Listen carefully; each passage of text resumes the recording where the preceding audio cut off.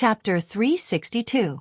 Under the sun, the two enemies faced each other in silence. One of them knelt on the ground and panted weakly. The other stood in a daze, his heart trembling. Finally, Thales exhaled. The after-effects of forcefully using the sin of Hell's River were slowly fading away. Compared to 6 years ago, when he would easily faint every time the sin of Hell's River came, Thales smiled in relief. Look, even though I can't improve, but I can still get used to it. Under the sun, Nicholas did not move. It was as if he had sunk into the greatest confusion of his life. The Star Killer's body stiffened, and he panted in disbelief. How can this be? That's something I can only occasionally awaken on the battlefield. The twist of fate. Even the name was given by him on the spot. You only used it during training sessions. At that moment, Thales roared furiously. Oh! He threw away his long sword and charged at Nicholas with a ferocious expression. Nicholas trembled slightly. Even though he was still in shock, his battle instincts, which he had trained countless times, allowed him to react without any delay. Asterisk bang. Asterisk Nicholas swung his arm coldly and parried Thales' fist. The next moment, the Star Killer struck with both hands. Asterisk thud. Asterisk Thales, who was at the end of his tether, felt a pain in his chest. His forward momentum stagnated, and in the next second, Nicholas' rising sun saber appeared at his throat. After 6 years, the weak Thales could only sigh slowly as he felt the faint chill from the same weapon pressed against the same spot. What's going on? Nicholas recovered from his shock and stared coldly at the prince in front of him. The twist of fate. It's completely different from any systematically trained power of eradication. It's impossible for you to learn it from any swordsmanship or moves. A gentle breeze blew past the quiet world. It blew past the rocks, bringing with it a mournful howl, and the sporadic chirping of birds in the distance. Ha! Thales forced a smile. Is it really that strange? After all. He leisurely raised his trembling hand and flicked the blade in front of his neck, as if this was just a pleasant outing. I'm the Star Killer's disciple, a good student who gets beaten up by you once a week. Nicholas' expression turned cold. He withdrew his blade and lifted Thales' collar. I'm warning you for the last time. At this moment, Thales suddenly raised his finger and interrupted him. Shoo, listen. Thales flashed a gratified smile, as if he was really listening attentively. That's the sound of a gray magpie. Nicholas was slightly stunned. What? But in the blink of an eye, a terrifying shudder erupted from Nicholas' entire body. The Star Killer's expression changed drastically. It was the intuition of a soldier who had been through hundreds of battles. He subconsciously wanted to turn around. But Thales did not think so. The prince, who had been prepared for this, suddenly raised his hands and grabbed the Star Killer's shoulders tightly. Don't let him leave this place. Nicholas, who was halfway through turning around, was suddenly seized. His expression changed drastically. You! He did not continue. A terrifying, muffled sound suddenly rose in their ears. Chi! Thales watched with satisfaction as Nicholas, who was in front of him, shuddered violently after that sound. His face stiffened. The Star Killer's expression contorted from shock to savagery, then from savagery to rage. Bang! He threw a punch with his left hand, and without holding back, he hit Thales' chest. The prince was sent flying like a broken sandbag and fell with a thud. Then, with a twisted expression, Nicholas' knees gave way and he knelt on the ground. He opened his mouth and let out a crazed and pained roar. Ah! Ah! The right side of the Star Killer's body seemed to have stiffened. He trembled and threw away the rising sun saber. He clenched his left hand into a fist and punched the rock beside him. Boom! Dong! Dong! Dong!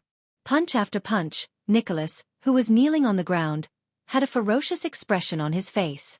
It was as if he had a grudge against the rock beside him. He punched the ground with all his might while he continued to roar in anger and madness.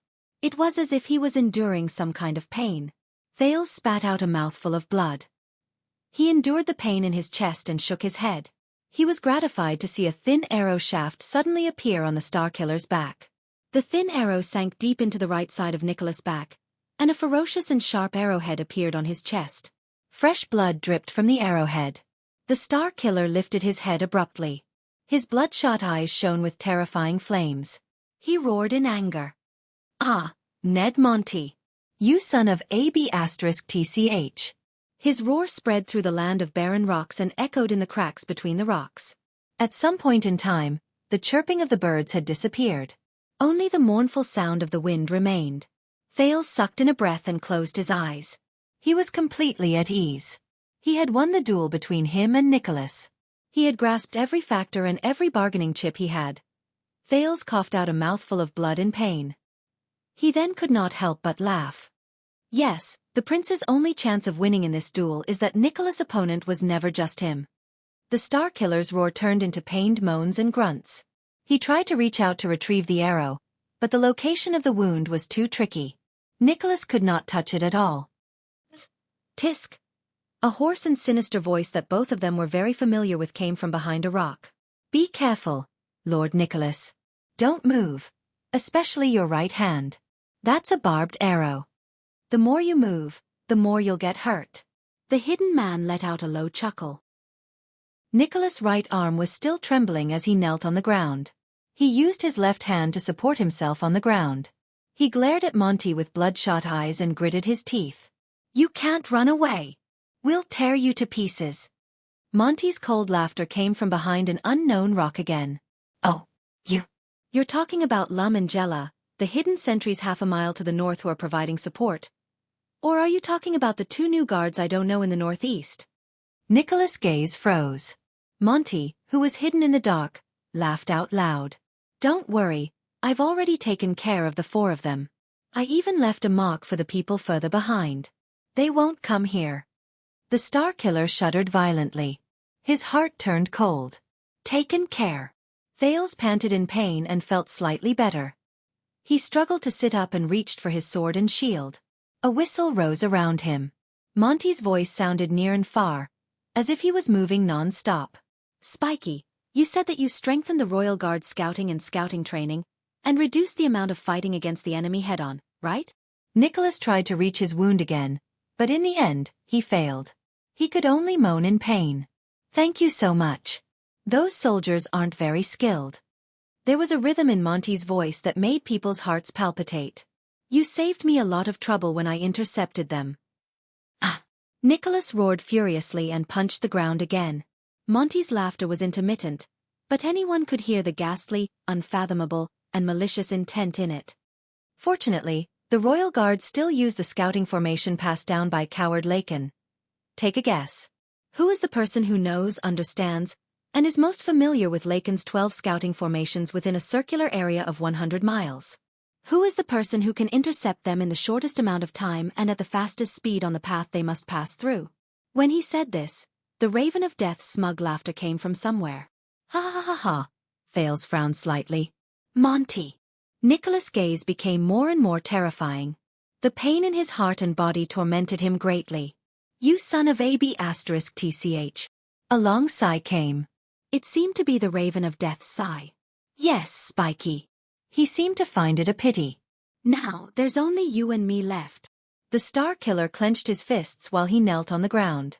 Ahem. About that. At this moment, Thales coughed softly. Did you forget about me? The Raven of Death and the Star Killer's voices rose at the same time. Shut up. Thales raised his eyebrows. He closed his mouth and continued to crawl to look for his weapon. Noon had passed, and the sun began to set in the west. Listen up, Spiky. This is the land of barren rocks in the city of faraway prayers, the border of At. Further south is the terrifying Great Desert. Monty's voice rose coldly. It's very dangerous to faint in the wild. Nicholas let out a low growl. Give me this boy. Let me bring him to the city of faraway prayers. The Raven of Death clicked his tongue. Then we'll be even. Lum and the other three can also live. What do you think of this suggestion? Thales' expression changed. The air was quiet for a while. For a while, only Nicholas and Thales' panting could be heard. Suggestion? The Star Killer raised his head abruptly. His gaze was vigilant as he scrutinized almost every rock around him. Why? Why do you insist on having him? Why do you insist on having this prince? Monty's strange laughter rose around them. You know very well that he will play a key role in the war between the City of Faraway Prayers and the Alliance of Freedom. The Raven of Death's words became fierce. We need him, more than Dragon Cloud City. Don't block our way. Thales scratched his head as if he had a headache. Old Monty, that's enough. There was another period of silence. Big mouth, Nicholas was heard saying in a low voice. Do you remember what happened 18 years ago? The voice behind the rock was silent for a while. I don't want to talk about the past with you. Monty's cold voice traveled into his ears. You know I hate this the most. But at this moment, Nicholas, who had lost his composure and roared just now, raised his head and laughed. Strangely, this time, the Raven of Death did not interrupt him. That year, the Star Killer seemed to have had enough of laughing. He said airily, Prince Soria and his wife were assassinated. The late king was furious, and all the White Blade Guards were punished. Thales felt his skin tighten. He heard this incident from the past again. Nicholas said weakly, Old Coleman took responsibility for me, the acting captain. He admitted his mistake and resigned. Isaiah was disheartened and left the Royal Guards. Many of our brothers were implicated. And you, Monty, you rushed back to Dragon Cloud City overnight to fight for justice for them, even though you were out on another mission. Negotiations were fruitless. You didn't even show the king any respect. The next day, you threw away the White Blade Guards and left Dragon Cloud City. Monty did not speak. There was still only the sound of the wind blowing through the cracks in the rocks. It was shrill and sad. Nicholas laughed brokenly. No, big mouth. I knew your personality from the moment you secretly brought me to visit prostitutes when we were on duty when we were young. You're not the kind of person who would run errands for a suzerain, even if that suzerain is the king. Not to mention chasing after the Archduke of the City of Faraway Prayers all the way from Rubble Hill to this place. There was a hint of sadness in Nicholas' voice. No, you're not. The Star Killer straightened his back and looked around fiercely. Ned Monty. The Raven of Death was still silent. But Thales frowned. But now I understand. Nicholas' anger turned into a sneer. Ha ha ha ha, you. His voice contained indescribable hatred, and it echoed among the rocks. It spread. A few seconds later, Monty, who had been hiding in the dark, finally spoke airily. Spiky, the Raven of Death said faintly. What do you understand? Nicholas snorted coldly. He sucked in a breath and let out a long sigh. The pain in his chest and back made him frown from time to time. But Nicholas still gritted his teeth and said softly, Lord Ned Monty, a few days ago, as the so-called vanguard, you came to Dragon Cloud City earlier than the official diplomat group of the City of Faraway Prayers and anyone else. On the day of the council hearing, when the situation was already set, you brought news of Constellation's unusual movements at the border and pushed the prince to the front of the stage. Thales closed his eyes gently. The Raven of Death did not say a word. Nicholas continued speaking. Every sentence and every word he said was filled with an even deeper and heavier chill. The Archduchess tried her best to protect the young prince, but you fanned the flames at the critical moment and forced Dragon Cloud City to send him to the City of Faraway Prayers. After this prince disappeared, at the same time when Dragon Cloud City opened, you arrived even earlier than us, the local tyrants, and intercepted him. He, the Star Killer sneered. Everything you've done over the past few days has puzzled me, even though I know you well. Aren't you putting in too much effort for the City of Faraway Prayers? Aren't you too much of a coincidence in this game of chess? Monty interrupted him. You don't understand. The Raven of Death's words seemed to be a little sentimental. Spiky, you don't understand. Asterisk thud. Asterisk the heavily injured Nicholas punched the ground. Yes, I don't understand. He shouted angrily. But I understand now. The Star Killer's gaze had never been so terrifying. It was even more terrifying than when he saw Lampard. It's all thanks to this young prince. He was the one who reminded me that I underestimated the Secret Intelligence Department. Thales' expression froze. At that moment, the air became quiet. Nicholas' voice became urgent. He was practically gnashing his teeth as he said the following words. 18 years ago, Prince Soria and his wife were strangely assassinated. The assassin from Constellation entered as if there was no one around. No one saw him sneak in. The White Blade Guard's strict defense was useless. No one responded to him, aside from the sound of the wind. No! The Star Killer shouted angrily. 6 years ago, Even a formidable person like Lampard had to rely on calamities to lure us away and weaken us. He knew that. With every additional white blade guard, the assassin's chances of success would decrease, and the possibility of a coup would decrease. But the assassin 18 years ago could bypass the heavy defense of hundreds of elite white blade guards, plan meticulously, and assassinate the prince of the strongest country in the Western Peninsula? At this moment, Nicholas' face was extremely distorted. There's only one possibility. He clenched his left fist tighter. There's a traitor among the white blade guards. There was still no response. Thales lowered his eyes and looked at the ground. Nicholas practically hissed each word through gritted teeth. Over the years I've suspected many people. Byrne Merck, who was the prince's personal bodyguard, Old Coleman, who was the first to arrive that day, Justin, who was patrolling the perimeter. I even suspected Isaiah, who was in charge of protecting Black Sand Region's diplomat group. When the Star Killer said this, he took a deep breath. The rocks were still silent. It was as if even the stream was about to stop flowing. But you just reminded me, old friend. When Nicholas said this, his eyes seemed to burn with the flames of pain and hatred. Among the white blade guards, especially on the day Prince Soria was assassinated, the person who knew the internal situation the best, understood the formation of the scouts the best, was the best at avoiding detection, the most familiar with the loopholes in the defense, and the most convenient for the assassin. Actually, it was a person who wasn't even there. An expert in concealment and assassination. A person who hid in At, in Dragon Cloud City, by the king's side, and among the white blade guards for decades. Constellation's spy. The air was so quiet that it could not be any quieter. No one answered him. It was as if everything around him had sunk into eternal silence. The Star Killer was still kneeling on the ground. But he no longer cared about the arrow on his back. Instead, his entire body trembled, his eyes struggled, and his facial muscles twitched slightly. He looked like he was about to wail, but also like he was about to roar. His gaze was incredibly complicated. Disgust, pain, regret, resentment, sorrow, sadness, despair. It was endless and mixed together. In the end, Nicholas shuddered and sucked in a deep breath. A mouthful of the coldest air in midsummer. When he thought of this, Thales could not help but shiver a little. What do you think? He asked the person behind the rock softly. Big Mouth Ned Monty. The sworn brothers who joined the White Blade Guards with me. The former commander of the White Blade Guards. Lord Sorry. Nicholas' voice became more and more indifferent. Finally, he restored his expression to the coldest, most apathetic, most merciless, and most competent version. Or should I call you the Raven of Death from Constellation's Secret Intelligence Department? Thales gently grabbed his long sword. He sighed a little at an angle that no one could see. Silence. Still silence. Another gust of wind blew. The whistling in the crack became more and more sorrowful. Then, a voice that was not so harmonious broke the silence. The sound of a bough being knocked rose clearly.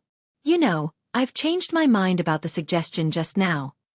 The Raven of Death's voice traveled into Thales' ears.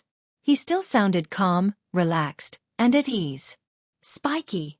But this time, his words were filled with a dark, murderous intent that made people shudder. Chapter 363. All these years. In the face of the Raven of Death's extremely callous words, Nicholas responded calmly. Monty, this is the first time you didn't argue with me. It was as if he had lost all his emotions a moment ago. You don't even want to defend yourself?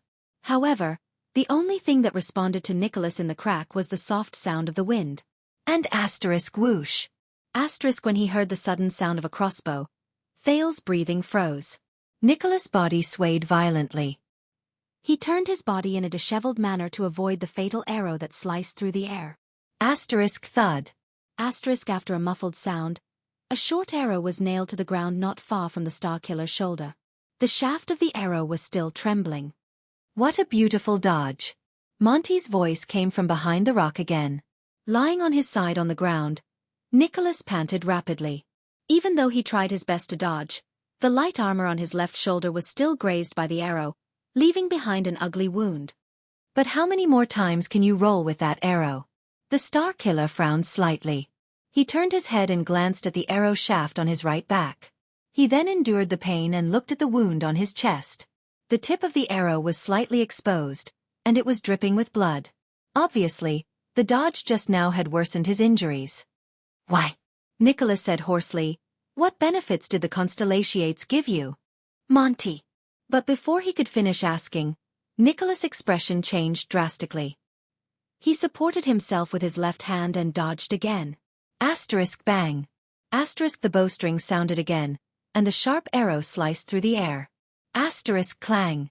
Asterisk another arrow stabbed into the spot next to Nicholas' thigh, leaving behind a terrifying, muffled sound. The Star Killer's leg armor was cut by it, and spots of red could be seen under his clothes. Next to the stream was a small empty space surrounded by rocks. The heavily injured man's face was pale as he lay on the ground, panting. He was facing a terrifying and powerful enemy who was hidden from his sight. "Do you hear the sound of your flesh being torn apart by the barbs?" The Raven of Death's voice rose faintly. It was filled with viciousness and malice, and it continuously attacked the other's mind. But this time, the tormented Nicholas did not speak.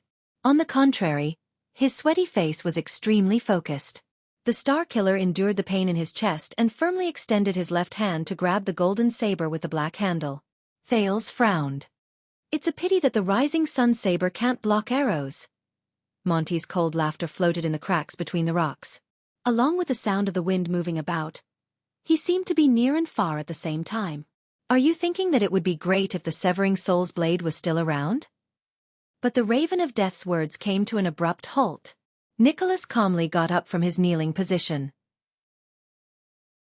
He moved his left hand to the back of his head and extended the rising sun saber to his back. Thales' gaze froze. He was shocked.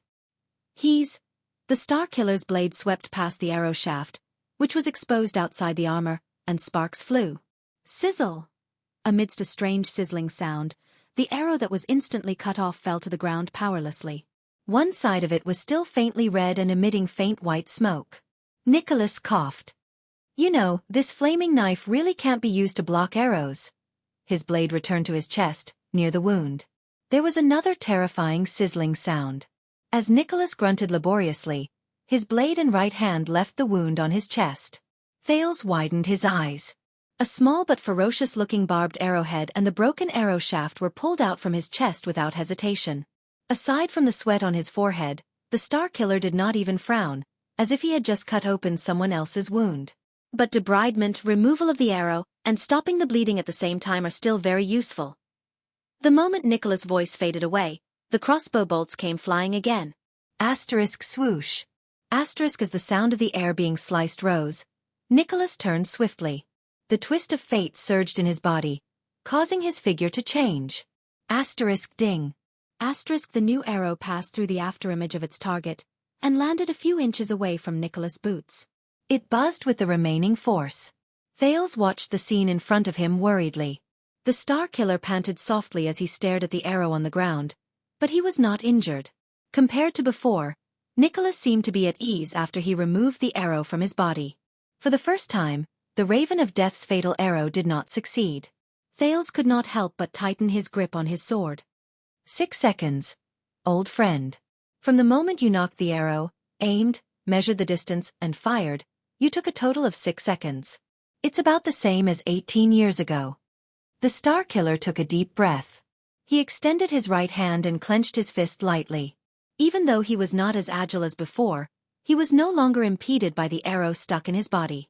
Coupled with the movement after the arrow was fired, the interval between each arrow was at least 7 to 9 seconds. 7 to 9 seconds is safe.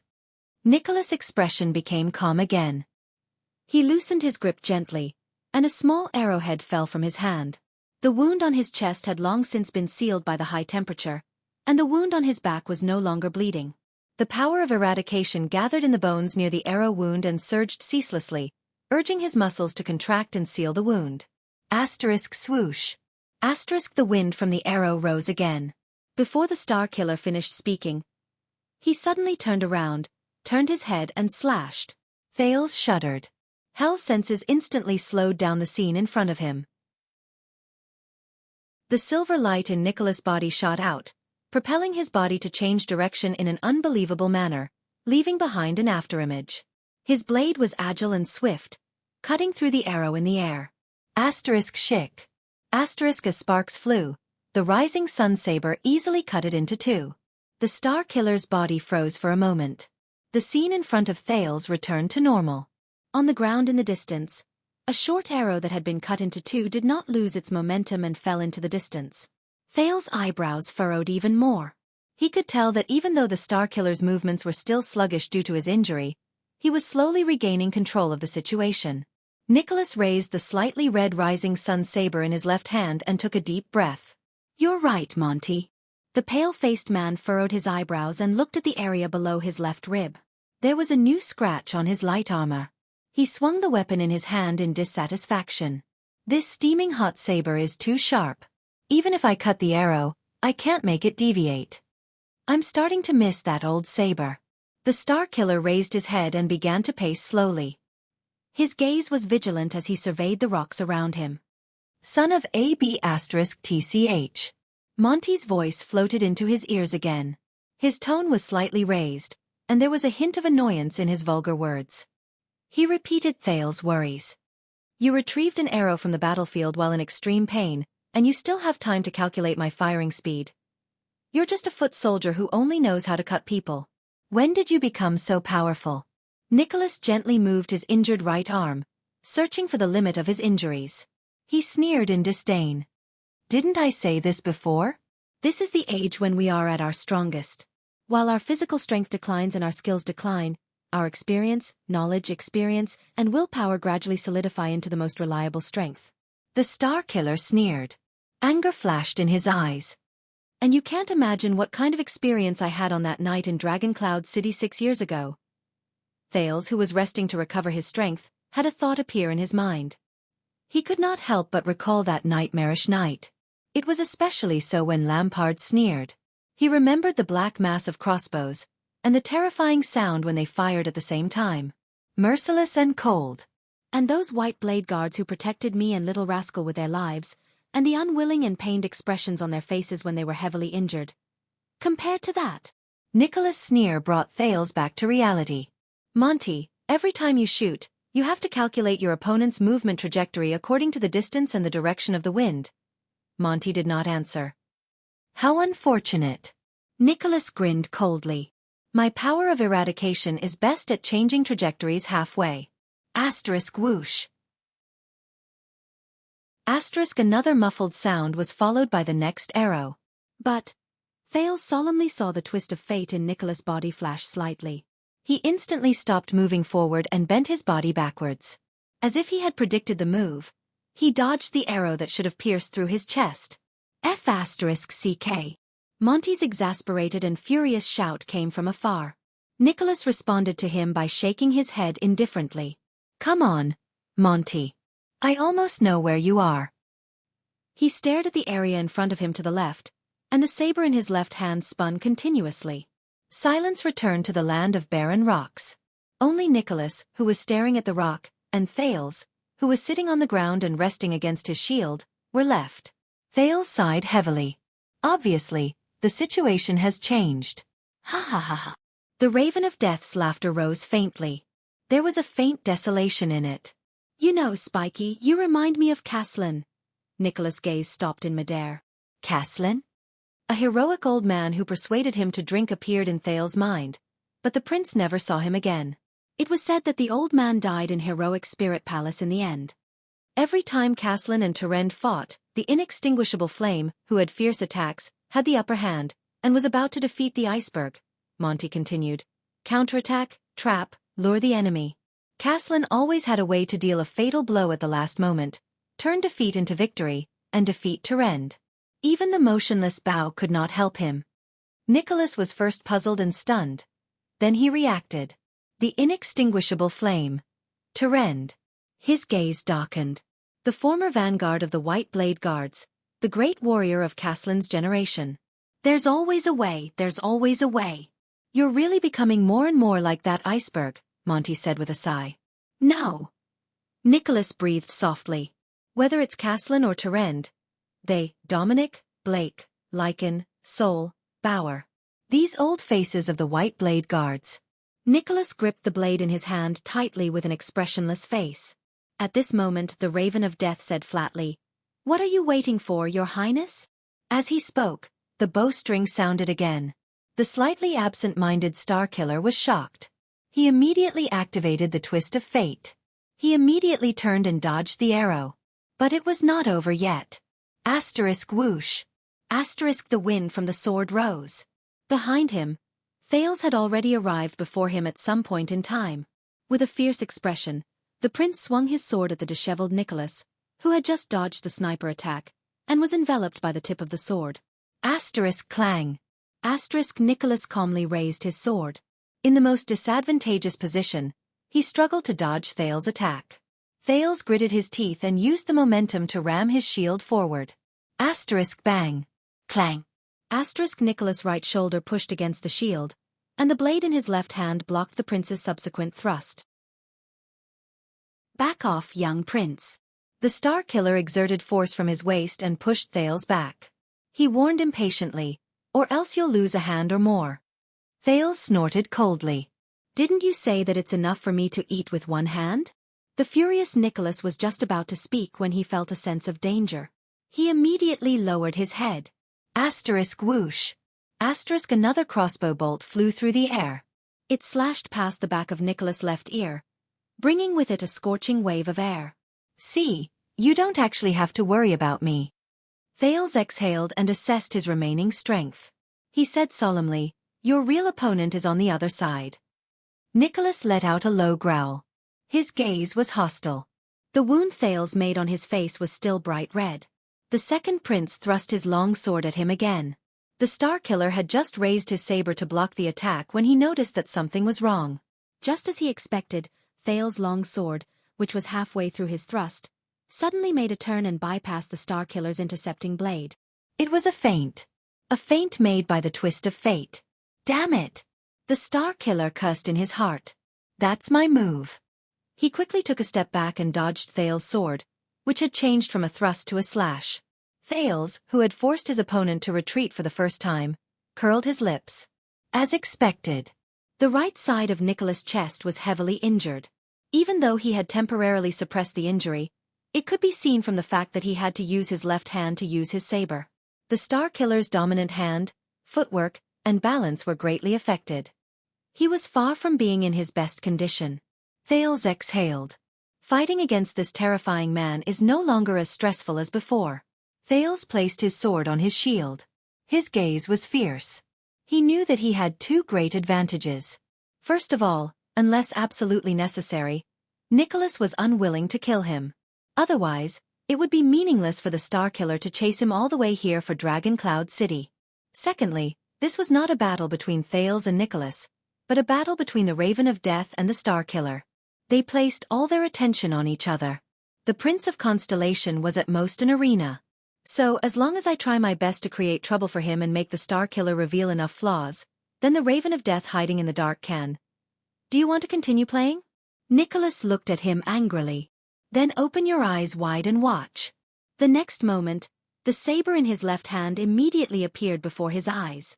Thales raised his shield, but his heart immediately skipped a beat.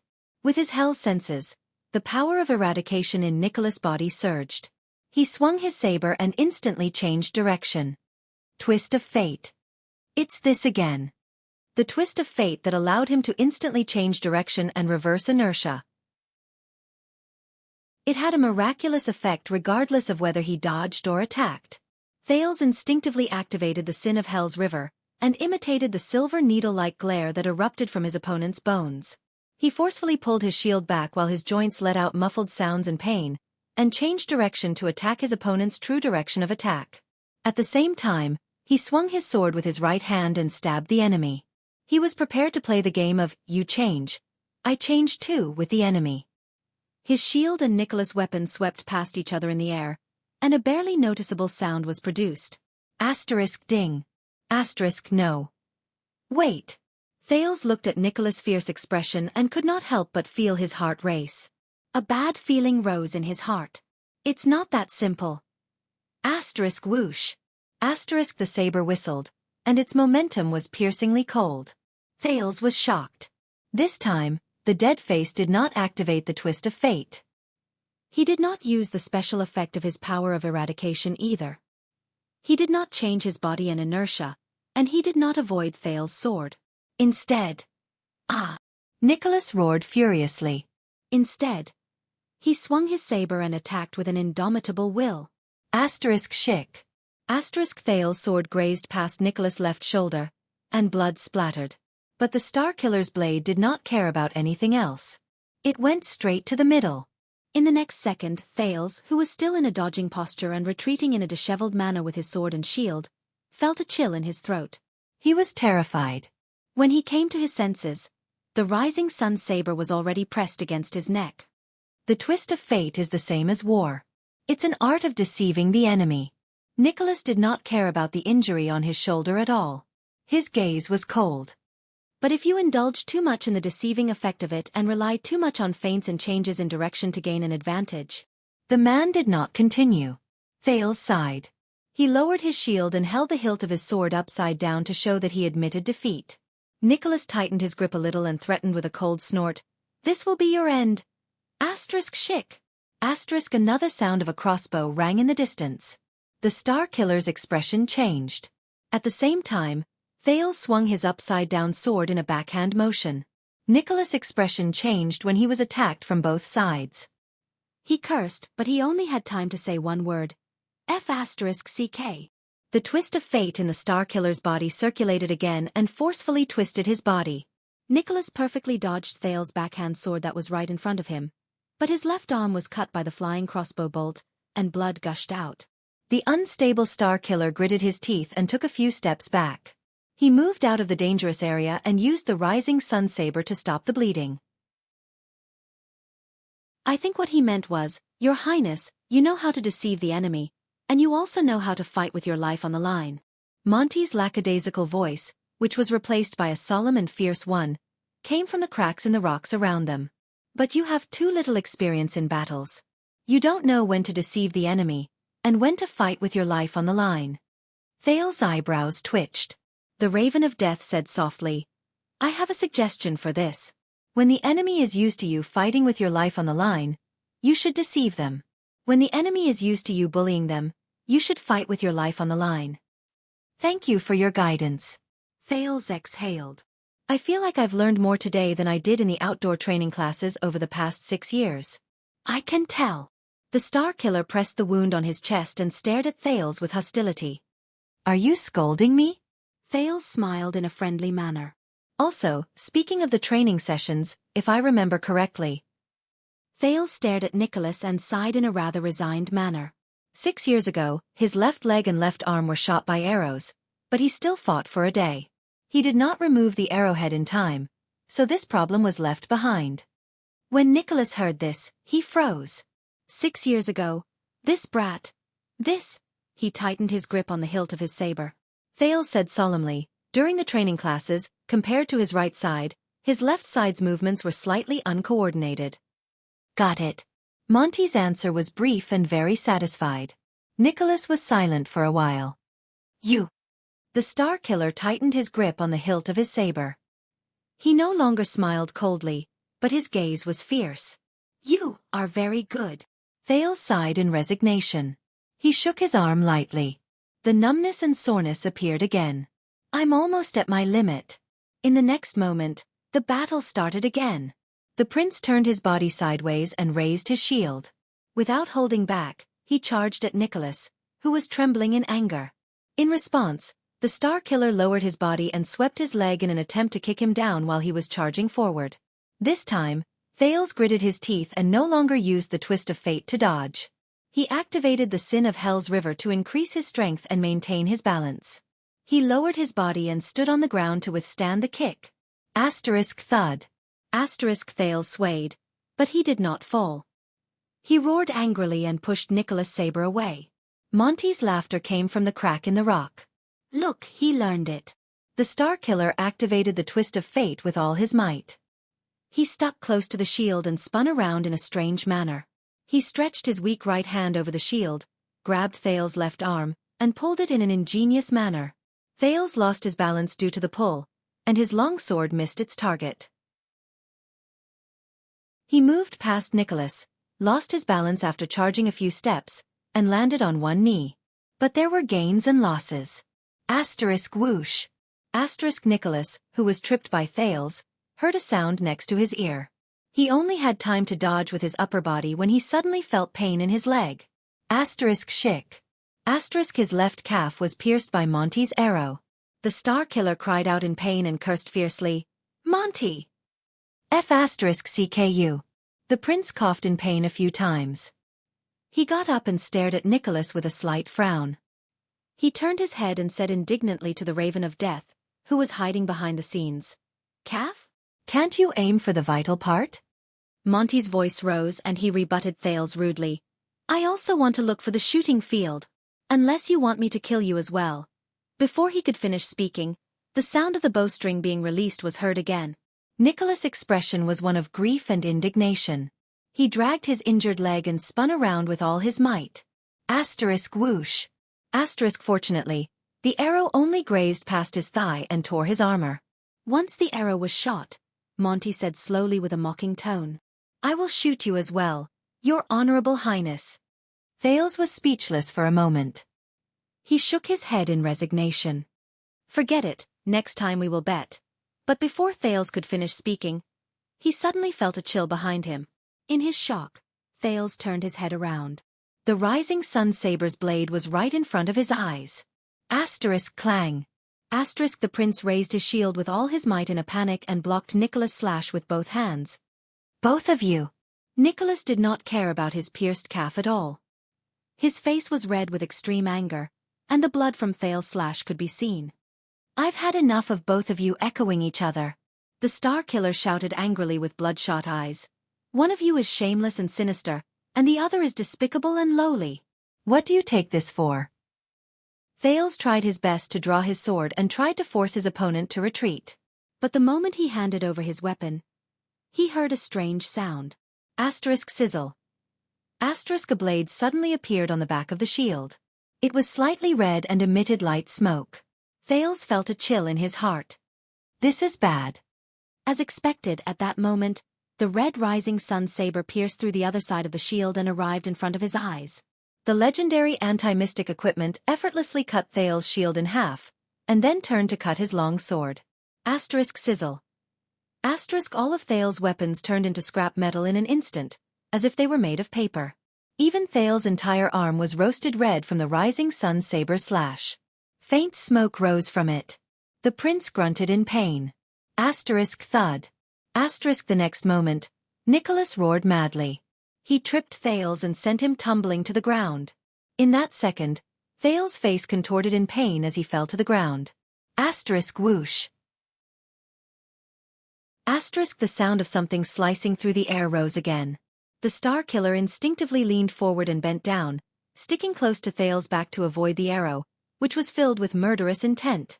Asterisk rip. Asterisk it was the sound of flesh being torn apart at high speed. As Nicholas grunted, a crossbow arrow grazed past his lower back in a dangerous manner. It tore through his light armor, and as Nicholas bent down, it cut through his skin and came out from his shoulder and neck. This arrow brought with it the most blood the Star Killer had seen since the start of the battle. The bloody liquid even sprayed onto Thales' head. Blood flowed down his head. Thales breathed in laboriously. His mouth and nose were filled with the stench of blood. It reminded him of many, many bloody nights, such as the abandoned house, King Street, and Shield District. However, not only did Monty's arrow not stop the Star Killer, the intense pain seemed to have encouraged Nicholas' madness. Nicholas knelt on Thales' back and trembled as he straightened his body. "Monty! Monty!" Nicholas roared in grief and indignation. "Monty! Mother asterisk cur." The Star Killer was in so much pain that his teeth chattered. His eyes were bloodshot, and his voice was intermittent and hoarse. But he could not find Monty even after a long time. He could only lower his head in anger and look at Thales on the ground. Thales struggled with all his might. He supported himself against the ground and wanted to get up. But he had long since been pinned down by the experienced Nicholas. He could not even turn his body around. *T.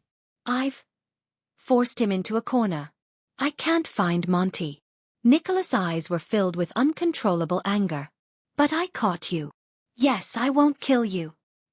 He swung the back of his saber down with great force and hit the back of Thales's left hand, which was pressed against the ground. Asterisk bang. Asterisk Thales's entire body trembled. He felt a sharp pain in his left wrist. Asterisk crack. Asterisk the clear sound of bones cracking could be heard. "Aw!" Thales howled in pain. He struggled with all his might, and his right hand was grasping at something behind him. He seemed to have lost all feeling in his left hand. All that was left was pain. But the prince was immediately punched in the back of his head by the Star Killer. He saw stars. But I mean what I said. The Star Killer's eyes were bloodshot. He swung the back of his saber down again. Asterisk crash. Asterisk this time, Thales's right knee let out a terrifying cracking sound, and he felt a sharp pain in his heart. Oh!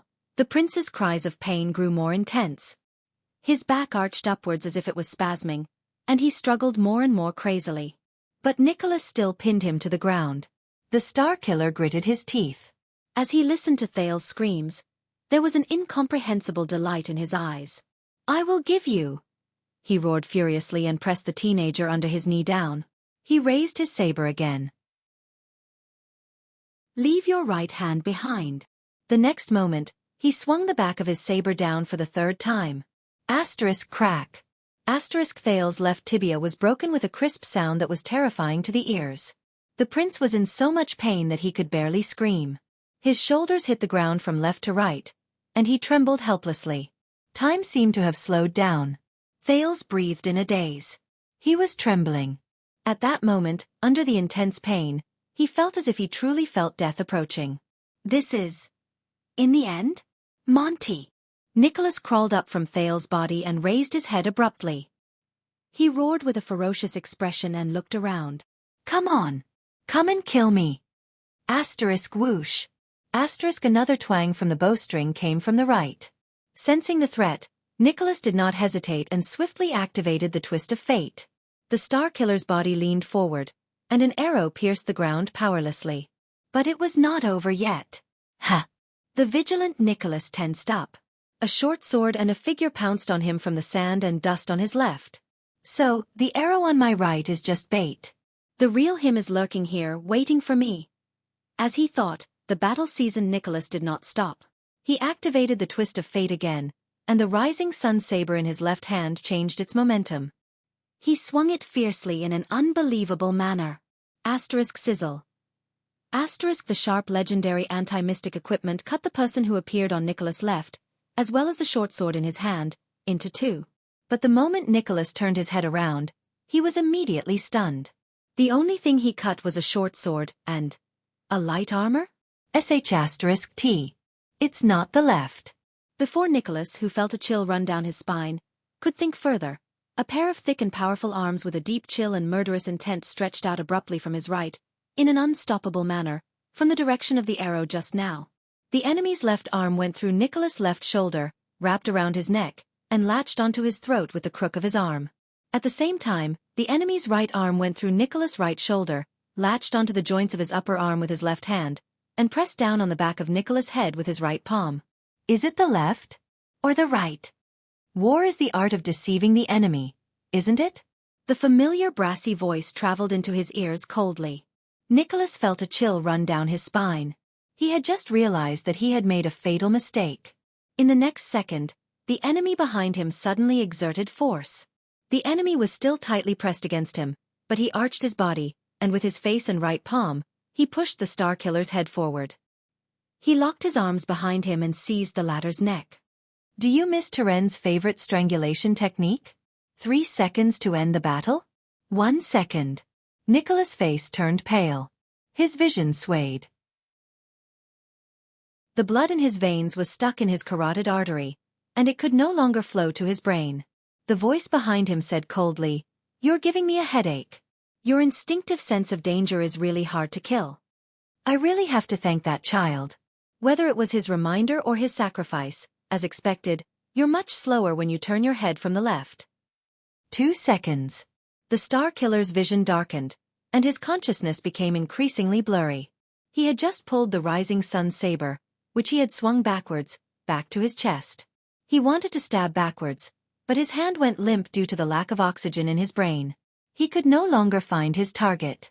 Only the raven of death's eerie words remained in Nicholas' ears. They were short, clear, and terrifying. "It's over. Spiky."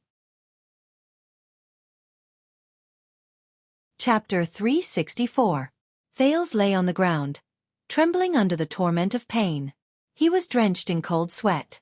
His entire body was almost numb. This was not the most intense pain he had ever experienced, but it was definitely one of the most unbearable, torturous, and protracted pain. His left wrist, left calf, and right knee alternated with needles, blunt cuts, and even oppressive pain. It came in waves. He wanted to stand up, or at least move a few steps on the ground to leave the battlefield. However, if he moved too much, the pain would spread from his wounds to his brain, and it would be magnified endlessly. He could only shut his eyes tightly and try his best to breathe. He did not even care about the fight between the two men. As he listened to the sounds of fighting, Thales' face contorted. Large beads of sweat rolled down his forehead. He felt as if a century had passed, and he suddenly had a great desire to faint. And reality seemed to be developing towards his desire. After the continuous pain gradually exceeded the limit of his endurance, Thales began to lose consciousness. His entire body, especially the muscles and tendons around his wounds, began to twitch uncontrollably. He was about to faint from the pain. But at this moment, boom. The sound of surging tides rose in Thales' ears, temporarily drowning out the sounds of fighting. The teenager, who was enduring the pain in his muddle-headed state, was instantly shocked, and he became slightly more clear-headed. This feeling. It was as if something had suddenly spread through his veins. "It's it." Thales, who was suffering from his injuries, tried his best to turn his face away. His mouth and nose brushed against the ground, and he sucked in a mouthful of dusty air. He coughed laboriously, and then he understood. That was the sin of Hell's River. It was the most dangerous power that Black Sword had warned him about. It was one of the companions who had accompanied him the longest through disasters and pain. It was also one of the most unforgettable experiences in his life. Boom. At some point in time, the sin of Hell's River, which had been passively summoned, surged uncontrollably. It was like a fierce beast that had been released from its cage. It was extremely excited, and it let out a roar before it hunted its prey. Its voice grew louder. Thales seemed to have an illusion. Pain, dizziness, and weakness. The sin of Hell's River was like a fish in water in this heavily injured state. The power of eradication was like a river flowing over a dry and cracked riverbank, invading every cell in its master's body without restraint, including the brain. At that moment, Thales took a comfortable breath. It was as if his entire body had been placed in warm water. The pain turned into a gentle numbness that temporarily disappeared from his senses. Time seemed to have stopped again. Thales lay weakly on the ground and stared at the yellow rock wall in front of him with lifeless eyes. It was very strange. What flashed through his mind was the battle just now. Nicholas' sharp blade cut through his shield, broke his long sword, and swept him to the ground. The scene of the blade that would determine his future misfortune replayed in his mind over and over again. He shouldn't have stopped. Thales thought hazily as his consciousness blurred. The sin of Hell's River was like the flames of hell. It licked his wounds in an active manner and brought about a prickling sensation. Yes, he shouldn't have stopped. Thales gritted his teeth. An urge to get up and fight surged in his limbs. When his weapon was rendered useless, he shouldn't have stopped. He could have gone against the flow and continued to let the rising sun's saber pierce through his shoulder. Then, he could have pushed the broken sword in his hand forward. Nicholas' blade was unstoppable. He had placed all the momentum in his body on it. He must have been too weak to defend himself and had no time to push it towards his opponent's neck. I might have to pay a huge price, yes, but Nicholas will definitely suffer a huge loss. He will be miserable. Thales smiled subconsciously in his daze. He clenched his right hand subconsciously, as if the broken sword was still in his hand. As he thought of this, the sin of Hell's River surged cheerfully again and let out a roaring sound. Yes. I don't need to dodge. I can ignore defense and give up on retreating. Forward. Only forward. Towards the enemy. Thales trembled as his vision darkened. He coughed violently, and his mouth and nose were filled with blood. Blood. He felt the feeling of his broken blade piercing through his enemy's artery, felt the heat of his enemy's blood gushing out of his neck, and felt the despair of his life gradually draining away. He fought fiercely in blood. Until death. Thales slowly closed his eyes and grinned. Next time. If there is a next time. Just do it. Just do it. Asterisk boom. Asterisk as his last shred of consciousness disappeared, the sin of hell's river surged with a bang. Not far away from Thales, Monty's expression was stiff. His entire body was tense, and he locked his arms around Nicholas' neck. He felt the other party's struggle at the last second. However, the Raven of Death was slightly stunned. Nicholas, who only had a little bit of consciousness and strength left, raised the rising sun saber with his trembling left hand. The hilt swayed in his hand. In the next second, Monty suddenly saw a flash before his eyes. A strong golden-red light that was as bright as the sun shone from the golden blade. It was so piercing that Monty's vision instantly darkened. Ah! The Raven of Death shut his eyes tightly and could not help but let out a grunt. But he, who had already become an instinct to kill, did not waver in the slightest. Instead, he arched his back and leaned forward again, increasing the strength in his hands. He locked down the Star Killer's neck. Just a little more, just a little more. That's enough. Monty's face flushed red as he thought in pain with his eyes tightly shut.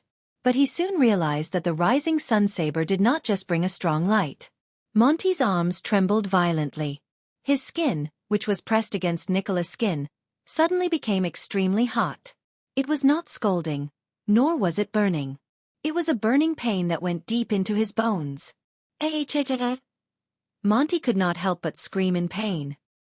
He could no longer keep his arms in their original position, and as if he had lost all feeling, he let go of Nicholas in an instant. He staggered backwards. Asterisk bang. Asterisk the Raven of Death fell on the ground in pain, but he could no longer care about anything else. He could only desperately slap his hands and the flames that had ignited for no reason on his chest. No, no. Monty stared in disbelief at the unconscious Star Killer, who was kneeling on the ground. The latter's skin seemed to be enveloped in a layer of golden red light, and waves of heat came from him. This is... Before the terrified Monty could understand what was going on, the burning sensation on his body increased in size. Suddenly, many parts of the Raven of Death's body caught on fire. It was as if an invisible blazing flame had instantly enveloped Monty. CKU. Monty roared in pain. His body, which had just gotten up halfway, fell backwards again. Not only these parts, but also his head, shoulders, legs, waist, chest. Damn it, Spiky. The Raven of Death fell on the ground. His expression was one of pain, and he rolled around madly without stopping. He tried to extinguish the flames that had ignited in a strange manner. In front of him, Nicholas, who had been freed from his restraints, knelt on the ground weakly. He pressed his palm against the bright red rising sun saber. The red light around Nicholas' body gradually dissipated. The Star Killer lay on all fours on the ground. His body trembled, as if he had not breathed air for a few lifetimes. He breathed in big mouthfuls of air, feeling the energy that he had been lacking in surge into his brain again. Even his fingers were trembling. Nicholas' face had never been so red above his neck. It was as red as blood. For a time, only the Raven of Death's pained cries and his rolling on the ground, as well as the Star Killer's panting without caring about the price he had to pay, could be heard in the field. A minute passed. Monty finally extinguished the last bit of the flames on his body, but he looked incredibly wretched. White smoke rose from all over his body, and his clothes were covered in burn marks, especially on his arms. The Raven of Death moaned in pain, and an unpleasant burnt smell spread into the air. Nicholas was still lying weakly on the ground. The barren land around him had long since been charred black, and a small amount of light smoke rose from the man's body. Both men fell to the ground. One was weak and could not get up, and the other was badly burned. What was that? Monty lay on his back on the ground, exhausted. His entire body trembled, and he spoke with his last breath. I've never heard that the rising sun saber can be used like this. Nicholas raised his head in Monty's direction with great difficulty, and shook his head vigorously. His gaze was unfocused, as if he had just recovered from the nightmare of his neck being locked. He panted laboriously and used the last bit of his strength to lie down on his side. The legendary anti-mystic equipment will be affected by the user. In different people's hands, it will more or less adapt and change, just like the power of eradication. Nicholas' expression was unfocused, as if he had just been tortured. He squeezed the rising sun saber, which no longer shone, with all his might. He spoke weakly and intermittently. "I've seen.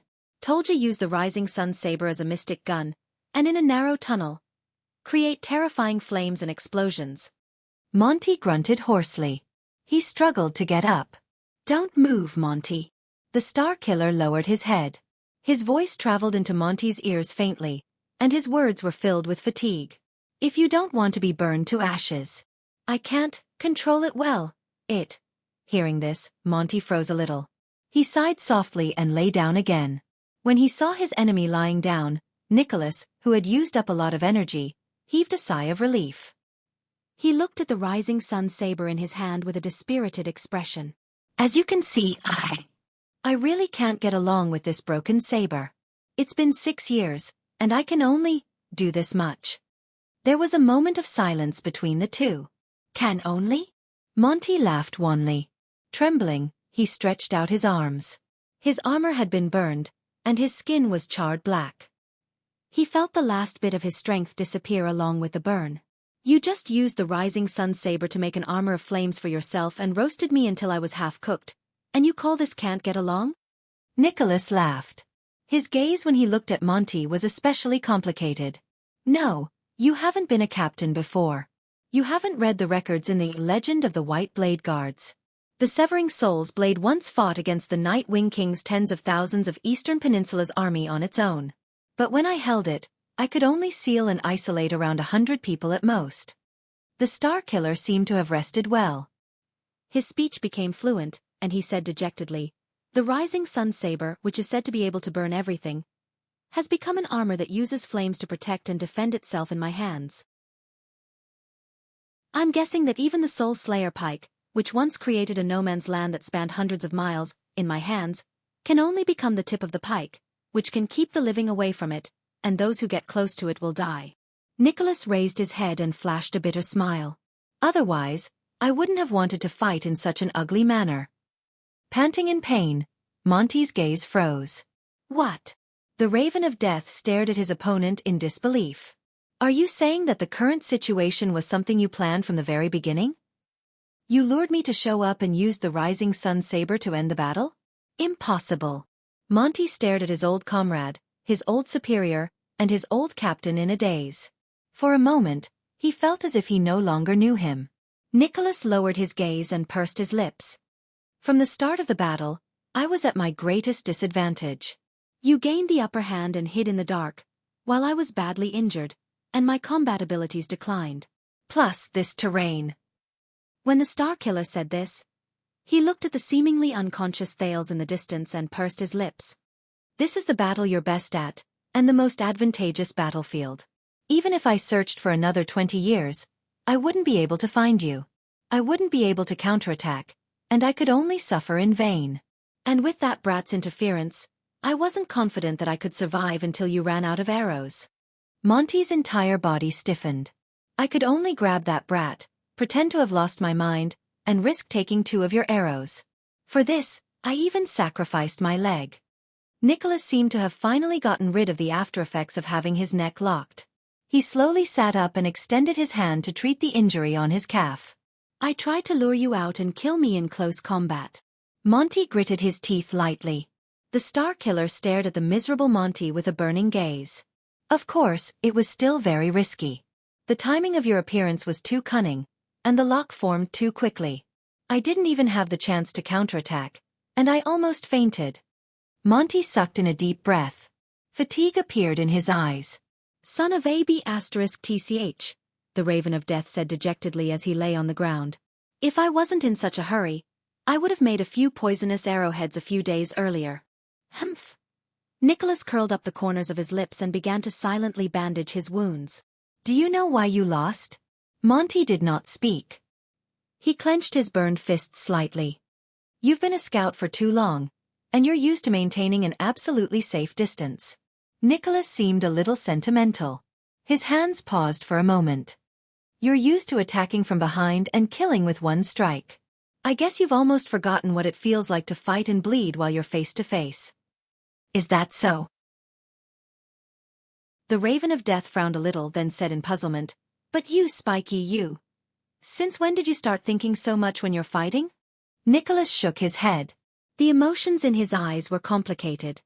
A commander always has to think one step ahead of others. You're different. Monty tried his best to sit up. Enduring the pain, he exhaled and said indignantly, You're like Caslin, a person who fights with his brain. Are you still the annoying, hateful, and bloodthirsty Spiky I know? Nicholas forced himself to smile. Enduring the pain, he pulled out the arrow from his calf. Can you tell me now?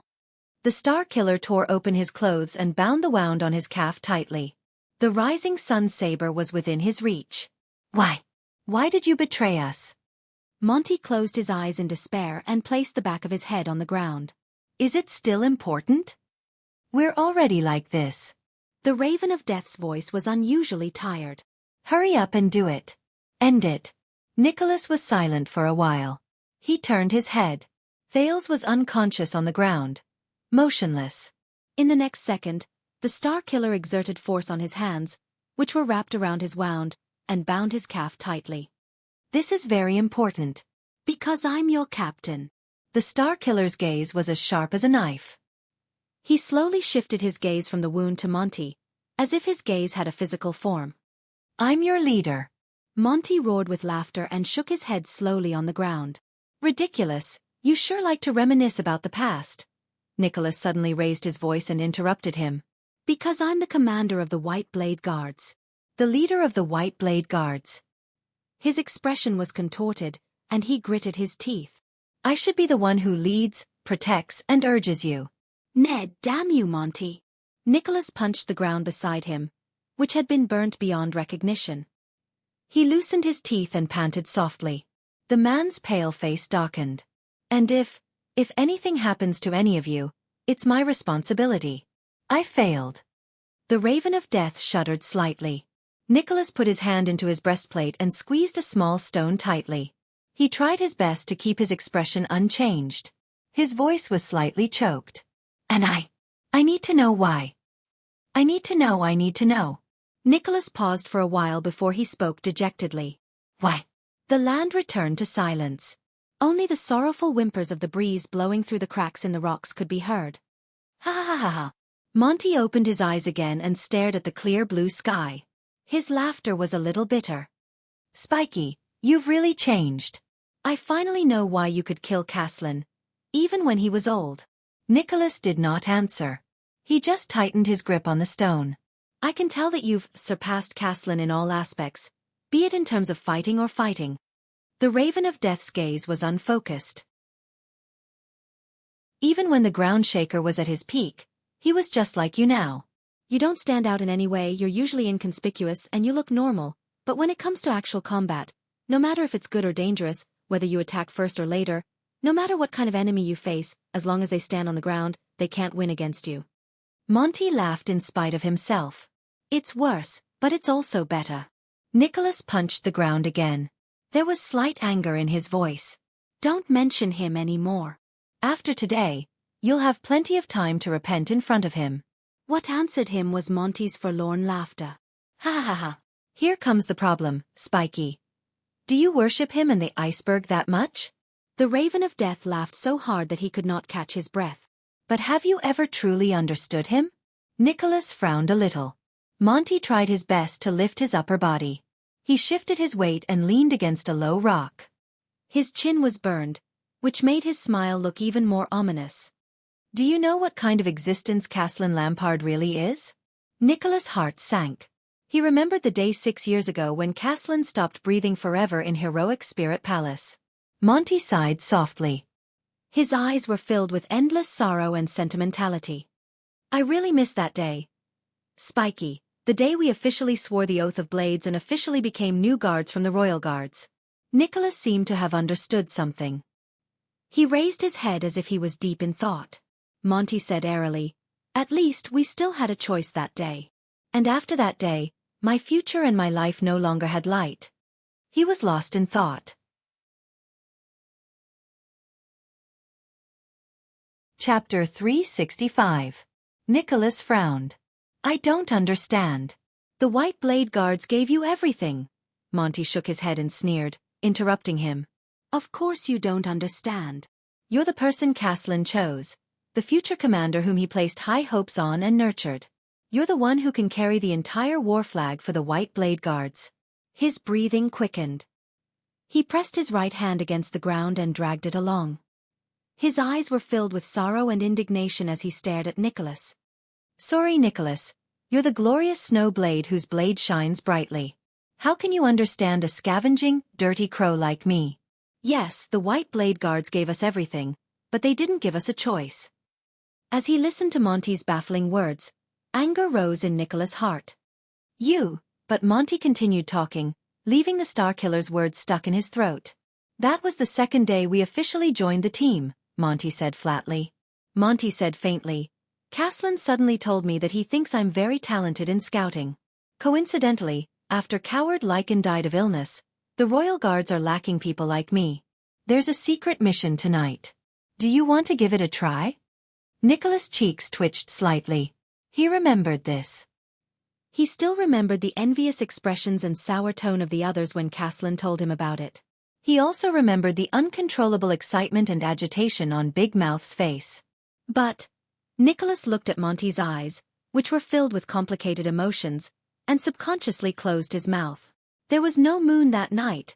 The Raven of Death spoke softly, as if he was telling a lesson from a long time ago to a child. Caslin brought me and a few other elderly guards. We covered our faces and carried out my first mission after joining the team. His eyes shone with a brilliance that made Nicholas shudder. A merchant had something that the king was interested in. We had to search for it in secret, and while we were at it... Monty paused for a moment before he finished his sentence in an indifferent tone. Kill his entire family. The sun was covered by a cloud, casting a shadow between the two of them. It brought with it a faint chill. What? Nicholas' face turned pale. You! Monty's shoulders trembled. His facial features quivered. He leaned against the rock and laughed. Ha ha ha. His breathing was extremely unstable, and his speech speed was sometimes fast and sometimes slow. He looked like a person who had just been rescued from drowning. Covering your face in the middle of the night and committing murder and arson, it's hard to imagine, right? This was especially true for the awe-inspiring Captain Nicholas. To him, the White Blade Guards were perfect. Protecting is your most sacred duty. Nicholas did not speak. He only stared blankly at the ground. The moon was very dark that night. Even the human blood was black. I couldn't see their faces clearly. Monty sucked in a deep breath and shuddered slightly. His pupils quivered slightly. I'm just a lookout. I don't have to do anything. But Caslin, Dominic, and the others, these respected seniors in the Royal Guards, they stood among the corpses with torches in their hands. With their numb eyes that could not be seen through their masks, they gave me a special privilege as the most special ceremony to join the team, to kill the last survivor. An old woman lying on a sickbed, on her deathbed. Nicholas, who was listening quietly, felt a slight chill in his heart. They probably thought that since I'm a newbie, I should start with the easier ones and slowly get used to it. She's about to die anyway. Monty let out a faint, hollow laugh. But Caslin and the others didn't know that when I cut her, her expression before she died was completely different from my grandmother's expression before she died. Of course, I might have remembered wrongly. After all, I've been through so much. My memory of my first target is already very blurry. But Monty's smile still faded away. His gaze was calm. But they don't know. They don't know. Nicholas did not speak. He only stared at Monty in a daze. As a White Blade Guard who was supposed to protect his brother, the Star Killer did not know how to reply at that moment. Monty sucked in a deep breath and watched the clouds above his head slowly float away. The scorching sun shone down on them once again, enveloping them in light. Just like this, Spiky, before the light of the bright moon, under the witness of the snow, raise your white blades high, drink strong wine, and make a blood oath to become White Blade Guards. The Raven of Death said faintly, and I, in the deepest darkness, in front of the dim torches, facing the profound gazes of my seniors, raised my blade high, drank my blood as wine, and used my head as proof. I became another type of White Blade Guard. I didn't even know if my blade hilt was the usual snow-white color when I joined the team. Because it was too dark that night. Too dark. I couldn't see the color at all. I couldn't even recognize the blood on the old woman's neck, much less know if the blade in my hand was a white blade. Nicholas sucked in a deep breath. F***ck. After a long time, I only understood that the white blade guards of Dragon Cloud City had been doing this kind of work in the dark for a long time, much earlier than we imagined. Aside from the shiny and tough snow blades, there would always be people who would throw away their limits, dirty their hands, and do the rough work. These were Caslin's exact words. Monty panted a few times. His eyes became more bloodshot. But they were old. The ugly and secretive side of the white blade guards needed to be replaced. Caslin needed fresh blood and a successor. I didn't want to be an elite scout or a sentinel at the front lines. I wanted to be an assassin who was not afraid of staining his hands with blood. I wanted to be a cold, merciless, and unshakable blade. I wanted to be a tool with no limits or principles. The Raven of Death raised his head swiftly. He stretched out his hand and patted his chest weakly. And out of so many people, Caslin chose me. Monty gritted his teeth. His expression was miserable. Chose me. The wind whimpered. The two heavily injured men faced each other quietly. From that day onwards, I put down my snowblade, carried a crossbow on my back, and wore a mask. With his face half burned, Monty faced Nicholas with his teeth chattering. I became an ominous raven that chased after death and rotten flesh. Nicholas slumped to the ground dejectedly. Why, Big Mouth? Why didn't you tell me about these things? Tell you? The Raven of Death sucked in a sharp breath, threw his head back, and laughed. His laughter was desolate. What could you have done? Thorny soldiers? Did you want to work with me? Or did you want to beg Caslin to let me go and pretend that none of this happened? Nicholas shut his eyes tightly. On the other side, the unconscious Thales let out a pained groan. Monty sneered faintly. You don't know. This isn't like the suzerain's guards in the countryside. They only need to stand guard and sweep the area, accompany me on my hunts, and occasionally deliver letters and run errands. He struggled to clench his right fist. Nuven was a very ambitious man. He didn't want to just be the king of Dragon Cloud City, but the secret room, which abided by neutrality and had limited functions, could not satisfy his expectations. He didn't need eyes and ears, guards, or even soldiers. Instead, he needed a sharp blade, a dark hand, and a group of cruel mercenaries who would be absolutely loyal to him without a bottom line, without asking for a reason, to fulfill his ambition. Caslin was one of them, and I was his successor. Nicholas was silent. He kept thinking about Caslin before he died. He remembered the complicated iceberg, the stern iceberg, the laughing iceberg, the distressed iceberg, and the relieved iceberg before he died. He once wondered if he had not matured fast enough and could not share the burden on Caslin's shoulders. That was why such a tragedy happened in the end. But today he suddenly understood. There was someone else who shared Caslin's burden. Over the past 10 to 20 years. Monty stared at his fist.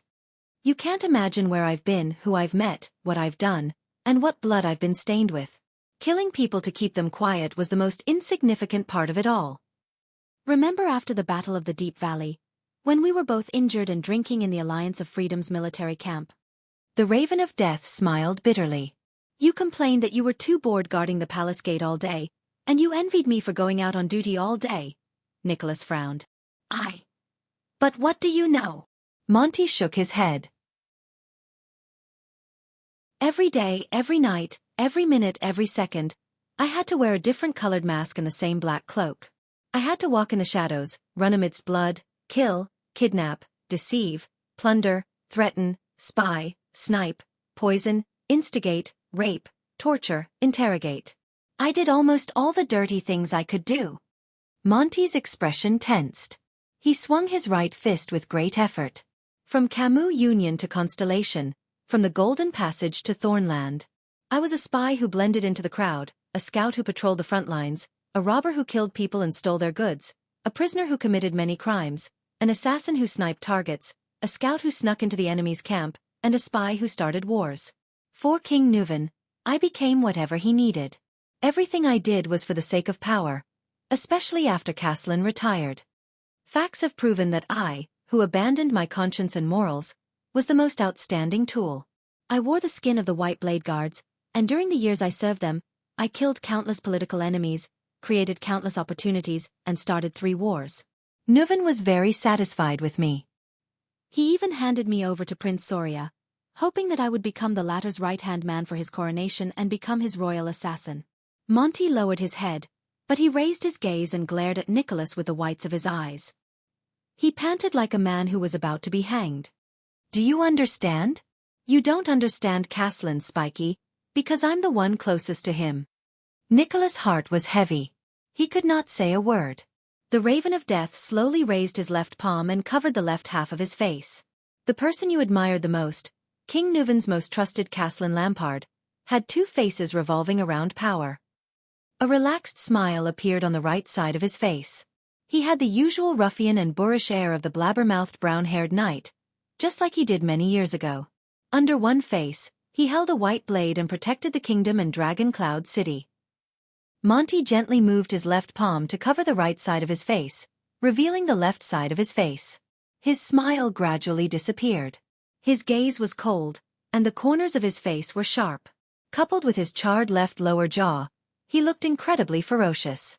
Under the other face, he was covered in blood, and he spread darkness and shadows. Nicholas stared at him in a daze. He could not help but let go of the stone in his pocket. He remembered the words carved on the stone. Caslin's protector Talia. Monty gently lowered his palm. There was no longer any expression on his face. He looked cold and stiff. There was not the slightest hint of humanity. Under the banner of Unforgettable, Caslin was sandwiched between these 2 faces in agony. He suffered for his entire life, and it was difficult for him to free himself. Nicholas shuddered a little. Monty snorted coldly. Perhaps he did not want the tragedy to repeat itself, or perhaps he had enough of everything, so he... When he was passing down the legacy of the White Blade Guards and training the last batch of newbies, he stared at his old friend in front of him. Ground Shaker Caslin, the invincible Caslin, he tore his conflicted self, his 2-faced self, into 2 halves while he was still alive. Nicholas' breathing froze. The Raven of Death slowly extended his index finger and pointed it at the Star Killer. His eyes were focused on it seriously, as though it was the aim of a sniper rifle. He gave the bright and dazzling half to you. With a stern expression, he raised his voice and said, "Sorry, Nicholas, the Star Killer who built his career in front of Broken Dragon Fortress. The leader of the White Blade Guards, the war banner that never falls, the indestructible Iron Wall. You are the junior he has high hopes for. You lead the future of the White Blade Guards like the alpha of a pack of wolves, and protect Northland in the snow like the wings of a snow eagle." The Star Killer did not say a word. The breeze blew again, and a thin cloud invaded the path of sunlight. The ground became dark, and the 2 people facing each other could be seen indistinctly. Monty withdrew his finger and slowly turned it to point at his chest. Even though the man curled up the corners of his lips, the emotions in his eyes were incredibly complicated and unfathomable. And he gave me the dark and filthy side of him. He grinned cheekily and said softly, "Nate Monty, the Raven of Death who lingers on in the boundless hell. A nameless killer, a beast in human skin, a cold-blooded and merciless blade, and dregs whose hands are covered in blood. Like the shadows under the clouds, they cover the stairs of power to the throne, and like earthworms in the sewers, they chase after rotten flesh and foul stench." The Raven of Death's smile became even brighter. "The 2 of us are the 2 sides of the legendary ground shaker Caslin. We inherit his supreme glory." On the ground that was covered in the smell of burnt flesh, Monty took a deep breath leisurely, as though he was tasting the freshest air. "And endless sins." Nicholas' expression was bitter.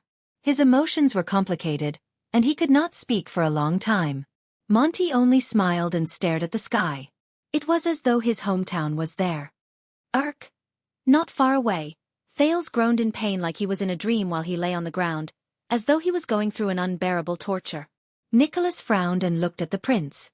At that moment, Monty's right hand moved abruptly. Thud. As an irritated sound rose, a black crossbow flew from the air. It was pulled by an extremely thin iron wire, and it flew over the short rock behind Monty into the Raven of Death's hand. The Star Killer's expression changed. "Damn it!" The battle resumed. The two of them, who had recovered a little of their strength, moved almost at the same time. Nicholas struggled to get up from the ground with all his might. With a saber in hand, he limped and charged at Monty with all his might. The Raven of Death, who sat on the ground, gritted his teeth and put his foot into the footrest of the crossbow. He did not care about the injury on his hand and pulled the bowstring with all his might. The Star Killer was 1 meter away from Monty, but the Raven of Death used one of his legs as a pivot to roll on the ground. With great effort, he dodged Nicholas' first slash in a pathetic manner. He even kicked up a large amount of dust. Nicholas narrowed his eyes slightly due to the agitation. Monty's expression was unpleasant. Rolling on the ground worsened his injury. With a click, he finished pulling the bowstring. The Raven of Death calmly pulled his foot out of the footrest of the crossbow. Nicholas' heart clenched. This is bad. The Star Killer did not delay. He activated what little remained of his power of eradication, roared, and pounced on the Raven of Death amidst the dust. Monty, on the other hand, lifted the crossbow strenuously, and with a long arrow that had been set up at some point in time, he turned towards the Star Killer. One of them sat on the ground, and the other pounced. Both of them, who were at the end of their tether, had savage expressions on their faces. They were less than 1 meter away from each other, and their blades and arrows were aimed at each other. In the next moment, clang. This was the sound of the blade hitting the crossbow. Nicholas stared at the enemy in front of him and breathed a sigh of relief. He had finally hit Monty's weapon before his opponent could shoot the arrow. Strangely, the black crossbow did not break when it faced the rising sun saber, but it still deviated from its trajectory. Whoosh. This was the sharp sound of an arrow leaving the bowstring. A whistling arrow grazed past the side of Nicholas' face and shot towards a place no one knew where it was headed. Thud.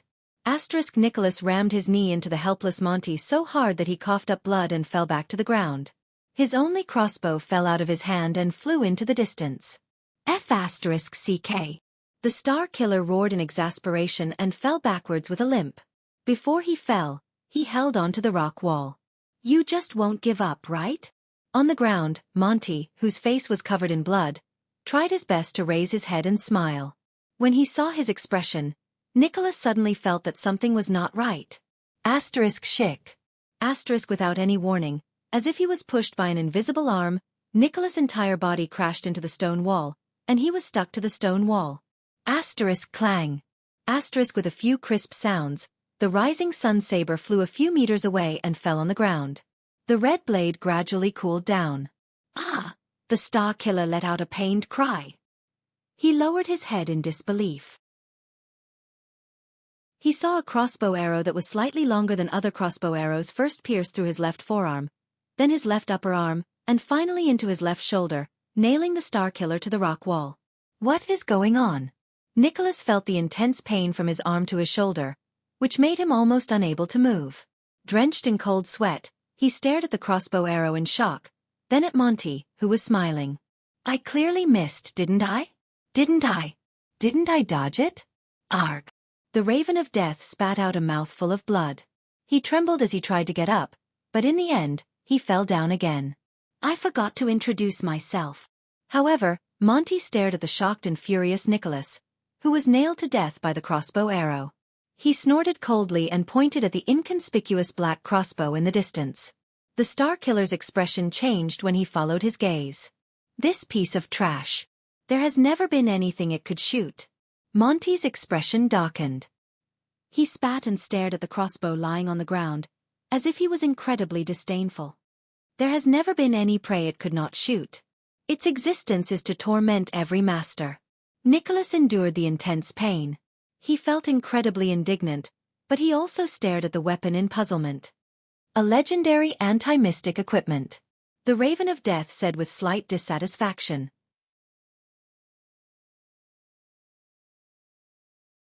Chapter 366. In the face of the reversal of the situation, Nicholas, who was injured on top of his previous injuries, had an unpleasant expression on his face. He tried to pull out the arrow that pierced through his left arm and left shoulder, but the arrow wound on his right side affected his right hand. He could only attempt to pull it out repeatedly while grunting. Nicholas could only sigh softly. As he moaned, He ended his sixth attempt to pull out the arrow. "How did you hit me?" The Star Killer stared at the inconspicuous black crossbow in indignation, then angrily looked at the arrow that nailed him to the rock wall. "What is the ability of that weapon?" Monty, who was also on the verge of death, lay weakly on the ground. The badly burned man stretched out his hand with great difficulty to support himself against the rock. He tried to sit up and quietly recover his strength. The Raven of Death snorted in disdain. "I don't have to tell you." Nicholas looked at him and could not help but clench his teeth lightly. "Then come." The Star Killer was drenched in sweat due to the intense pain, but his lips still trembled as he squeezed out a few words from between his teeth. "Break my neck and end this." The Raven of Death stared at his wretched appearance. After a while, he suddenly grinned. "I won't take the risk to get close to you again, Spiky." Monty endured the pain and tore off a piece of clothing that was still intact. He gently wiped his wound with it, and his slow bandaging technique was the same as Nicholas. "We're both in a bad state right now." Monty raised his head with great difficulty and forced a smile. "If we engage in close combat again, God knows what other surprises you've prepared to turn the tables on me." Nicholas narrowed his eyes. "You're afraid of me," the Star Killer said coldly. The Raven of Death shook his head. He tore off the cloth with his teeth, and while he grimaced in pain, he bandaged his right arm, which did not look good for him. "On the contrary, I've already controlled the situation. I just need to wait for me to recover, maintain this distance, reload the bow, and load a few more arrows." Monty panted. He pointed at the crossbow of time in the distance with a trembling finger, then pointed at his opponent. His gaze was sharp. "All that's left is a fixed target." Nicholas' expression darkened. The Star Killer's right hand grasped the arrow shaft in front of his shoulder powerlessly, trying to break it. However, crossbow bolts were much harder than ordinary long arrows. Without a sharp weapon like the Rising Sun saber, coupled with his injured and weak right hand, the effects of his efforts were limited. He could only gasp in pain as he tried again and again. When Monty saw this, he laughed loudly. His whole body was trembling, and he was sweating as he tore off the clothes stuck to his chest. He tried to stand up, but in the end, he fell to the ground. "Ha ha!" Monty, who fell down in a pathetic manner, laughed in a nonchalant manner. "So, this has become a game of last till the end, is it?" On the desolate stone ground, the two injured men stared at each other, sparks flying in the air. The Raven of Death turned over. His severe burns made him groan in pain. "Remember the welcome gift we gave to the newcomers? That bastard iceberg stripped us naked and threw us into the snow on the first night. He told us that there would be hot water once we reached the finish line. So a bunch of naked men ran for their lives while shivering." Nicholas furrowed his eyebrows tightly. Monty spat on the ground. "We were so frozen that we couldn't reach the finish line no matter how hard we tried. It was only when we couldn't take it anymore that we realized there was no finish line at all. The so-called welcome gift was a tradition of the White Blade Guards. It was just to test our limits." His gaze froze in midair, as though he was talking to himself. "Lies are always the most effective whip." Nicholas shook his head with a stiff expression. "You don't have the right to mention guards." The remaining power of eradication in his body surged to his wound, and he tried his best to relieve the pain in his shoulder. "Traitor of the Oath of the Blade." The Raven of Death froze a little, and his breathing became a little heavy. "The Oath of the Blade. Traitor." At that moment, Monty looked a little absent-minded. But after a moment, a smile appeared on the man's face, and he shrugged. He endured the pain from the sequelae of the burns and hissed, "Whatever you say, anyway." The Raven of Death's expression became solemn and his gaze was cold. "Those are your last words, Star Killer." Against his expectations, Nicholas smiled. He leaned against the rock wall and stared at Monty with an extremely complicated gaze. "If half of what you said is true, Big Mouth, then at least in the beginning, you weren't a member of the Secret Intelligence Department." Nicholas narrowed his eyes. "What made you turn traitor, or did the Secret Intelligence Department get hold of something against you?" Monty was first stunned. Then he burst out laughing. "My God, the way you talk is really becoming more and more like Caslin." Nicholas ignored his attempt to change the topic. "Your life as a White Blade Guard may have brought you torture, but you won't improve much by turning to those maggots in the night from the Secret Intelligence Department. You don't really think that they're your saviors and can save you from your predicament, do you? Monty's smile disappeared. That's a worse step. The Star Killer stared at the rising sun saber and the crossbow of time in the distance. You walked out of one abyss, but jumped into another abyss. You must have some other reason. Monty was silent for a few seconds, then he flashed a painful and happy smile. Some things don't need a reason. The Raven of Death snorted coldly. Perhaps I was born a traitor, heartless, unfeeling, and lacking in conscience. That's why Caslin chose me to be that dirty blade. But Nicholas still ignored him. He continued to speak. That was your first betrayal, wasn't it? That assassination attempt. Monty's eyebrows twitched. The Star Killer looked like an old man who was reminiscing about the past. He said flatly, after Prince Soria died, you thought of a way to leave Dragoncloud City and the late king, because you were also afraid that he would discover the truth. And the reason that instigated your betrayal might have been in that assassination attempt 18 years ago. Nicholas fixed his gaze on Monty. The Raven of Death stared back at him with a solemn expression. Damn it, you've not only become stronger, Monty muttered, but you've also become more paranoid. Nicholas glanced at the unconscious prince who was moaning softly. The Star Killer said coldly, if you fight against a cunning, treacherous, scheming prince of Constellation day and night for a whole 6 years, and you can't even lay a finger on him every single day, you will be able to do anything to him. You would become like me. Monty shook his head and could not help but laugh. None of this matters anymore. The Raven of Death tried to struggle to get up again. His expression became fierce again. Just wait for me. At this moment, Nicholas spoke softly and uttered another name. Adele. At that moment, Monty, who was trying his best to get up, froze on the spot. After a long while, the Raven of Death, who had always looked relaxed, sat down. He was like a chess piece that had lost its center of gravity. As he watched Monty, who had lost his composure, Nicholas sighed deeply. You haven't forgotten her, have you? The Raven of Death's neck moved up and down like an old rusty clock. He turned to Nicholas with great difficulty, and his expression was stiff. What? The sun set another angle, and their shadows gradually slanted to the east. The Star Killer was like an old man who had been dealt a heavy blow. His expression was gloomy, and his tone was dejected.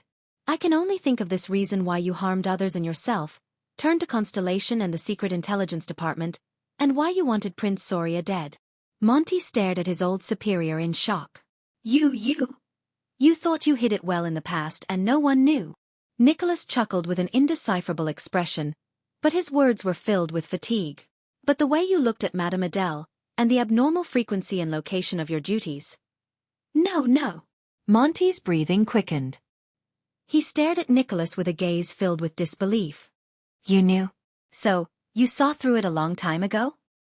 Son of AB*TCH. Nicholas only stared at him coldly and said with certainty, so your betrayal is indeed related to that woman. Am I right? The Raven of Death lowered his head and remained silent for a long time. The Star Killer stared at him like an interrogator. His gaze was as sharp as a sword. Monty suddenly moved. He curled up the corners of his mouth, and as his cheeks twitched, he threw his head back and laughed. Ha ha ha, Nicholas closed his eyes. His expression was one of anguish. Adele. The Raven of Death exhaled softly and repeated that name with a desolate expression.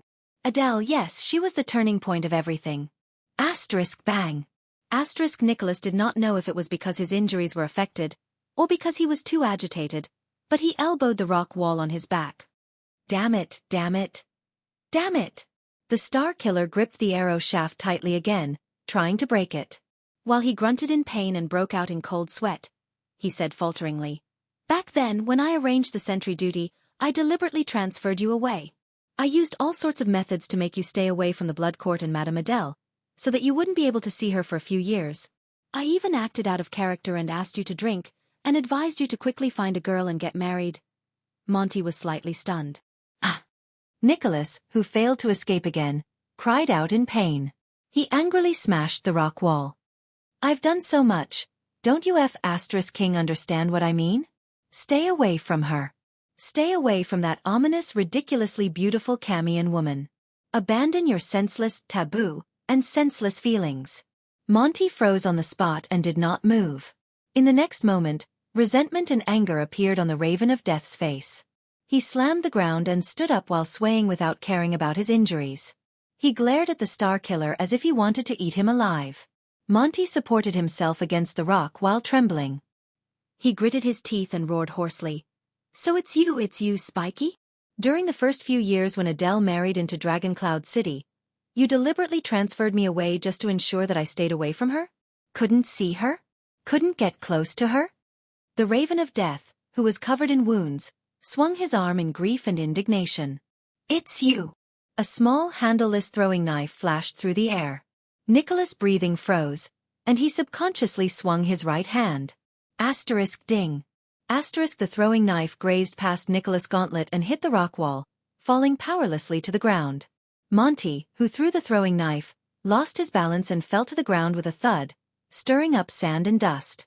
But he did not care about it at all. He only used his badly mangled arms to prop himself up again. Even when she suffered the most, suffered the heaviest, and was the most exhausted, I wasn't there. I couldn't see her and I couldn't help her. For the first time, Monty's voice trembled. "It's all because of you?" The Star Killer looked at the throwing knife, and his anger burned even more. "That's for your own good." He spat on the ground. "I thought that by doing this, you would be able to get rid of those unrealistic fantasies. You idiot, can't you tell?" But Monty did not care about Nicholas' words at all. The resentment on his face suddenly turned into sorrow, then into disappointment, and then into sadness. Dozens of seconds passed. Only the breathing of the two men could be heard in the air. In the end, all the expressions on the Raven of Death's face disappeared. He stared at the ground in a daze and fell into the sand and dust again. "I thought that my method worked." Nicholas lowered his head. His gaze was surly, and he clenched his right fist. "I thought that you would just have to get drunk, find a few women, and forget about her like how you used to." Monty turned over with great difficulty. He first looked at Nicholas in a daze, then laughed in a strange manner. His laughter was so big and wide that even tears fell from his eyes. "Forget about her? How is that possible?" The man covered in burns exhaled slowly. His voice was filled with endless melancholy and resentment. "I will never forget the day I entered Vine City." The gentle and graceful Lady Adele Jest, who was at the prime of her youth, wore a light veil and bid farewell to her parents and siblings with reddened eyes. Under the reluctance of all the citizens in the city, she slowly stepped into the wedding carriage of Dragon Cloud City's diplomat group. To the cold north. Monty stared at the sky. His right hand trembled slightly. I remember that when I helped Adele into the carriage, her slightly red face, that innocent smile, and that bashful thank you. The Raven of Death spoke absent-mindedly. His face was full of perplexity. I remember the beautiful bow on her wrist, the pattern on her dress, and the way she played the zither and sang in the carriage. That song seemed to have some sort of power that made the Northlanders, who were used to killing, hold their breaths and listen to it. Nicholas shut his eyes tightly and let out a barely audible growl from his throat. The veins on his arms bulged because he was using too much strength. I still remember that I, who was usually a glib talker, suddenly became clumsy. I could only comfort the lady, who was so sad that her eyes turned red from staying up too long. I comforted her that Northland was a good place, that all the people there were bold, uninhibited, tolerant, unyielding and passionate. I also said that Prince Soria was bold and brave, and that she would definitely be happy. All these words were later proven to be shameless lies. Monty sat up laboriously and stared at the Star Killer with a dejected and sorrowful expression. "Yes, I met her earlier than all of you." The man's expression was dejected. "I also lost her earlier." Nicholas exhaled heavily and stared at Monty in disbelief. "Lost her? Damn it, she was never yours." The Star Killer punched the rock wall again. He lost his composure and roared under the double pain of his body and mind. "She was the prince's wife. She even had a child. You forgot your identity, betrayed the White Blade Guards, betrayed the king and the prince for a woman. Don't you think it's ridiculous?" Monty snorted. He ignored Nicholas' accusation and only smiled nonchalantly. Of course, a maggot like me, who was born in the dark and lived in mud, didn't even have the right to miss Adele. The Raven of Death lay on the ground and sighed slowly. I understood a long time ago that as a noble and beautiful princess, she had no reason to care about a lowly protector who was born into a hunter's family in the countryside, spoke rudely, and had his hands stained with blood. His gaze drifted away, and he smiled bitterly as he panted. The only thing I could do, and the only thing I desired, was to seize the few moments I had in Heroic Spirit Palace to be on guard duty frequently and seriously. When I passed by her courtyard, I would pretend to be alert of the surroundings, and occasionally glance at the desolate girl. The only thing I hoped for, and the only thing I was satisfied with, was to wait until midnight, when there was no one around, to curl up in a dark corner of the blood court and daydream. I would stare at the plant she took care of, stare at the stars in the sky, and recall the smile she once had. "That's enough," Monty, who was immersed in the past, said in a daze. "Enough. Bastard. Coward." Nicholas looked at him in disdain. "I really regret talking so much nonsense with you. I should have castrated you when I realized that you were up to no good." Monty shook his head, as if he did not hear what Nicholas said. So, when that night came, the Raven of Death seemed to have regained his composure. He sneered, and the color in his eyes became terrifying and cold again. "Do you know how I felt?" Nicholas was stunned. That night. Monty glanced at him.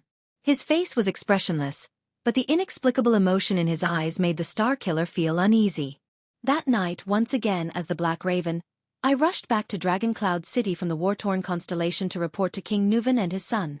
Monty narrated without any sadness or joy, as if what happened next had nothing to do with him. "It was also that night that Prince Soria summoned me in private. Our dignified and valiant Prince Soria Walton calmly and coldly ordered me that there was a scandal in the royal family that should not be made public, and it had to be dealt with urgently."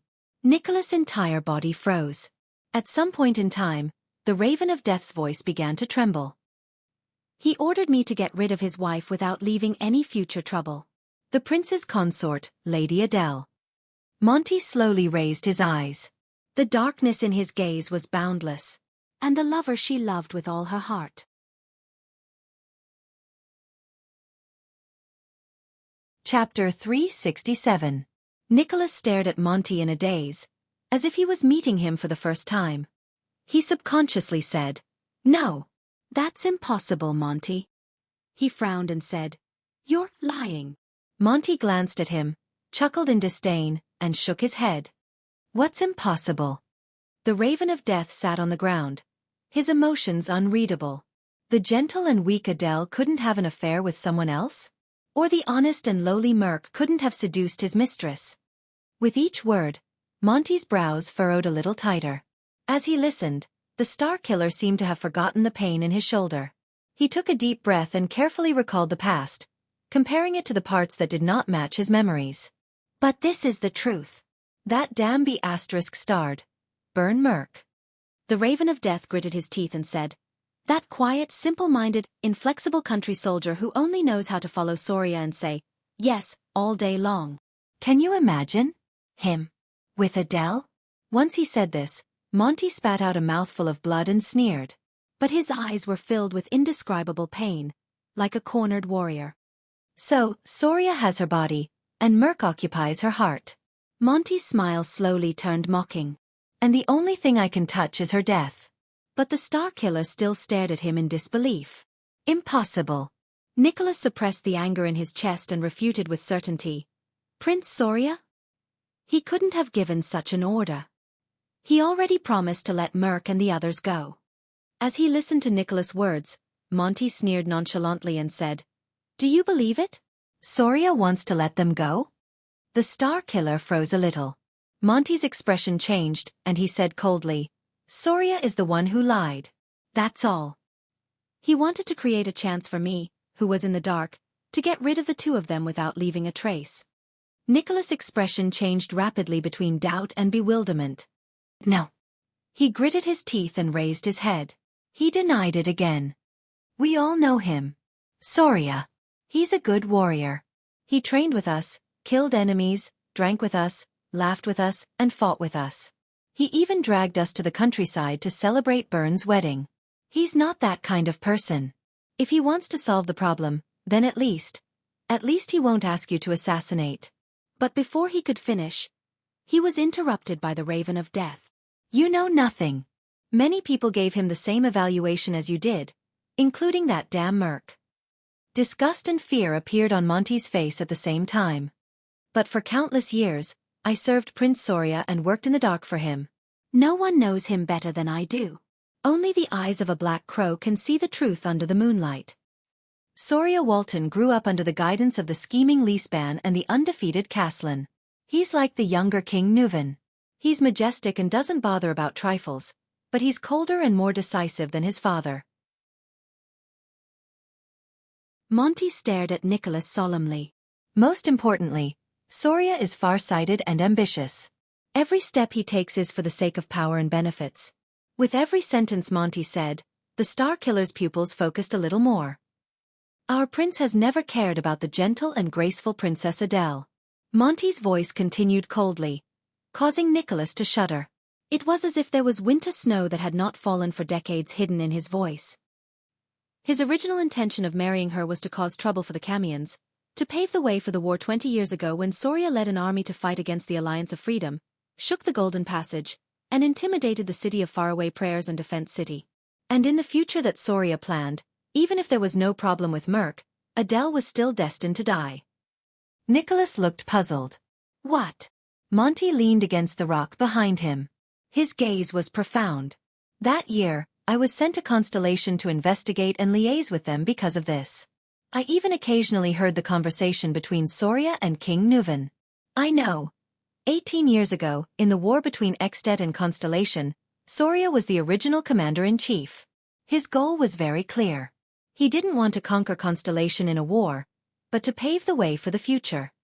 Monty raised his hand weakly and pointed to the south. First of all, Dragon Cloud City gathered the strength of the entire country and attacked Constellation until it was riddled with holes.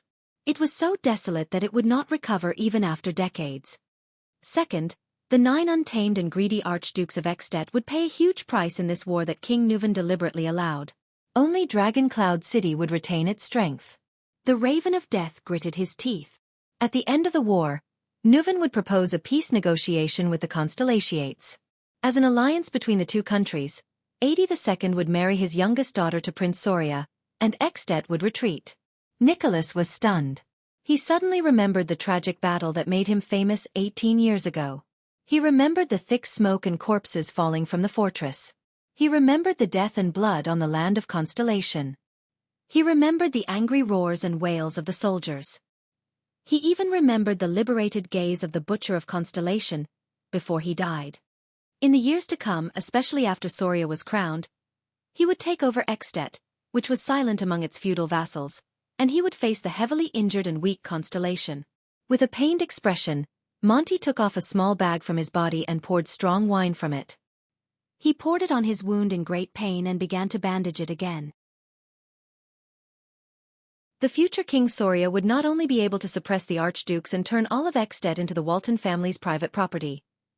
He could also go one step further and use his queen, who was born in the Jade Star royal family, to reach out to Constellation, which has yet to recover its strength. Monty panted as he endured the pain of the strong wine flowing over his wound. In fact, his descendants, who are half Jade Star and half Walton, will be able to follow in their father's footsteps and fuse the dragon scale crown and the 9-pointed star crown into one, completing a great feat that no one has achieved since the ancient empire. Nicholas' breathing froze. His entire body stiffened. When he said this, the Raven of Death leaned against the rock and laughed mockingly. Do you understand now? In Soria's grand plan, if Adele could not bring him more benefits, she would not be fit to become At's queen. So, she was destined to die, sooner or later. Nicholas stared at his former colleague in a daze. It was only at this moment that the Star Killer suddenly realized that he and this sworn brother, whom he once thought to be extremely close, had always been living in the same mirror. They saw two completely different worlds. This discovery made him mentally and physically exhausted. He could not help but clench his fists. He and Monty, had clearly stepped into the guards' camp at the same time. But since when did their paths deviate from each other, and they walked further and further away from each other? Caslin's two sides? Nicholas weakly repeated Monty's words in his heart. His weak body slid down a little, but the sharp pain from his shoulder being pinned made him wake up again in cold sweat. Ha ha ha, can you imagine? This should have been a husband's interrogation and revenge filled with anger and pain. Monty laughed so hard that tears came out of his eyes. In Soria's eyes, there are only schemes and bargaining chips left. He shook his head slowly and said in a resentful tone, "Nobles, nobles. Ha, these scumbags. What kind of F***king trash are they?" Nicholas did not speak. King Nuvan, Soria, Caslin, Monty. Many of the living and dead people he thought he understood seemed to have broken free from the shackles of his memories at this moment. They became unfamiliar existences to him. Monty's laughter gradually became softer. The warmth on his face slowly disappeared. But when I snuck into the blood court with the poison, I saw Adele tending to the flowers and plants while happily playing with the child. When I saw the smile on her face, Monty's gaze froze. I knew that I had no right to blame her. Monty let out a slow sigh. She was just a delicate plant. It was me. I brought her into this hell. The Raven of Death's expression was pained. Under the sun, he became one with his own shadow. I left her in heroic spirit palace to be tortured and humiliated, to be tortured in these scumbags' chessboard. The Star Killer slowly raised his gaze. So, you acted on your own? Nicholas said slowly. You wanted to save her? Even if you betrayed her? Monty's expression changed. He cast Nicholas a cold glance. His gaze was fierce. Did you really not know? Spiky. The Raven of Death gritted his teeth softly. Adele has been married to Dragon Cloud City for a long time. As the king's personal guard, as the acting captain of the White Blade Guards, and as the guardian of Heroic Spirit Palace, do you really not notice anything? Nicholas furrowed his brows. For the first time, Monty's eyes shone with undisguised pure hatred. His chest heaved up and down. It's hard to imagine. Every day and night, Adele was tortured, abused, and humiliated. And all the people in Heroic Spirit Palace, including you, treated it as the prince's private family matter. They turned a blind eye to the misfortune and suffering she went through. They stood by and pretended to be deaf and mute. Adele had to turn to that silly merc for solace. Monty shuddered. And even so, the useless merc she looked forward to couldn't give her anything. He didn't have the courage to stand up for her, nor did he have the responsibility to help her escape. He didn't even have the ability to protect Adele. Nicholas stared at him expressionlessly.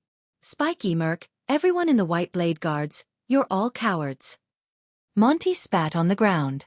You watched a pitiful and pathetic woman suffer, but you did nothing, not daring to stand up for her. All of you. Monty lowered his head. That night, I looked at the flowers and plants in the courtyard, let go of the poison in my hand, and told myself helplessly, "No," he said desolately. "I've already sunk into the darkness and can't pull myself out. But at the very least, I can't let Adele become my victim. I can't let her become another soul in my blood-stained hands." Monty's eyes shone brilliantly. The muscles on his arms tightened again, like a sailor who had caught hold of a life-saving driftwood in the middle of a sinking ship. Even if the person she likes is that foolish merc, if that's the only way Adele can be happy and smile again. Monty gritted his teeth forcefully. Then it's worth it. As for the remaining darkness, let me bear it. The Raven of Death stared at his right hand in a daze. His gaze was unfocused, and the expression on his face looked like he was crying and laughing at the same time. I will protect her only hope in the boundless darkness. Nicholas took a deep breath. He felt his chest churn with emotions. So, you went to Constellation's secret intelligence department? Monty forced out a weak smile. They were the ones who found me, the Raven of Death said faintly. That hotel in Spear District. When I was drinking in there. The owner of the hotel from Camus Union could drink a lot, and he was also very good at persuading people. He told me the love story between him and his wife. He told me that in a short lifetime, there would always be a time when you would throw caution to the wind and never turn back. Of course, I only found out later that he was the person in charge of the secret intelligence department in Dragon Cloud City. When he said this, Monty sneered. No one knew whether he was laughing at Nicholas or himself. You already know everything that happened after that. The Star Killer closed his eyes. Both of them fell silent. A breeze blew past, and the moans between the cracks in the rocks became even more mournful. So, just for a woman? Monty, who has always been gluttonous and lazy, became like this? Nicholas asked tiredly. A woman you can never have? Monty was slightly stunned. But he immediately burst into laughter. Come on, sorry Nicholas, the so-called star killer. Haven't you also persevered until now in pain and conflict for a woman you can never have? The star killer stiffened. Yes, I knew a long time ago.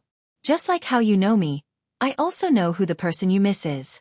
The star killer is not as cold as the rumors say. Nicholas stared at the Raven of Death in disbelief. His train of thought stopped. With a mocking expression, Monty clicked his tongue in a sentimental manner and said, when she came to the guards' training camp to visit Caslin, all of us bastards surrounded her like a waterfall.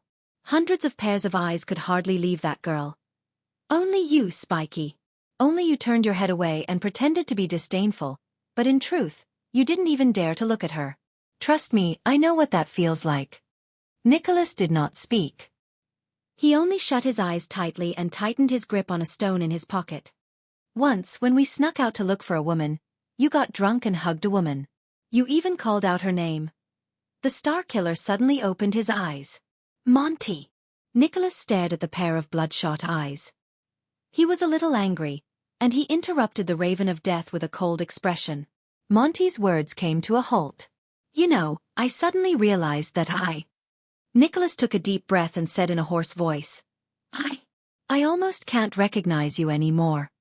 Monty was stunned for a moment before he burst into laughter. Ha ha ha ha. It's not just you. At first, he laughed happily, but later on, his laughter became a little forced and even a little miserable. There are many times when I look at this man in the mirror.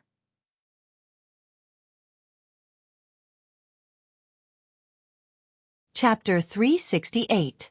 Flustered and terrified. He looked up at the king, then at Lady Alex, who seemed to be asleep in his arms. At that moment, Merc's terrified face was filled with helplessness. That's right, I am your long-lost friend. I'll change it back tomorrow. Before that, let's reminisce about the past. Thales stared at the motionless Alex in a daze. Little rascal who was sitting by Thales' feet seemed to be scared out of her wits. She just stared at Alex's body blankly and shuddered from time to time. Merc's face began to contort. Please, your majesty. He knelt on the ground. His voice changed as he spoke. Like an asthmatic, it was a mixture of gasps and pauses. Tears rolled down Merc's cheeks and dripped onto Alex's face. What followed was his pleading voice. Why? Why? Thales clenched his fists, lowered his head and exhaled. Merc sobbed as he screamed at the king. Why? Why? King Nuven seemed to have just recovered from his silent contemplation. He stared quietly at Merc, who was trembling and weeping, and uttered through gritted teeth. You're right. He gritted his teeth and said, Burn Merc. Shouldn't you know that? Merc shuddered violently. If it wasn't for Mariah's death, I wouldn't have combed through the Walton bloodline. King Nuven closed his eyes and said in pain, the High Priestess of Bright Moon Temple wouldn't have realized that she wasn't of the Walton bloodline. Merc stared at King Nuven with his eyes wide open and trembling in disbelief. Thales' jaw dropped. He stared blankly at Merc and the little girl in his arms. Bloodline? Not of the Walton bloodline? Doesn't that mean that the Walton family, which has been around for 600 years? And this also reminds me of many things, King Nuven said coldly. Soria loved to hunt, but he never brought a woman with him, not even his wife. Tell me, the old king said in a low voice, what happened in the assassination 12 years ago? Merc listened to the king's words as if he didn't hear them. He hugged the little girl in his arms tightly and sobbed. Tears rolled down his cheeks. King Nuven seemed to have exhausted all his patience. His face was ferocious and he roared like a terrifying lion. Speak! Frightened by the roar, the nervous little rascal shrank back with a yelp. Thales tried hard to sort out the situation before him. He exhaled forcefully, walked to Little Rascal's side, and pulled her up. Little Rascal grabbed Thales' arm tightly, as if she had found someone to rely on. She looked at the terrifying scene before her eyes from behind her glasses with a terrified expression. Merc's eyes were filled with despair and desolation as he cried. He looked at the girl in his arms and snorted, as if he was crying but not laughing. 12 years ago. The reason why Soria brought Lady Adele out of the city was because... His words were mixed with his breathing, like the last words of a dying man. Because of what? King Nuvan stared at him. Because. Merc stroked Alex's hair painfully. Because Soria found out. Found out what? The king's voice was bone-chilling. Merc's face was filled with pain, as if he was tormented by the biggest nightmare of his life. He found out about us. About me and Adele. Thales stared at the short-haired warrior in shock. Little Rascal pulled Thales' arm and hid behind the Prince of Constellation. She gritted her teeth and watched the scene in disbelief. Yes. Merc wailed in despair. Alex, she is my daughter. Asterisk clang. Asterisk King Nuvan could not take it anymore. He threw the wine goblet to the ground with a force filled with hatred. The iron goblet clanked against the ground, accompanied by the administrator's sobs. Thales took a deep breath and tried to understand the situation before him. Only Merc's sobs and the old king's heavy breathing could be heard in the hall. Ha ha ha. King Nuvan's suppressed laughter came from his throat. There was a hint of sadness in his laughter. You? Soria's most capable subordinate? His best friend? His most trusted brother? Just like that, you used betrayal and deception to repay his trust. The king's voice reverberated in the hall. Kneeling on the ground, Merc sobbed and raised his head abruptly. No. As if his greatest dignity had been violated. He roared with tears and snot in his eyes. I did not betray him. I did not betray Soria. Thales looked at the scene before him with an unpleasant expression. He felt bitter in his heart. Merc looked at the girl in his arms and sobbed softly. Prince Soria Soria was a good brother, and I was willing to give up my life for him. He growled, in the White Blade Guards, we trained under Caslin to become the most valiant warriors. When we were at the 38th Sentry Ground, he crawled with a broken arm to block a fatal hammer blow for me. When my mother was seriously ill, and my sister came to Dragon Cloud City to look for me, he personally sent a doctor to save my mother's life. When we were surrounded on White Mountain, he and I had our backs against each other. Those sharp-eared arrows pierced through my left shoulder and his right shoulder. We cursed each other's luck as we retreated with our backs against each other until Dominic came to help. I still remember the day I returned to my hometown to get married. That bastard, Merc said with a smile through his tears. Soria brought his brothers from the White Blade Guards and came to our village with a tray full of rye wine and roasted meat. He raised the flag of the red dragon on a black background and the cloud dragon's spear. The local counts and knights came. The expression on the village chief's face was even more exaggerated than when his son became a tax collector. Mother was very happy. She finally felt that her son was promising. Soria? I have always treated him as my closest brother comrade, Your Highness. Merc roared angrily with tears streaming down his face. I will never betray him.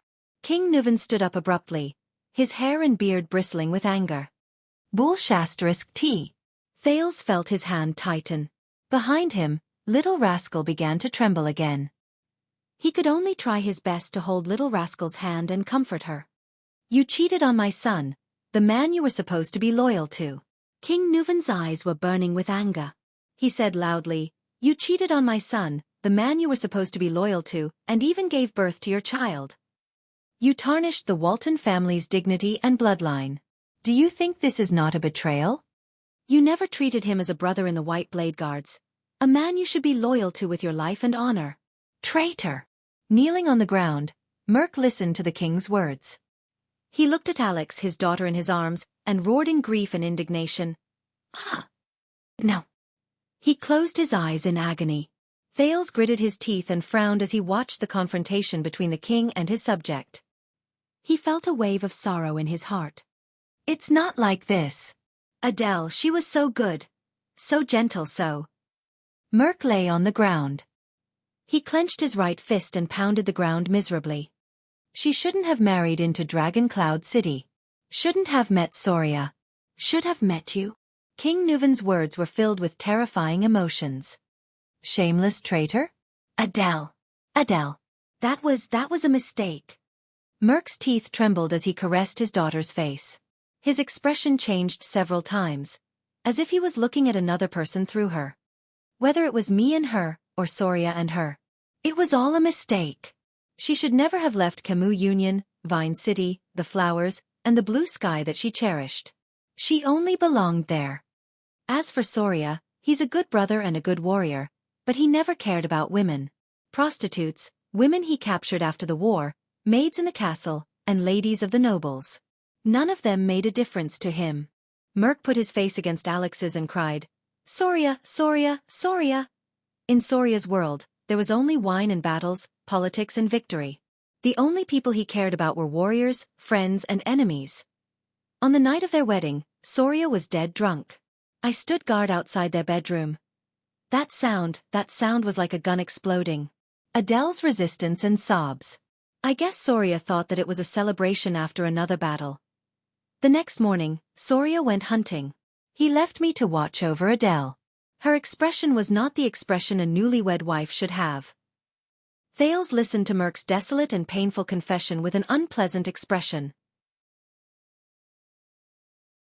Finally one day, I saw Adele trying to cut her wrist with a pair of scissors. I told Soria and tried to persuade him to treat his wife better. But Soria thought that she had insulted the Dragon Spear family. He picked up a whip in anger and wanted to teach her a lesson. At that time, I stood at the door, clenching my fists, listening to Soria's roars and Adele's screams. My heart was angrier than Soria, and I was in more pain than Adele. Every time. Merc hugged Alex tightly. His eyes were closed, and tears gushed down his cheeks like a flood. Since then, Adele wanted to commit suicide more than once. I stopped her more than once, but I hid it from Soria because I didn't want Adele to be hurt by him again. Adele. She's like a flower that has been trampled on and abandoned. Soria's attitude towards women is even more terrifying than the most inflexible Northlanders. When he's in the mood, he'll force her. When he's not in the mood, he'll ignore her and be indifferent to her. Thales closed his eyes and sighed heavily. Adele. She was too lonely, too pitiful. Merc stroked his daughter's hair.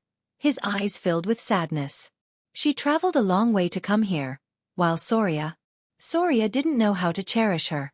He only treated her as a puppet and a chess piece, a bargaining chip to form a marriage alliance with Camus Union.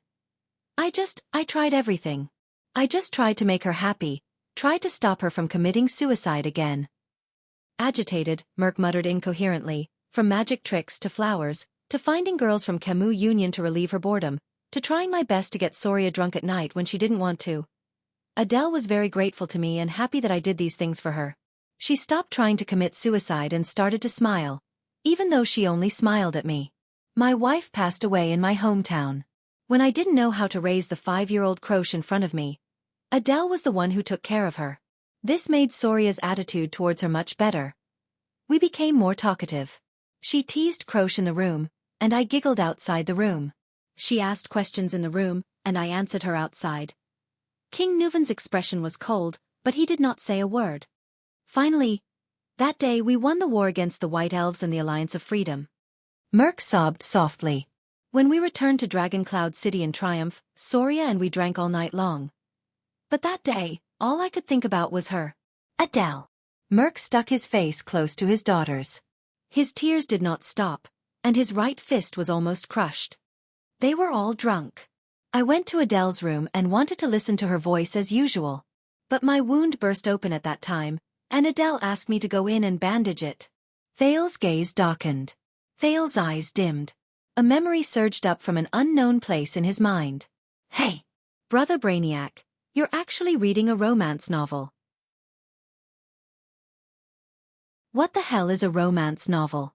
This is a bestseller written by an American sociologist. This title is weird. Why would you read this kind of book? What are you thinking about? Hehe. This. Don't think too much about it. It's just a classmate who asked. No, could it be? Oh hehe, why are you blushing? It's hot. Haha. Why are you touching my face? I lied to you. Ha ha ha ha, it's so funny. Alright, don't be angry. I'll give you a vitality kiss. Ha ha ha. It's still very funny, what should I do? Hey, don't be so petty. Come, tell me about it. How am I supposed to explain this? Alright, it's quite an interesting point. In the Western world, love originates from cheating. What the F***CK? Cheating? That's so cool. For example, in Celtic mythology, the story of Lancelot and Guinevere is like this. The marriage of King Arthur and Queen Guinevere was only a political function. There was never any love to speak of. True love is the taboo love between a knight and a queen. That is emotional, impulsive, and pure love. Just like in Don Quixote, one of the dreams of the protagonist is to be a knight and have a true love with the wife of the king he is loyal to. This originated from the Middle Ages, especially the Crusades. All right, you can shut up now. I'm still on the side of the king and Lon. Get lost, Ardwulf. Get lost, Queen Lily. I'm going to see it again. Oh right, so are we having an affair now? Different social situations can't be compared like this, sister. This piece of memory slowly faded. Thales looked at Merc before him and could not help but sigh deeply. Merc continued to sob on the ground. God knows how much I regret it.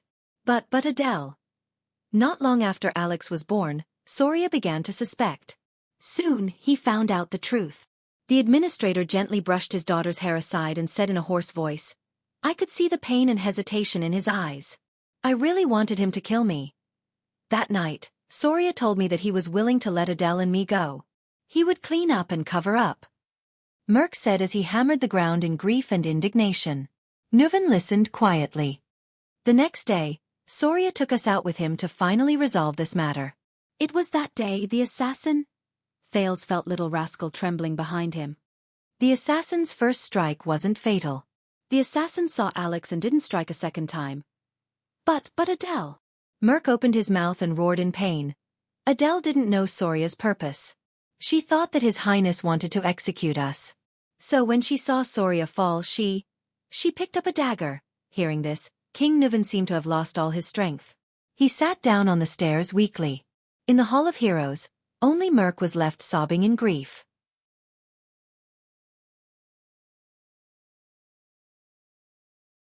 Chapter 369. Thales frowned and said, Is there such a possibility? What are the consequences? Silver Shadowman was silent for a long time. After a full 10 seconds he replied coldly, This is none of your business, Jadestar. Thales choked on his words and felt a little awkward. The Anti-Theft Chapter. Why would a good reader become an accomplice of a thief? If you want to read pirated copies, then so be it. Why are you hanging around in the book review section? Don't you know that you, who have 0 fan points, are talking about the contents of the VIP chapter, making me very embarrassed? How vexing. But he still sucked in a breath and stared at Silver Shadowman sternly. I have friends up there, in Dragon Cloud City. I want to know. I should know. Thales thought of Saroma and Glee Ward. He even thought of the entire Shield District that was reduced to dust during the Great Battle of the Mystics. Shield District. When he thought of this, Thales could not help but tense up. Silver Shadowman seemed to be observing him. A few seconds later he spoke slowly. What will happen to this curse in the future is not something you should consider, nor is it something you can control. At the very least, as you can see, I can still maintain the current situation so that the curse will not worsen and the number of deceased souls will not increase.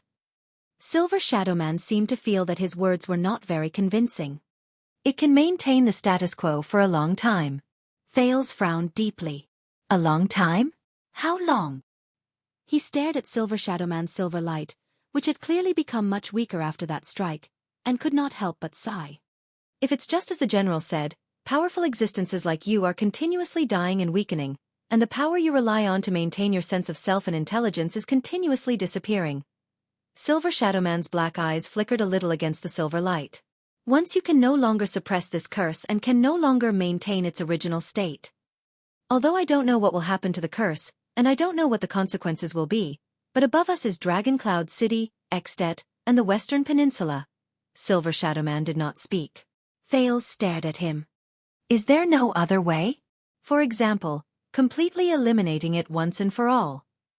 Silver Shadowman seemed to be absent-minded for a moment. He mumbled and repeated the prince's words. Once and for all? The man's facial features immediately sharpened, and his tone turned cold. No. All of you. Stay as far away from it as possible. Silver Shadowman suddenly turned around. The contrast between light and darkness on his face was profound and dazzling, causing Thales to feel a chill run down his spine. Leave the rest to me. That's enough. This is the best solution I can think of at the moment, he said resolutely. Thales furrowed his brows for a long time. In the end he shook his head. I don't understand. Silver Shadowman snorted softly. You don't need to understand. Because you can't do anything about it, Jadestar. He directly denied Thales' worries. Even if you are worried, you can't do anything about it. At the very least, the current you, the weak you, the young you, the immature you, is powerless. Thales was speechless. Under Silver Shadowman's radiance, the darkness around him reflected a cold light. A chill crept up Thales' spine again. The two of them were silent for a while. What about you? You're going to seal the black track, but, Thales asked airily, are you going to stay here forever? Can't you just leave? To the place you're supposed to be at? This question stunned Silver Shadowman for a while. Me?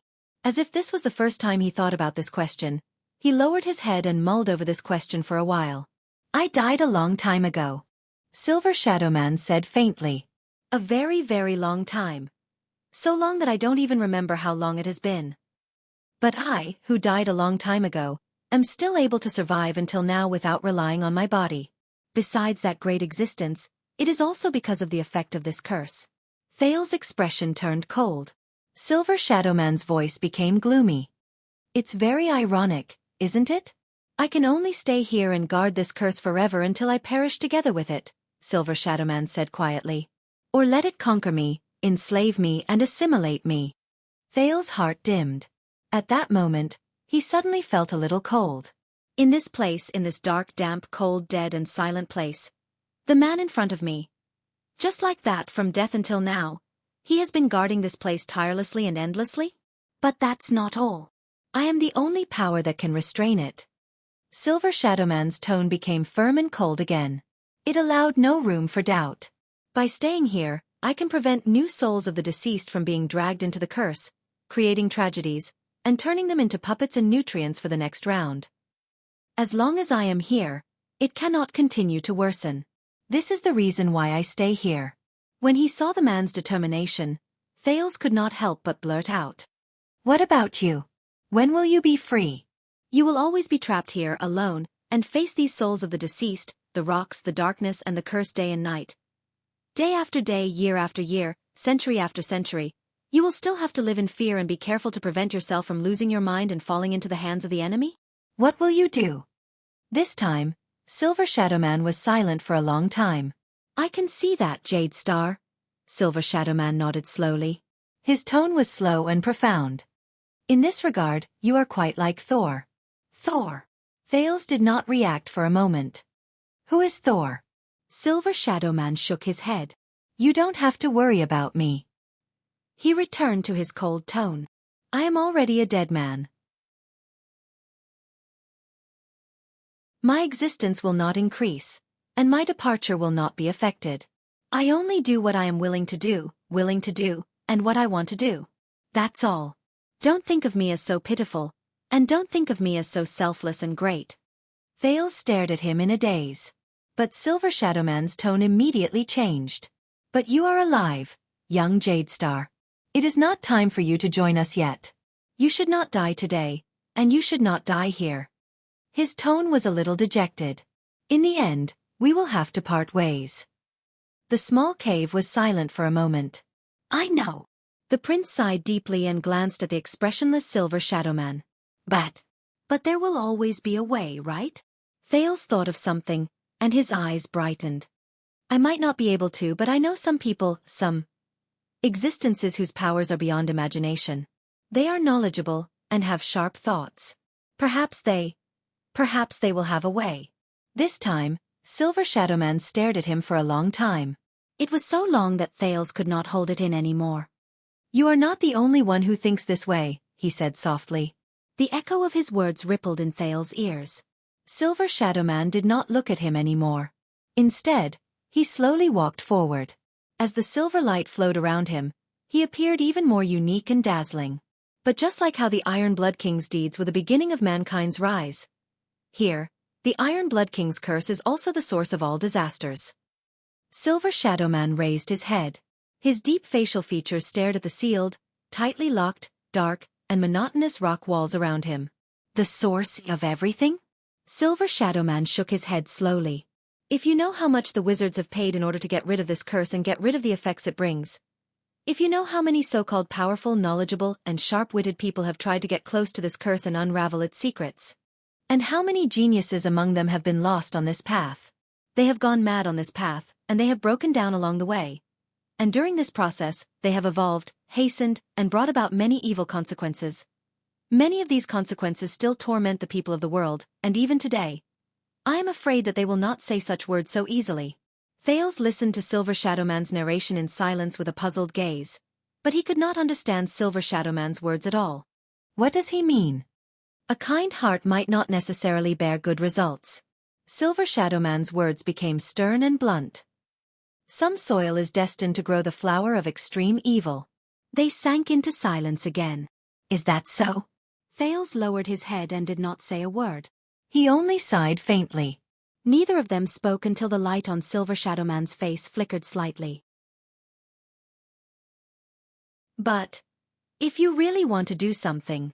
Silver Shadow Man stared at him, slowly raised his right arm, and clenched his fist lightly. Go and prepare first. Thales forced a smile, raised his head and sneered. Prepare for what? Silver Shadow Man nodded slightly before he shook his head gently.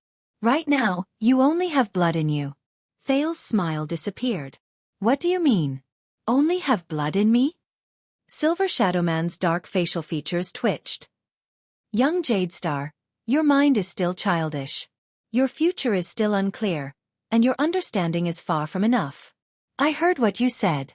Calamities still exist in the world, mercilessly harvesting lives, and brewing tragedies, am I right? Thales was slightly shocked. Ha! The light on Silver Shadow Man's face flickered as he stared at Thales quietly. The prince suddenly felt that behind that silver face, there was probably a burning emotion that was far beyond his imagination. Tormund did not fulfill his promise. Silver Shadow Man stared at Thales quietly and said slowly, but I can tell that he left hope for his descendants. Silver Shadow Man gently spread his palm. A few silver rays appeared on it and flowed back and forth like a crystalline galaxy. It was amazing. There was a second of silence. Thales' pupils shrank slightly. Tormund. He mumbled, you mean? Go, Silver Shadow Man said faintly, but the echo in his voice was especially obvious, and Thales could not help but be shocked. Find the mission that belongs to your ancestors and family, take it, and become a man who can be entrusted to you. Silver Shadow Man, who had a special status, moved his facial features slightly, as though he revealed the quietest smile. At that time, you will have the right to return and complete the long-cherished wish of Thor and me, which we failed to achieve at the last moment. The darkness in his eyes seemed to contain the profoundness of the entire world. At that time you will have the right to end everything, and end the calamity, including this ancient curse. From the beginning to the end, you will have the right to end them. Thales stared at Silver Shadow Man in this state. He seemed to have grasped something, but at the same time, he did not seem to understand anything. In the end, the prince furrowed his brows and shook his head honestly. I don't understand. Silver Shadow Man swayed slightly, and the silver light on his face rippled. Then I hope that you will never understand. Thales was a little surprised. Silver Shadow Man slowly raised the flowing silver light on his right palm and watched as the light on it gathered back into his body. Young Jade Star. He walked forward slowly and got closer to Thales while he said airily, thank you for giving me a few precious, interesting and happy hours in the dark where there is no scale, no end, no future, and no direction. Although I will soon forget. Return to the past. Thales stared at the man. The emotions in his heart were complicated and indescribable. In the next moment, Silver Shadow Man placed his right palm on Thales' face. He leaned forward and placed his forehead, which was formed by silver light, on Thales' forehead. He stared at him quietly. Thales only felt a slight chill at the center of his forehead, where the silver light flowed past. He stared blankly at Silver Shadow Man, who was staring at him with a profound gaze. He felt that the man before him shone with a silver light that he could not look at directly, and he had to squint his eyes. But his eyes were incomparably deep. Thales had never looked into the eyes of this extraordinary Silver Shadow Man at such a close distance. He even had an illusion that the man's pitch-black eyes seemed to contain all the stars in the universe. May the mountains accommodate your footsteps. May the earth bless your journey. The light on Silver Shadow Man's body lit up. With each syllable, the silver light on his body trembled. At that moment, Thales heard a faint ringing in his ears. Asterisk beep. Asterisk it was lighter and gentler than any of the previous times. It was as if there was no sound. May you never be lost. When the last few syllables fell, Thales felt the gentle ringing in his ears gradually disappear. In the next second, the light on Silver Shadow Man's body suddenly dimmed. Before Thales could react, Silver Shadow Man let go of him. The cool sensation on his forehead disappeared. What is this? Thales stared at the man in a daze. But Silver Shadow Man only shook his head and did not answer. Thank you. Silver Shadow Man continued to face him quietly. Thank you for bringing her greetings. In the next moment, before Thales could snap out of his daze, Silver Shadow Man turned around and walked towards the seamless pitch-black rock wall. The silver footsteps behind him shone brilliantly, as always. The souls of the deceased will not disturb you anymore. Turn around and move forward. You will find a way out. Forget today and return to your life. Silver Shadow Man's words echoed in Thales' ears. A thought appeared in Thales' heart. He had a feeling that this was his farewell. An inexplicable impulse drove the prince to take 2 steps forward and shout at Silver Shadow Man's back. He shouted at Silver Shadow Man's back. Will we meet again? Silver Shadow Man's footsteps paused slightly. The light on his body trembled slightly. Of course, he said softly. At that moment, the silver light suddenly flowed to the top of Silver Shadow Man's head and turned into a line of words. He's lying. Thales was stunned. Silver Shadow Man stood where he was, as if he still did not notice the abnormality above his head. One day, we will definitely meet again in hell, just like all the souls who rest in peace. Not here, in a curse of last resort. Young Jade Star. Silver Shadow Man took a step forward again and walked back the way he came. His body, which was formed by light, slowly fused into the rock wall. The silver light flickered and turned into words again. He's still lying? Thales watched Silver Shadow Man's body sink into the rock strata in a daze. He watched as the silver light gradually dimmed. The silver light also dimmed, and it continued to form a line of words. You will not meet again. Thales furrowed his eyebrows. Finally, Silver Shadow Man's body completely disappeared from the rock wall. The silver light faded away, and it could no longer be seen. The almost dim silver light spilled out its final words in the air before it disappeared without a trace. Farewell. In the next second, Thales' vision turned black. The entire cave sank into complete darkness after Silver Shadow Man left. Thales was left alone, and he returned to the lonely and silent darkness. He faced the cold air, the stiff rock strata, and the endless silence. Thales could not see anything in the darkness. But he still stared in the direction where Silver Shadow Man left with a stupefied expression, until a strange feeling rose in his heart. Not long ago, Silver Shadow Man threw a heavy punch, manifested an armor, and mocked him in a relaxed manner. It was as if that scene was still fresh in his mind. I am a dead man to begin with. On the first day I opened my eyes here. I can only stay here, until I am destroyed together with it. Leave the rest to me. It has been a long time, so long that I can't remember how long it has been. Thank you. In the darkness where there is no scale, no end, no future, and no direction. You have given me a few precious, interesting, and happy hours, even though I will soon forget them. In the end, we will part ways. Of course, one day, we will definitely be able to be like all the souls who rest in peace. Goodbye. Thales clenched his fists and gritted his teeth. He felt an urge surge into his heart and seep into his veins. Asterisk bang. Asterisk his arm crashed into the solid rock wall. But Thales did not notice it at all. He opened his mouth with great difficulty and whispered in the endless darkness. But I will remember it. It was still dark and silent around him. Only his soft murmurs could be heard. There was no response. Even if you have forgotten everything. Thales lowered his head and resisted the desire to turn around. He whispered in the pitch-black cave, or cease to exist. At least, there is still one person in the world who will remember what you did here. He seemed to be saying this to himself. But he hoped that this could be conveyed to his back, to the other end of the rock stratum, and to the other end of the lonely night. To the person who could not rest in peace after death, but still smiled as he watched alone in the eternal night, some star-like glimmers. Did you hear that? In the bottomless darkness, the prince, who was in a bad mood, took a long breath and resisted the strange feeling in his nose. Raikaru. Aiksen. Or cease to exist. At least, there is still one person in the world who will remember what you did here. He seemed to be saying this to himself, but he hoped that this could be conveyed to his back, to the other end of the rock stratum, and to the other end of the lonely night. To the person who could not rest in peace after death, but still smiled as he watched alone in the eternal night, some star-like glimmers. Did you hear that? In the bottomless darkness, the prince, who was in a bad mood, took a deep breath and resisted the strange feeling in his nose. Raikaru. Aiksen. Or cease to exist. At least, there is still one person in the world who will remember what you did here. He seemed to be saying this to himself.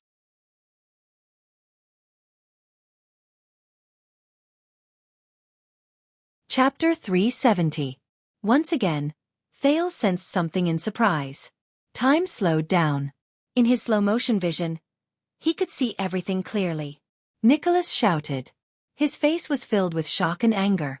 Monty, on the other hand, strode forward with a fierce expression. He maintained the posture of extending his right arm and rushed towards the teenager.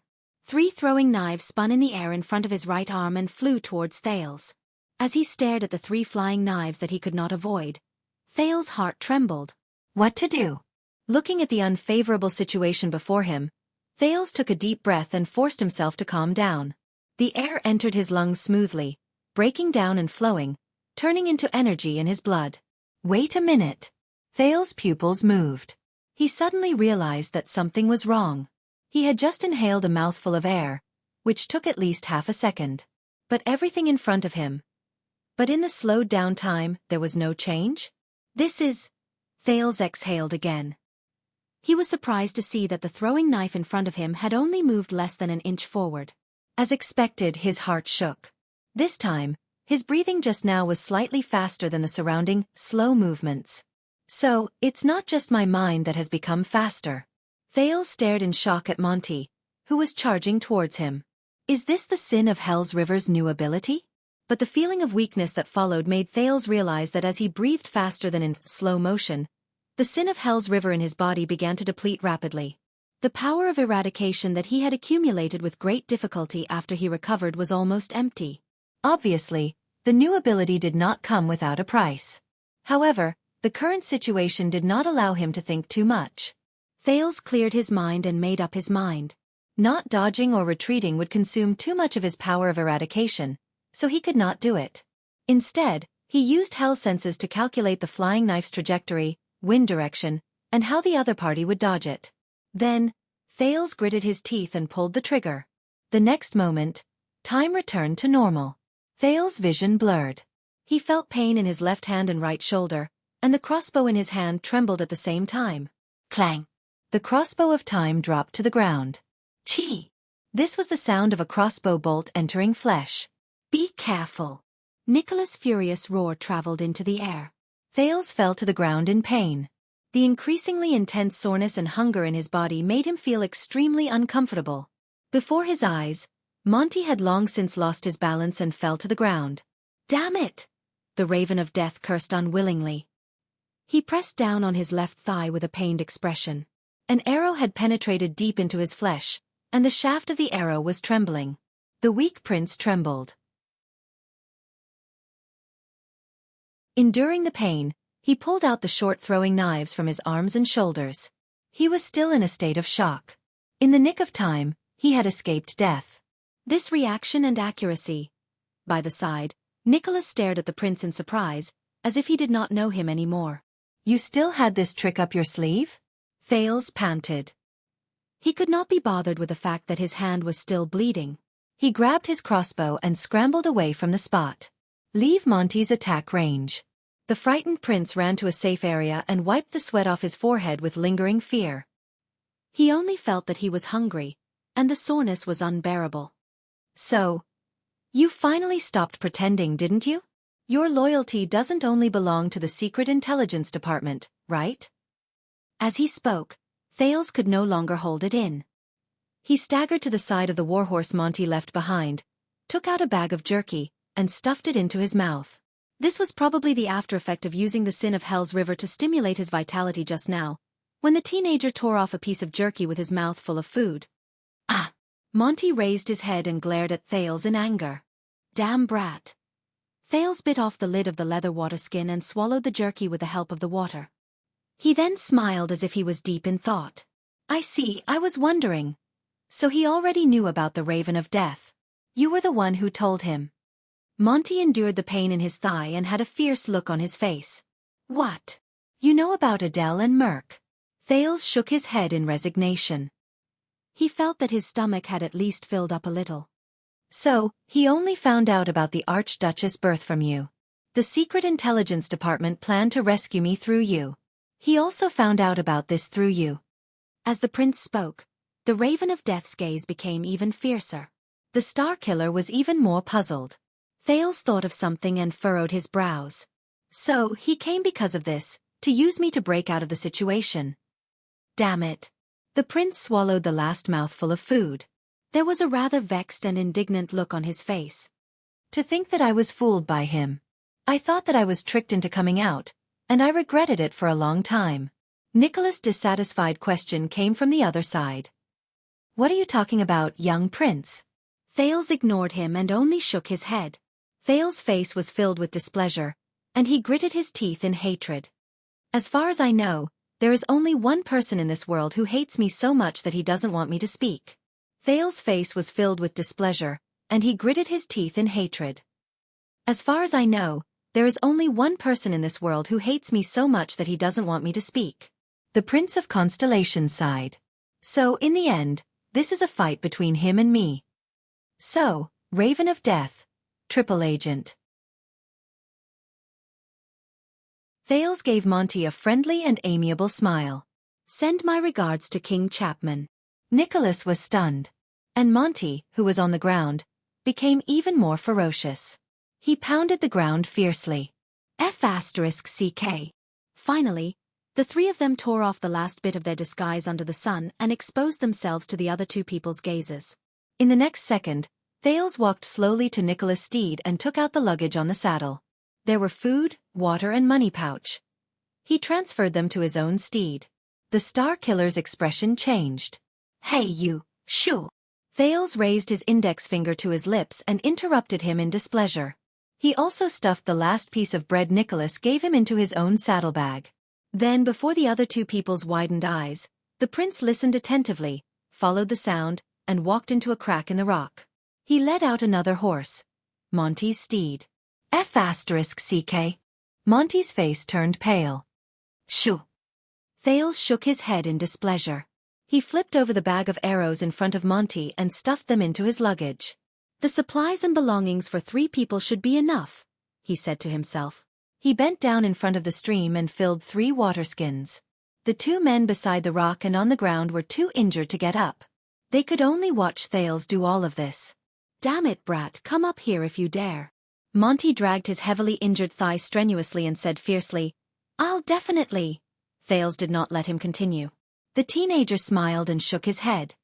How about this? I'll tell you a story.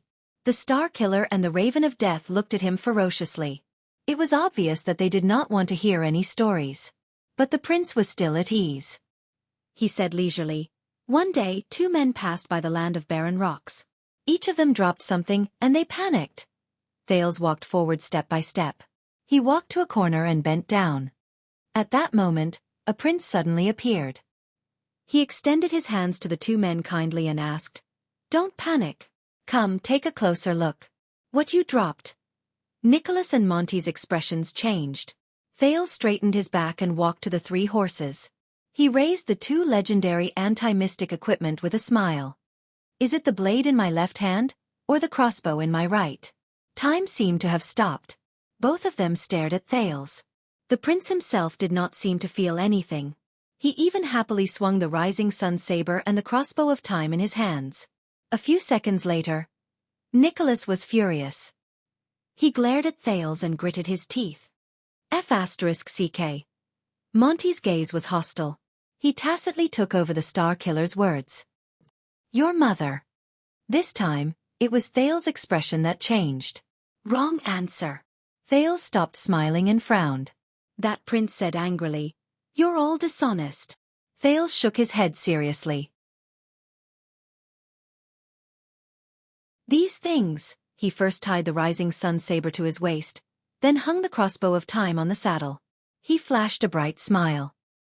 They're obviously mine. As he stared at their expressions, Thales happily untied the reins, stepped on the stirrups and got on his steed. The horse did not resist his ride. It seemed that ever since Silver Shadowman gave him that blessing at the foot of the mountain, horses rarely rejected him. Thales snorted, looked at the sky, and smiled in a relieved manner. You know. Thales exhaled and touched the quiver on the saddle. I can raise the crossbow now and shoot all of you to death here. Humph, Nicholas said coldly. Try it. Monty was silent and focused on dealing with his leg injury. Thales rode on the horse and looked at the two heavily injured men in front of him. He suddenly smiled. No. The prince shook his head. Do you know what's the difference between me and you? The Star Killer and the Raven of Death paused slightly. Thales looked at the Star Killer. Nicholas, 6 years ago, I was indeed the one who brought disaster to Dragoncloud City and brought you the humiliation of the White Blade Guards, but I was also the one who led you in counterattacking and chased Lampard out of Dragoncloud City. Nicholas snorted coldly. Our enmity is indeed a little complicated. When Thales talked about the past, he felt a little sentimental. But it's okay. During the 6 years I was in Heroic Spirit Palace, we should have settled all our enmity. So from now on, we don't owe each other anything. Nicholas looked at him coldly. In your dreams. Thales snickered. But his expression immediately became stern. He extended his hand and drew out the rising sun saber. But this saber. Thales stared at the golden saber in silence. Nicholas' expression tensed. The next moment, Thales suddenly raised his hand and threw the rising sun saber far away. Nicholas and Monty were both shocked. Asterisk clang. Asterisk the saber fell beside Nicholas' feet. The Star Killer stared at the saber under his feet in a daze. He did not react for a long time. What are you doing? Nicholas raised his head and asked through gritted teeth. Pretending to be generous? No, I'm not that noble. The bones in my body that you broke are still hurting. Thales sighed and straightened his face. But this is the proof of the battle between you and Tolja, and also the weapon you used to protect Dragoncloud City. Your real enemy is not me, especially after I leave. Instead of wasting time and energy on me, why don't you think about how to take back the saber that belongs to you? So, protect her well. Thales revealed a faint smile. Even if it's for Dragoncloud City. Nicholas' expression froze. The prince turned to the Raven of Death. Monty, we haven't known each other for long. Thales looked at the man laboriously breaking the crossbow bolt, a little amused. I have to say, no matter what your original intentions were, it's all thanks to your skillful scouting skills that I was able to escort me out of Dragoncloud City's pursuit. Monty furrowed his brows tightly. Thales sighed. But you shot me a few throwing knives just now. Then, the prince patted the crossbow on the saddle and revealed a mischievous smile. I'm not returning this crossbow to you. Monty's expression changed. Exasperated, he gritted his teeth and cursed, F***ck off. Ha ha ha. Thales laughed heartily. Nicholas watched all of this and curled up the corners of his lips slightly. A few seconds later, Thales slowly stopped laughing. You said that you live in the dark, and to survive, you don't care about who you're loyal to. But you remind me of someone. He seemed to be deep in thought, and his gaze was profound. A damn Camion. The Raven of Death gritted his teeth. Go to hell. Believe me, Lampard is not a good employer. He's too harsh on himself. Thales pointed to the east and shifted his gaze. So, one day in the future when you're at your wits' end again, why don't you come to me? Maybe I'll give you a good price. Monty's gaze shifted. Thales stared at him seriously. Remember, this is a promise from me, Thales Jadestar. Monty did not speak. So farewell. The prince shrugged and bared his front teeth at the two of them. Let's part ways.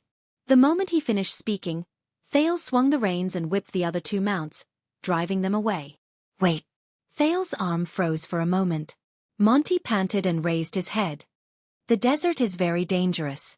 Heat, lack of water, sandstorms, getting lost, enemies, any one of these can kill you. Thales frowned slightly. I'm the only one who knows how to contact the person from the secret intelligence department in the desert. The Raven of Death gritted his teeth and said with a trembling voice, "Why don't you tie me up and bring me along? I'm already so injured anyway. At least don't leave me here." Thales pondered for a while as he listened to his words. He turned his head to look to the south. There was only endless barren rocks on the horizon. "If you ask me," Nicholas said coldly, "you'll definitely die if you enter the Great Desert alone. But bring him along?" The Star Killer said sarcastically, "You'll die even faster." Monty glared at him. "What do you think? You'll give me a good price?" The Raven of Death stared at him. "Then how about we start now?" Thales sighed. "All right, your words make me hesitate." Monty's eyes brightened. But Thales smiled again. "But someone told me that there's a good way to overcome my hesitation." Monty's expression froze. "That is?" Thales waved his hand at him cheerfully. "Don't give yourself the chance to hesitate." The next moment, Thales' expression was solemn. He lashed the reins on his horse's body. Asterisk clip-clop, clip-clop, clip-clop. Asterisk as the sound of the horse's hooves rose, the Prince of Constellation galloped towards the endless horizon. He left Xtet's borders completely. He ran towards his freedom. Only the two of them were left staring at each other in bewilderment. It felt like a long time had passed.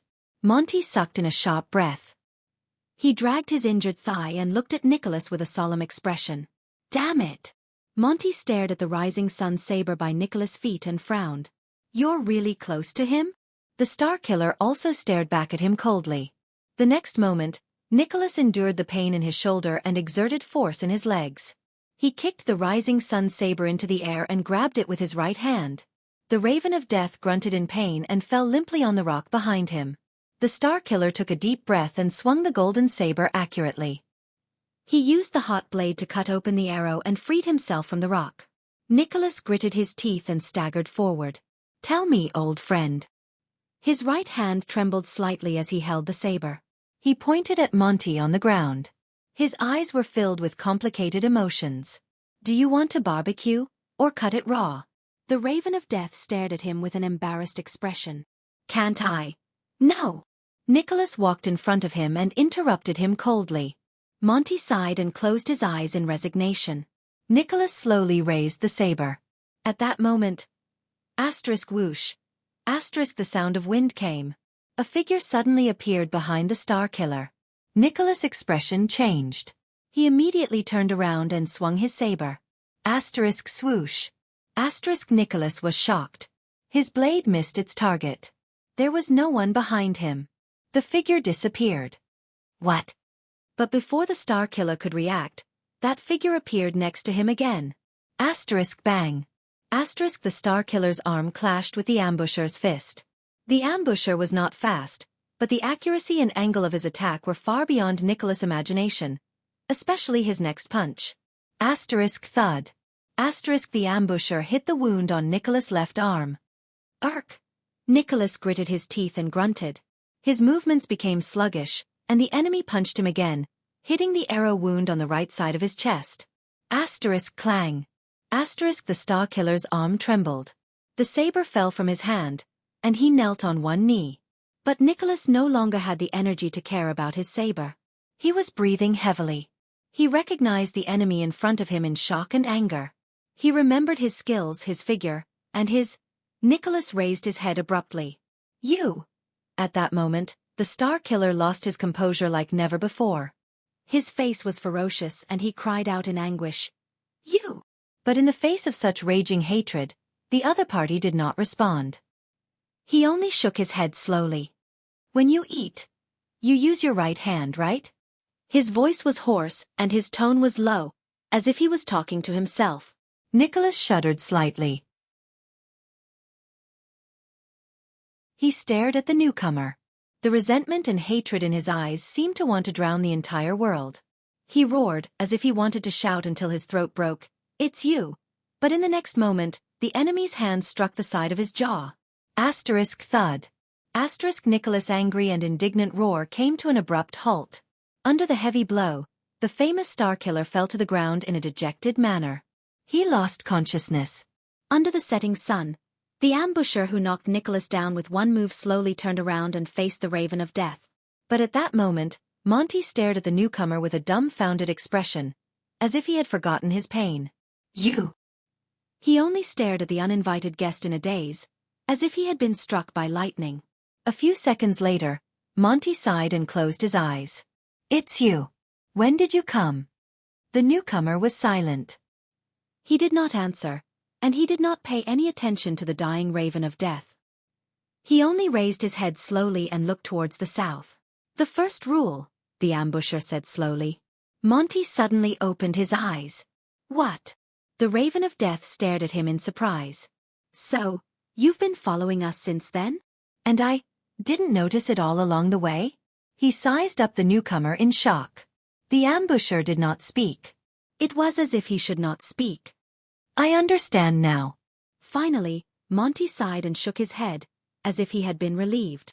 How could Spiky and his Archduchess guards catch up to me? So you were the one who lured him here. You didn't have the confidence to defeat me, the Raven of Death said dejectedly. So, you lured him here on purpose and waited for us to both be injured. Monty laughed in a seemingly mocking manner. He lowered his head desolately and did not speak any more. The ambusher was still silent. A few seconds later, the uninvited guest slowly opened his mouth and repeated his first sentence. The first rule? This time, there was a strange undulation in his voice. Monty frowned. What? In the next second, the ambusher suddenly attacked. Asterisk bang. Asterisk he struck Monty's neck with his palm. The Raven of Death did not even have time to finish speaking before he fell to the ground and fainted. The ambusher did not even look at the Starkiller and Nicholas on the ground. Instead, he slowly turned around and looked towards the south. He looked towards the end of his field of vision.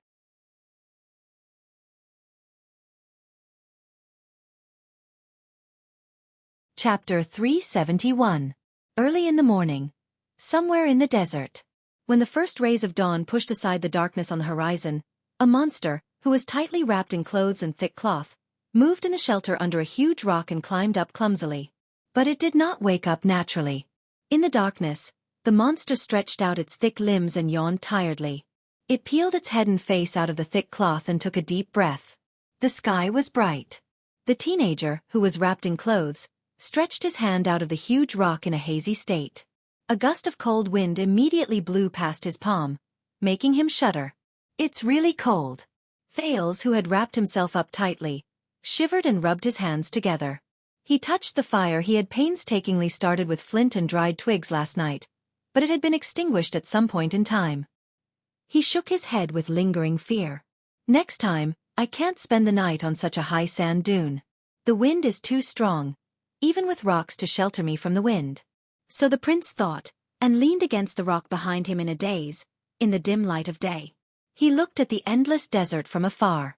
It took him 30 seconds to completely wake up from his drowsiness. During Thales' 6 years of studying in Dragoncloud City, almost every scholar who was lucky enough to go to Heroic Spirit Palace to teach the two students with prominent statuses would describe the Great Desert as hot, scorching, or other similar words. The truth was, only half of the time, it was deadly hot. The other half of the time, its nights were cold enough to store ice or freeze Thales to death. Damn it! Thales shrank his body and thought resentfully, they must have heard it from someone else. Serves the Northlanders right for not being able to enter the Great Desert. Thales sighed with emotion. He raised his gaze and took in the small canyon under the huge rock, as well as the endless sand dunes not far away. Nature was the most wonderful painter. Under the crimson horizon, the rolling sand dunes were dyed golden. The curves were elegant and smooth, like the buttocks and back of a beauty lying lazily on her side. It gave people an indescribable sense of gentleness. However, Thales was the only one who knew the merciless truth hidden under this refreshing and beautiful scenery. The sun rose, and the coldness of the night gradually disappeared. There were still a few hours left before the scorching heat of noon. This was the precious time he had to travel. Thales opened his luggage and checked his inventory. A piece of cheese and 2 rolls. And, The last bag of water. He sighed. Thales pursed his dry lips and suppressed his slight hunger. He stuffed the cheese back into his luggage. He took out what was left of the bread and silently chewed on it in the quiet morning to replenish the energy he needed for the morning. Before he found another water source, he couldn't eat too much, as it would make his body water deplete faster. When he thought of this, the pressure in Thales' heart suddenly increased. Thales got up and dug a sand pit not far from the camp. He uncovered a piece of sackcloth and took out a few stones from it. He was glad to find that the bottom half of the stones were cold and wet. The prince treated them like lovers. He happily opened his mouth and sucked on the moisture on them. The taste was a little strange, but he could get some water from them without using up precious water. Why not? But water shortage was not the only threat. Thales tested the temperature around him and quietly took off his clothes to keep him warm for the night. He tied up his luggage and extended his hand into the bonfire, which only had a little bit of warmth left. He blackened the upper half of his face, especially the area around his eyes. When Thales, who had been walking in the endless desert for a day, realized that his vision was starting to blur, the panic in his heart almost overflowed his chest. Then he remembered this method. It was said that the Northland hunters in the day before the bitter cold winter would occasionally use this method to avoid snow blindness that could be caused by wandering too long in the white snow. Thales dared to swear on his experience in the desert for the past 3 days that this method was equally effective in the desert. After Thales finished blackening his face, he unfolded the piece of sackcloth used to collect water and tied it to the top of his head. He tied his hair and temples tightly. Although Thales did not think that the desert was very hot, even though everyone had told him that the biggest threat in the desert was heat, the headscarf should more or less be of some help, be it to keep out the sun or to keep out the wind. From the leggings to the cuffs, he carefully checked his clothes. He took out the black cloth that Jayla gave him and used it as a mask to cover his mouth and nose. Only his eyes were exposed. He carried his luggage and the crossbow of time, grabbed 2 tree branches that he used as walking sticks, and confirmed that the direction in which the sun rose was to his left. May everything go well today. Let me find a water source. Or help. With that thought in mind, the prince took a deep breath and walked out of the shelter. He was done with his preparations and was just short of wrapping himself up as a surprise gift. The wind immediately blew against his face, bringing with it the coldness of the night. He could not help but narrow his eyes. There was a large sand dune in front of him. Thales carefully circled around its center and searched for a gentle slope that was far away but had a small slope. He tried his best to avoid the direction of the wind and went up it diagonally. He crossed this sand dune and foolishly went up and down in a straight line on his first day in the desert. After climbing over 2 sand dunes, he was panting and his legs were numb. Now, Thales had finally learned his lesson. Asterisk whoosh. Whoosh. Whoosh. Asterisk the wind and sand blew against his back. Tiny grains of sand hit the sackcloth beside his ears and made a buzzing sound. Thales used the strength of his walking stick to move forward step by step. When he encountered a high slope, he would take a detour, and when he encountered a gentle slope, he would proceed cautiously. The sun gradually rose, and the cold desert gradually warmed up. Occasionally, he would turn his head to look around, but all he could see was yellow sand. He could only hear the wind whistling past his ears. There was no sign of any birds or beasts.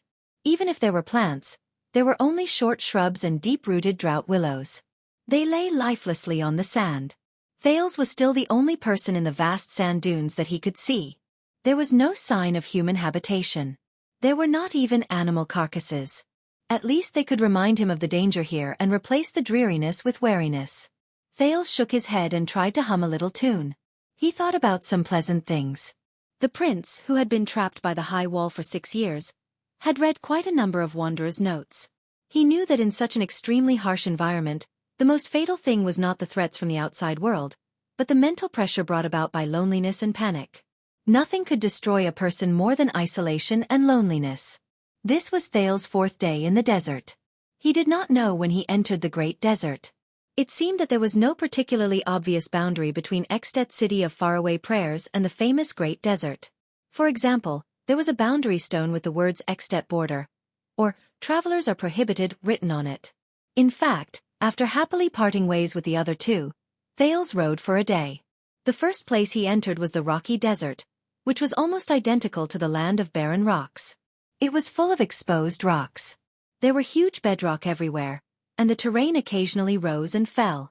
His field of vision was extremely wide.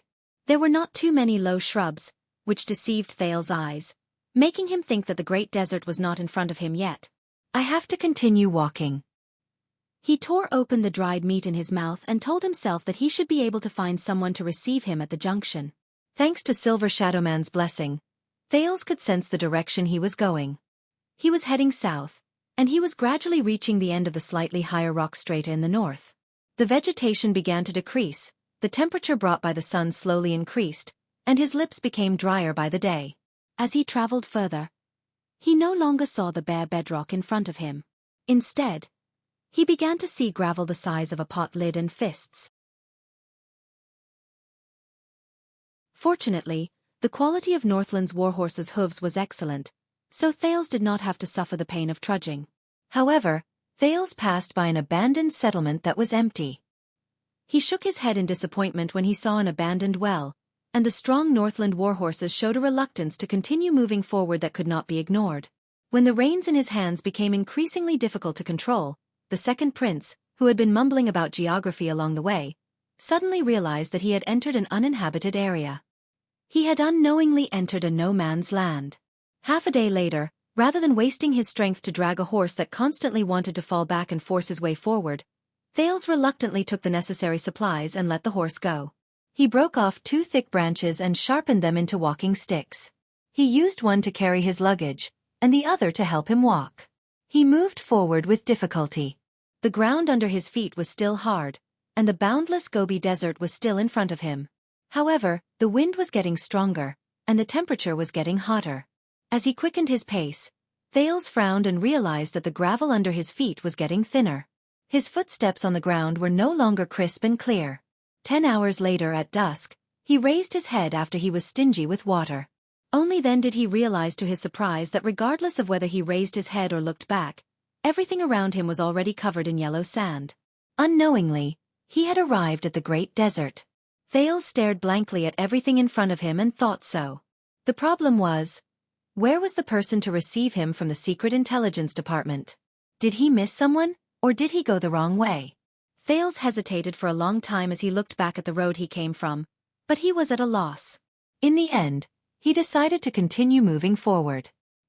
He would head southeast according to the direction in his memory to look for an oasis and the supply line for the Constellation Army. Before this, Gleeward and Kurtz in Dragoncloud City seemed to have predicted that he would not stop even if he escaped out of the city. They had long since prepared an outfit suitable for the journey for the prince. Monty's 2 mounts were obviously related to the Secret Intelligence Department. The luggage on the saddle was filled with the necessary items to cross the desert: water, bread, salt, flint, as well as thick clothes and ropes. There were also the 2 walking sticks he broke on the way. Thales felt good for a while after he finished checking his luggage. However, the hellish journey of the next day told him that he was wrong. Thales had underestimated the Great Desert. It was far more terrifying than he had imagined. The loose sand on the ground seemed harmless, but in fact, it was an obstacle that made it difficult to walk.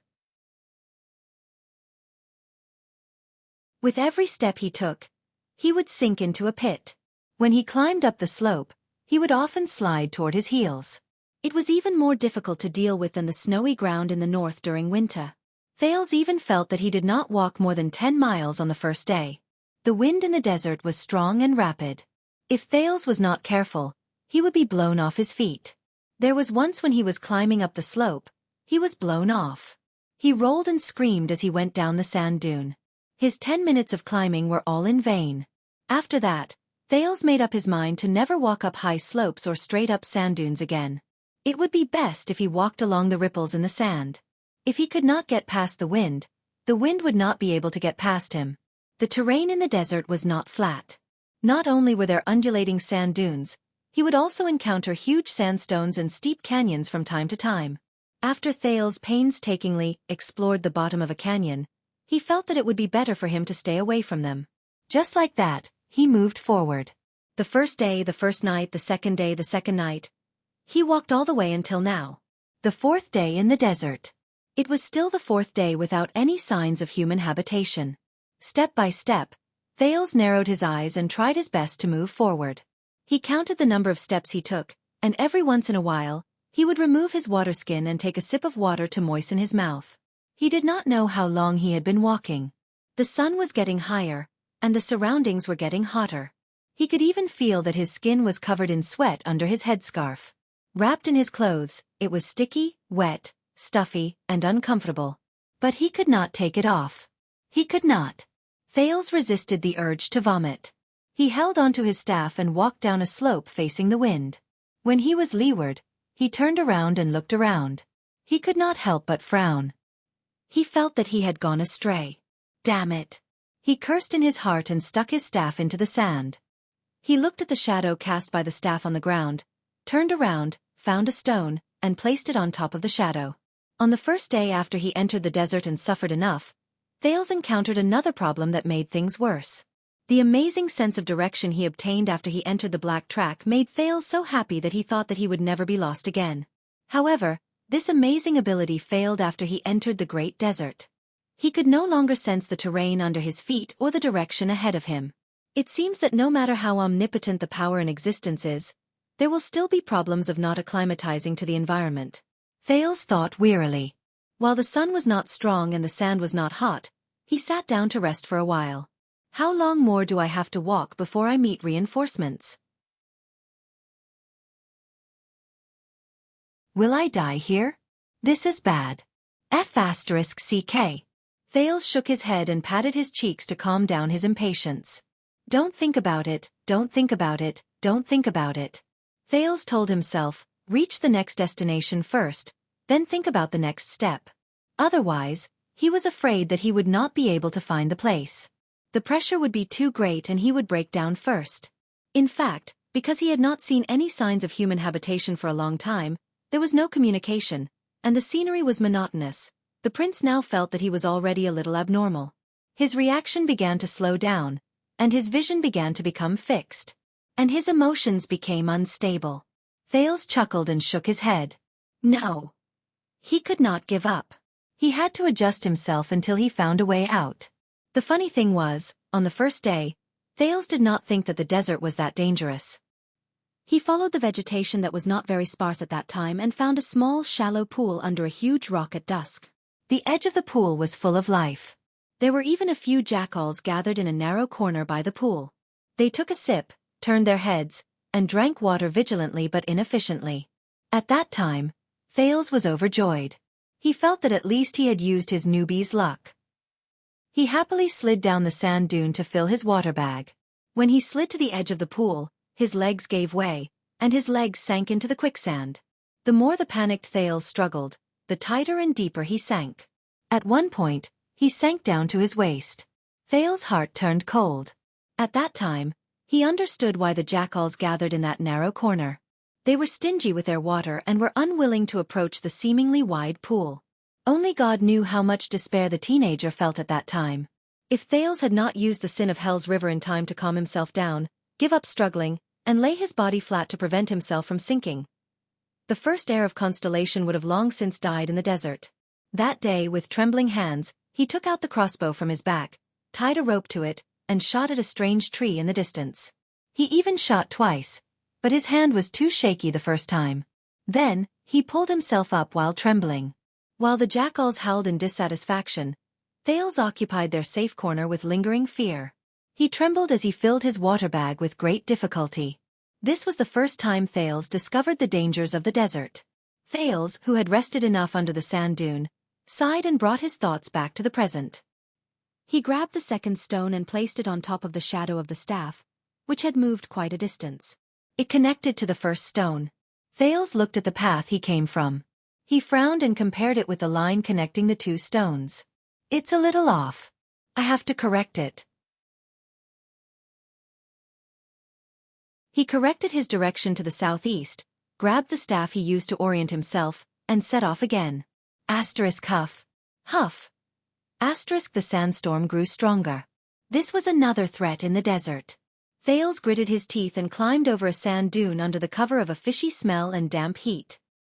He raised his right palm to cover his eyes and looked for a place with lush vegetation that could serve as a shade, and possibly a source of water. Noon soon arrived. He had to be ready for the next step of resting. He still remembered that on the first noon when he entered the desert, he chose to set up camp at the bottom of a large sand dune to rest to avoid the scorching sun and merciless sandstorm. However, when Thales woke up from his afternoon nap, he tasted sand in his mouth the moment he turned his head. Filled with fear and panic, he spat and got up. He was horrified to find that during the 2 hours he had been resting with his eyes closed, the sandstorm had already submerged his legs and would soon cover his hands. If he had slept for another half an hour, Thales learned from then on that unless he wanted to find a free grave in the desert, he should never choose a place that was too low to rest. The prince silently recalled the many lessons he had learned during the past few days of suffering and torture. He found a place to rest, a small tree beside a steep slope. Thales took another small sip of water and continued moving forward. He moved forward with great difficulty. He could feel that the water in his body was rapidly draining away. As the sun rose higher and his surroundings became hotter, the amount of energy and nutrients he needed to move would increase exponentially. Rest, Thales thought solemnly. He forced himself to focus on the goal in front of him. He needed to rest and avoid the hottest few hours. The sandstorm continued. Thales watched as the yellow sand under his feet was slowly peeled away. He finally reached his destination after counting more than 800 steps. He hid in the shade of the tree to avoid the scorching sun. Feeling the rapid drop in temperature, he sighed and took off his headscarf and mask. Thales was ready to take an afternoon nap, but he was not in a hurry to find an empty space. Instead, he carefully grabbed his cane and knocked on the ground to push away the stones around him. It would be best if the stones were further away from him. Thales did not forget that the first friend he made in the desert was a rattlesnake. On the second day he entered the desert, when he was resting under the shade of a tree, he sat down on the ground in exhaustion. He pushed his left hand backward and pressed against a slippery and cold object. That thing quickly leaped up from behind the stone. She bit him on the forearm. Thales was scared out of his wits. The rattlesnake was obviously very dissatisfied with someone disturbing its afternoon nap. If Thales had not just experienced the bone-piercing cold of the first night and wrapped himself up tightly like a maniac, that bite would have probably killed him, although Thales did not know whether it was poisonous or not. Thales recalled the frightening journey that day and subconsciously touched his left arm. The tear on the 3-layered sleeve was still carefully sweeping away the stones around it. Sure enough, after a larger slab-like stone was lifted, a new friend ran out in dissatisfaction. Thales frowned and looked at the black sand scorpion that was half the size of a palm.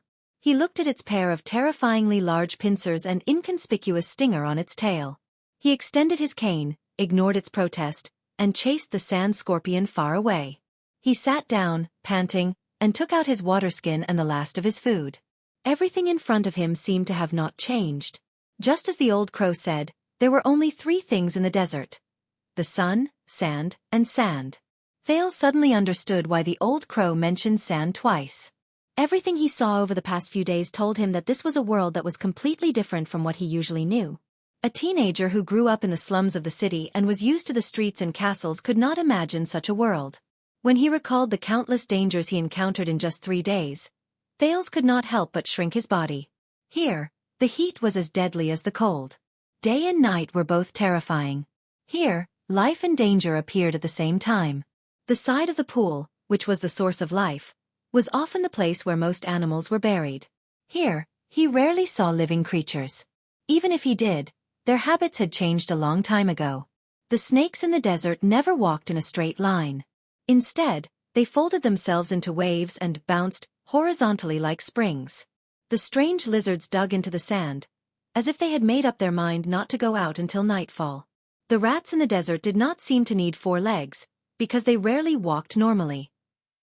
They preferred to touch the air and leap forward. The vultures that occasionally flashed across the sky did not seem to stop. They traveled long distances every day. The color of the spiders in the desert was indistinguishable from the sand. Here he had to be humble. Thales recalled Hick's words. He had to relearn everything, such as the jackals by the pool. From then on, Thales learned to follow the footprints of the animals. At the very least, he would not make any major mistakes. Thales sighed, ate the last piece of cheese, and began to think about the most serious problem he faced. He ran out of food. It was not that the prince had never suffered from hunger before. His life in the abandoned house had never given him the experience of filling his stomach. But he was in the great desert. This was terrible. And his reinforcements were still nowhere to be seen. It was not that Thales had never tried to look for fruits from plants. In fact, he had indeed found fruits from a few strange plants on the leeward slope. He could not suppress his hunger until he saw a dried skeleton next to it. My God! Thales touched his forehead in pain. Who knew what else could be eaten in this desert? At this moment, he glanced to the side from the corner of his eye. The unlucky sand scorpion whose nest was occupied had not gone far. It was still poking and knocking on the ground, looking for its next nest. As he stared at the scorpion, Thales touched his hungry stomach and furrowed his eyebrows.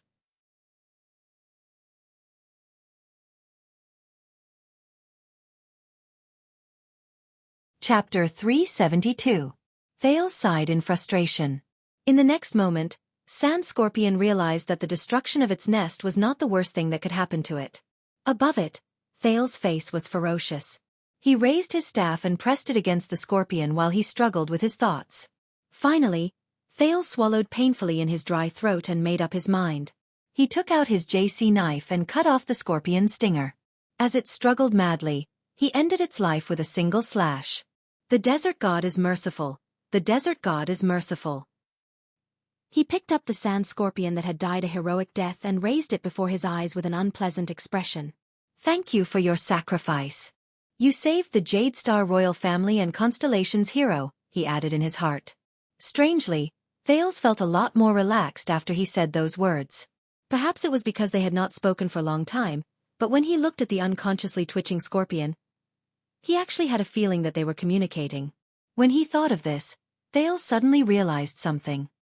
He did not dare to think anymore. He closed his eyes tightly and bit the sand scorpion in his mouth with great difficulty and pain. Asterisk crunch. Asterisk F asterisk CK. The first bite made Thales' face contort in pain. The magical taste and aroma entered his sensory nerves through the taste buds on his tongue and the friction between his teeth. Asterisk crunch. Asterisk the second bite. Fat, juicy, crisp, chewy and life-saving. Thales desperately thought of these words. He forgot about the strange taste in his mouth and bit the two exposed pincers into his mouth. Asterisk crunch.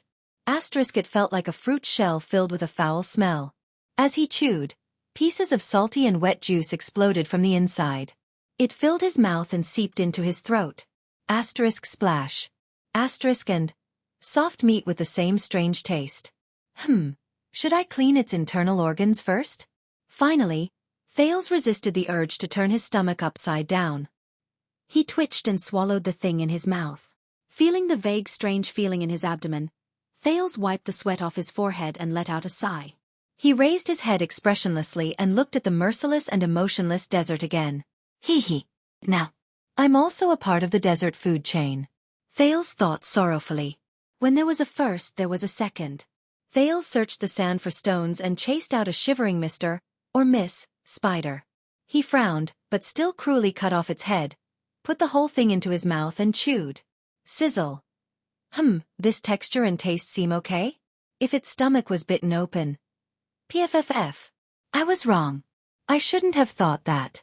I was really wrong. Thales swallowed it with tears in his eyes. A few hours later, in the slightly cooler evening, Thales set off again. This time, his footsteps were much lighter. Until the next resting point, Thales caught an innocent big-bellied lizard in a cave that was not well hidden. This time, he delightfully removed its internal organs.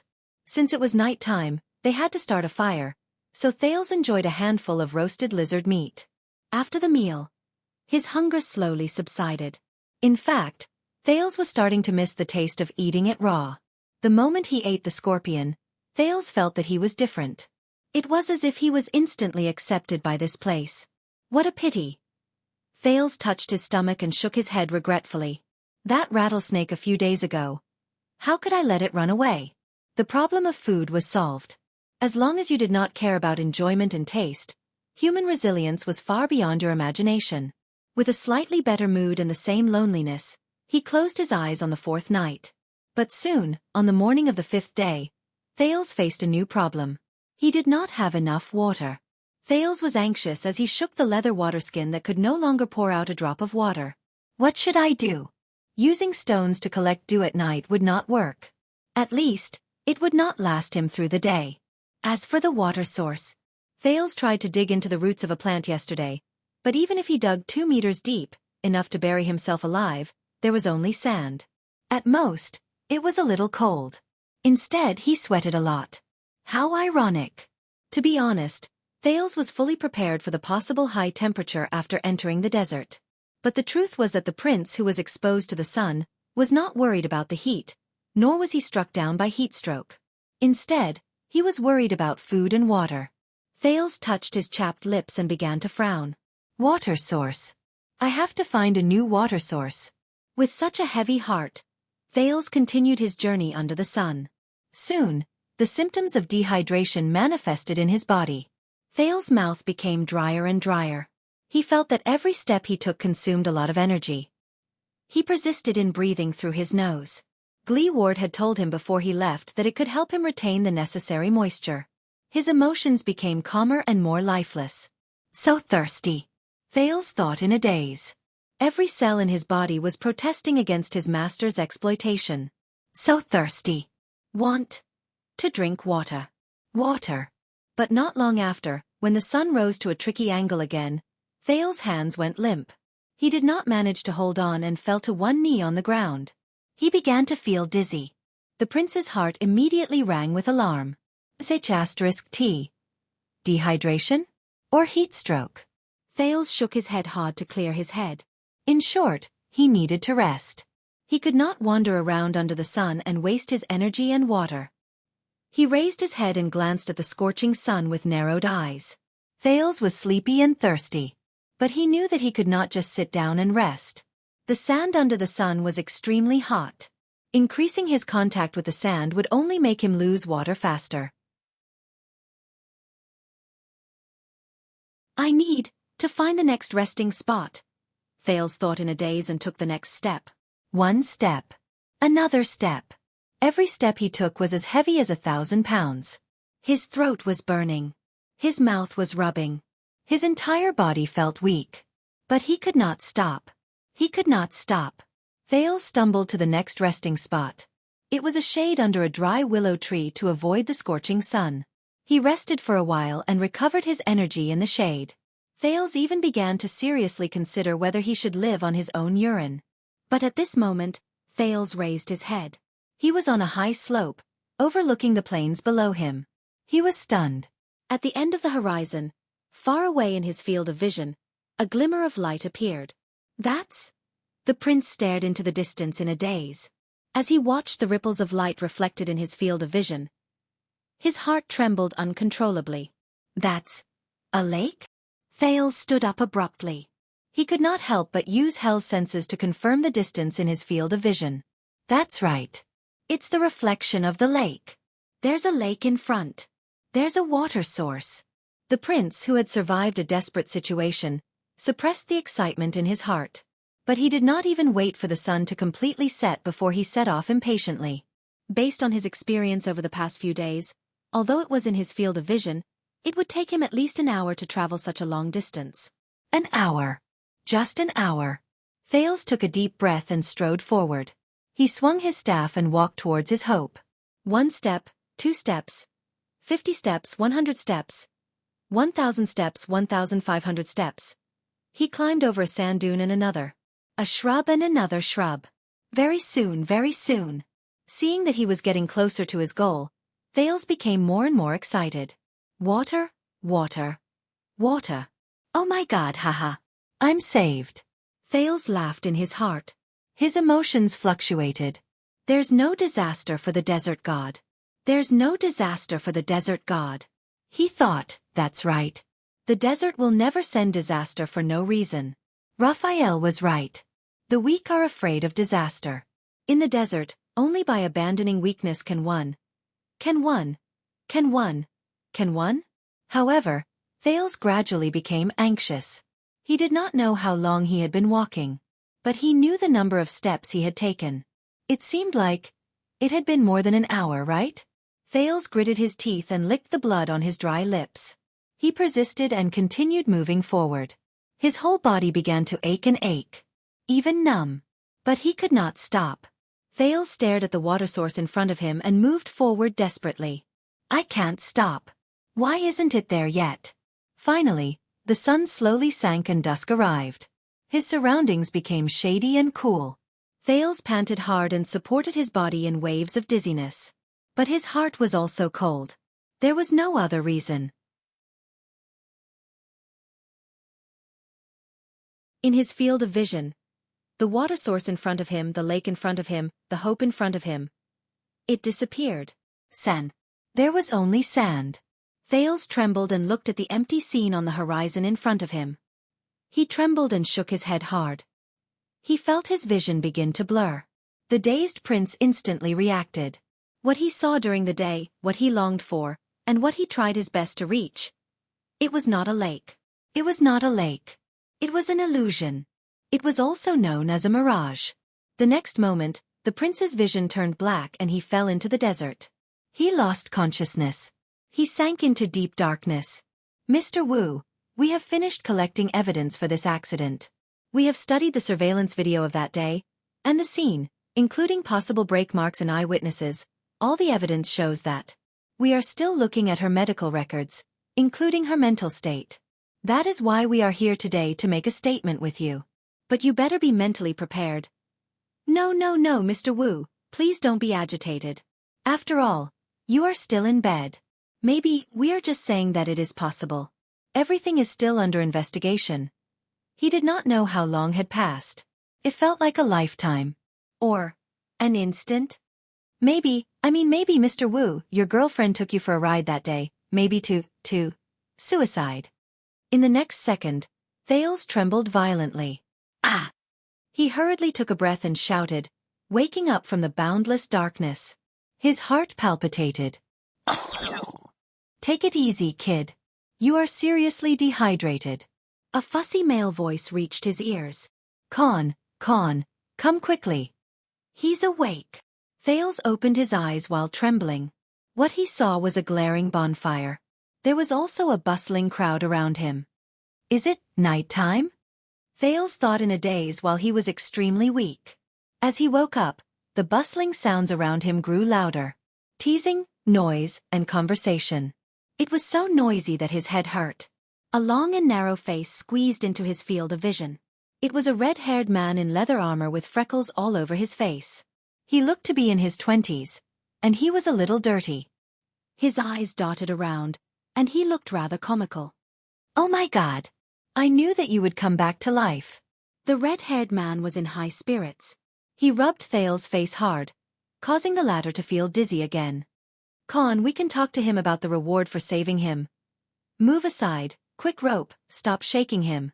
An old man's voice came from afar. There was a lot of dissatisfaction in his tone. You're not helping. The owner of the voice seemed to be quite dignified. As he spoke, the noise around him slowly died down. The man named Quick Rope also stopped shaking him. The old voice came again. Here, drink. Thales felt his head being lifted up, and something hard was shoved into his mouth. The moisture in his mouth made him slightly confused. Wait. Water. Thales thought of something. It's water. He struggled subconsciously, snatched the water bag with both hands, and sucked the liquid inside with all his might. Gulp, gulp, gulp. Thales held the water bag in his hand tightly like a madman. Oh my God. Water, water. He had never felt as if water was a gift from God as he did at that moment. Slowly, sip by sip. The dignified and old voice was very gentle. He supported Thales' back while holding the water bag gently, controlling the speed at which Thales drank. You have just recovered. You cannot drink too quickly. Finally, a few minutes later, Thales let go of the water bag and leaned back, exhausted. He saw the owner of the old voice clearly. It was a bald man with a rough face. He was in his 30s, had a fine stubble, and was dressed in leather armor, just like Quick Rope. His eyes were deep, and he was staring at Thales with a thoughtful expression. Thank you, Thales said weakly and laboriously. Under the night sky, the bald man named Khan smiled under the light of the fire. Very good, you look much better. At that moment, hey, Big Khan!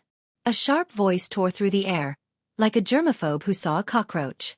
There was a commotion in the area again. The third voice sounded rather slippery and old. It came from afar, and there was a hint of dissatisfaction in his tone. I heard that you were a busybody again and picked up a piece of trash on the road. I'm protesting against you.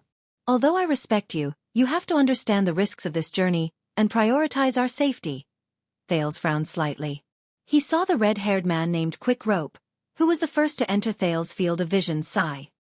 He said to the bald Khan with a bitter expression, "Oh my God, it's that profiteer Seth. He's here again."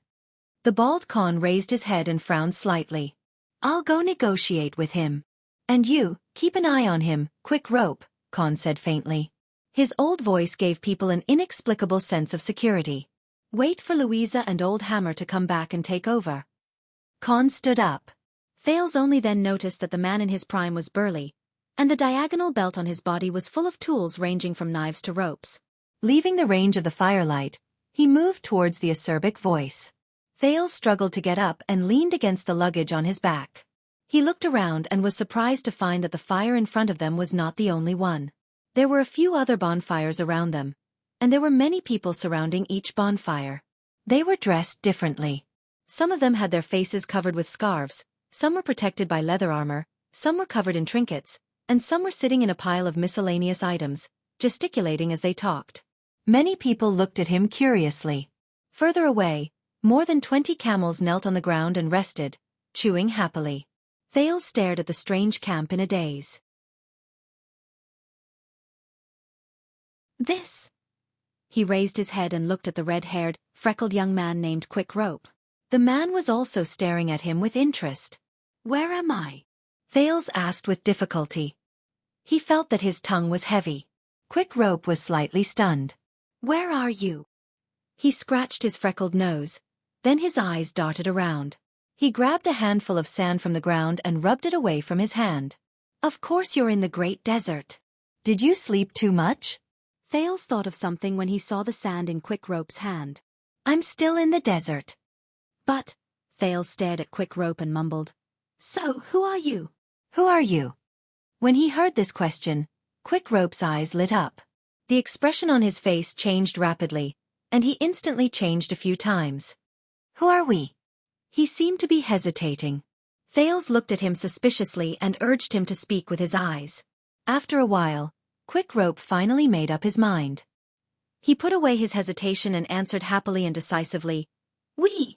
The young Quick Rope was beaming with joy. He said something that stunned Thales.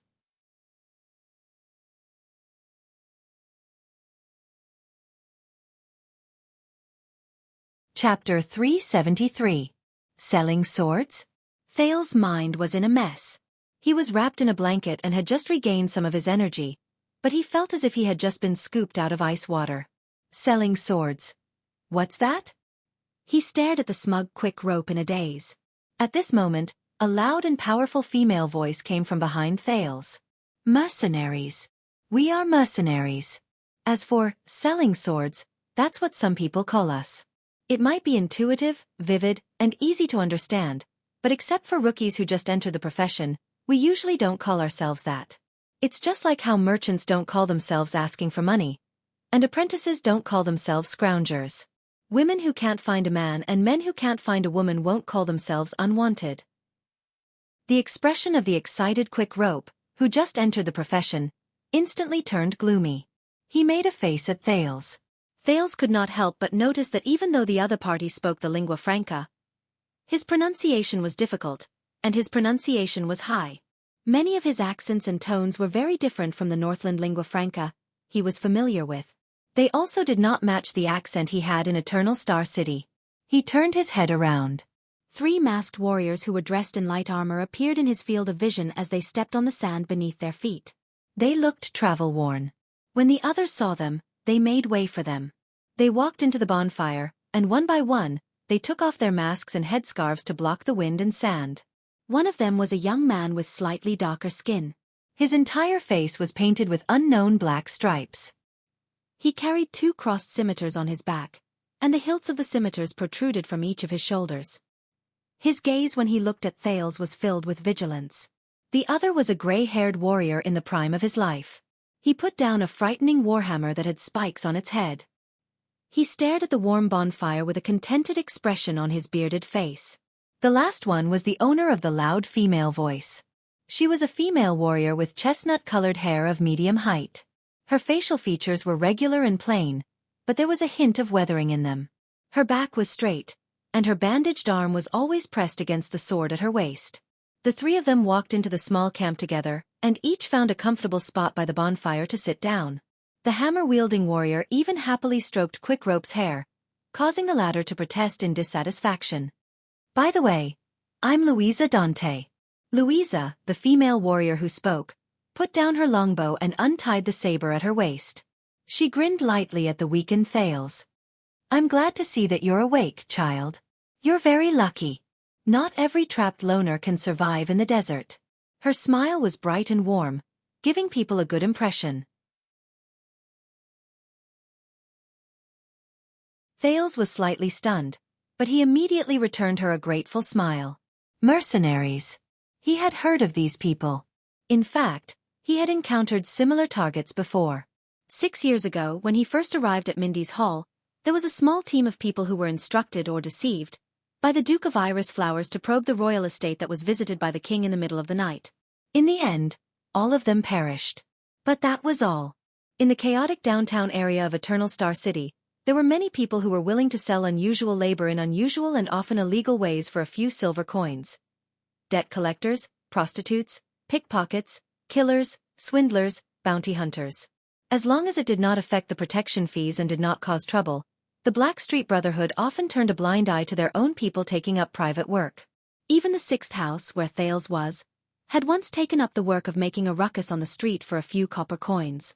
But within the high walls of the towering capital, Thales had never seen the pinnacle of this trade. The people who sold violence purely for money were full-time mercenaries who only appeared in bardic poems and rumors.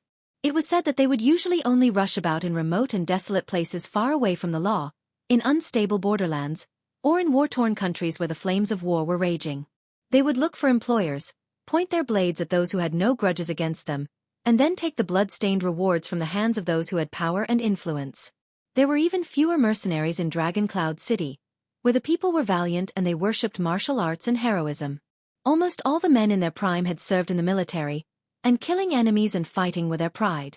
Even old men in their 70s could swing their axes fiercely for more than 10 rounds. Who would be willing to rely on a stranger's weapon? As the political center of Eternal Star City, there was no need for mercenaries. Dragon Cloud City, which was self-reliant, did not need mercenaries either. But here, Thales stared at the long and short equipment these people wore. They were suitable for both long and short distances. They were completely different from the professional or conscripted soldiers who pursued a single function. He turned his head slowly and looked at the dangerous desert under the howling cold wind.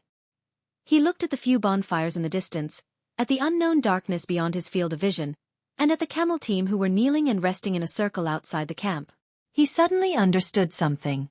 So, the female warrior untied her sword and patted the sand off her body. She looked at him expectantly. Thales snapped out of his daze and looked at her politely. "So what? I told you my name, boy, and as a courtesy and a response." Louisa smiled as usual. "Oh, I'm sorry." "I am," Thales only reacted then. He hurriedly pushed himself off the ground and tried to sit up, but he felt his vision go black and his arms go limp. Whoa, take it easy." Quickrope quickly caught Thales, who was about to fall, and put him down gently. He made a fuss about nothing. He made a fuss and said, "You can't stand up yet. When you were discovered, you were lying face down in the middle of the road. Half of your body was buried in the yellow sand, and you looked like an inconspicuous sandstone. If it weren't for Dean's sharp eyes, a team of 23 Bactrian camels, each weighing 800 to 900 pounds, would have trampled over you." "Relax, boy." The hammer-wielding warrior stroked his beard. "You're out of danger, and we have the whole night to listen to your self-introduction." Thales glanced at him gratefully, then turned to Louisa. I am. My name. The prince could not help but be stunned. It had been a long time since he formally introduced himself to a stranger. In fact, whether it was when he was a child beggar or when he was a prince, he did not need to introduce himself. In the former, no one cared about his name, but in the latter, everyone knew his name. Thales could not help but feel a strange sense of absurdity as he looked at the other people's curious gazes and their unfamiliar and distant gazes. Wuxia. His voice rang weakly by the bonfire. My name is Wuxia. The others looked at each other.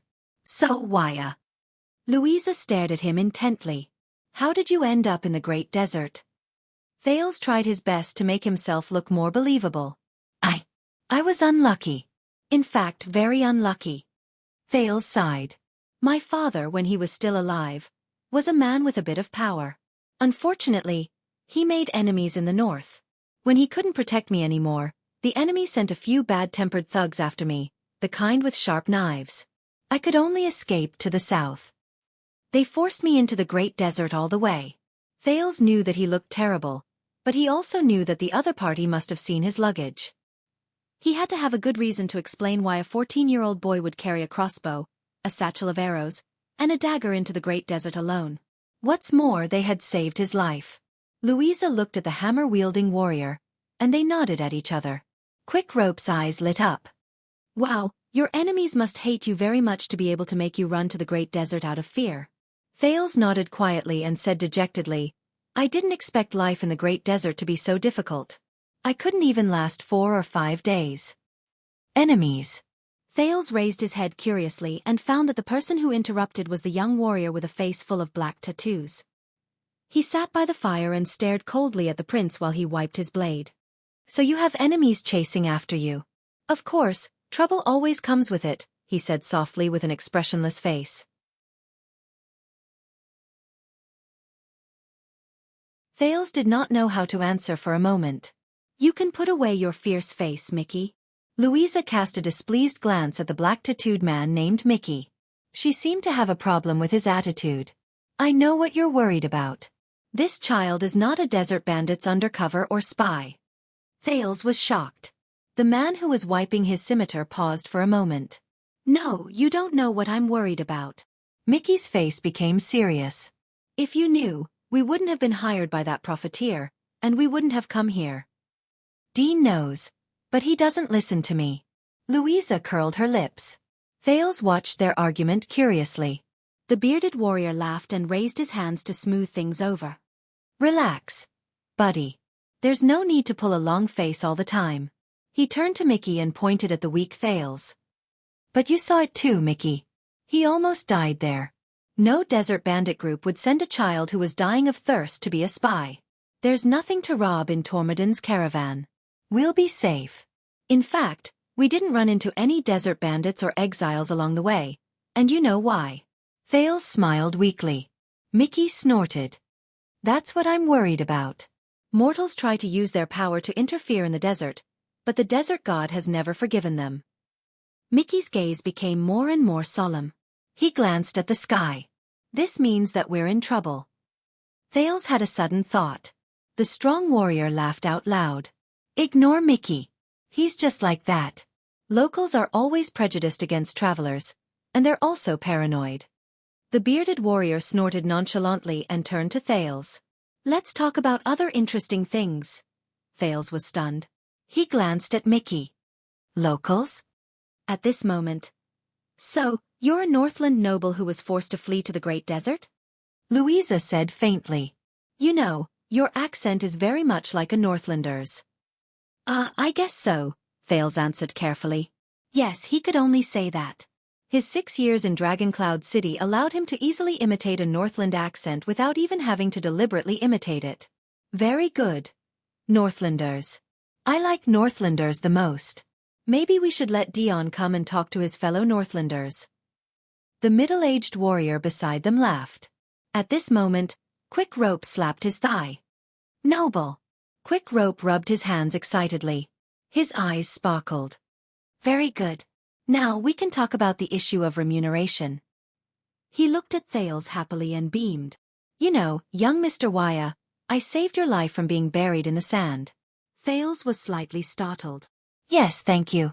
But at the same time, he noticed that Louisa, the strong warrior, and the young man with black tattoos all rolled their eyes towards the outside. Quick Rope straightened his back with a proud look on his face. So, according to the rules of the desert, I saved you. In other words, I will automatically own all your property, including the ownership of your person. Quick Rope coughed, put his hands on his hips and said seriously, So why are you mine now? Thales was completely stunned. Do you understand? In the next moment, a palm the size of a pot lid slammed into the back of Quick Rope's head from behind. Asterisk slap. Asterisk ah. Quick Rope's scream even startled a camel in the distance.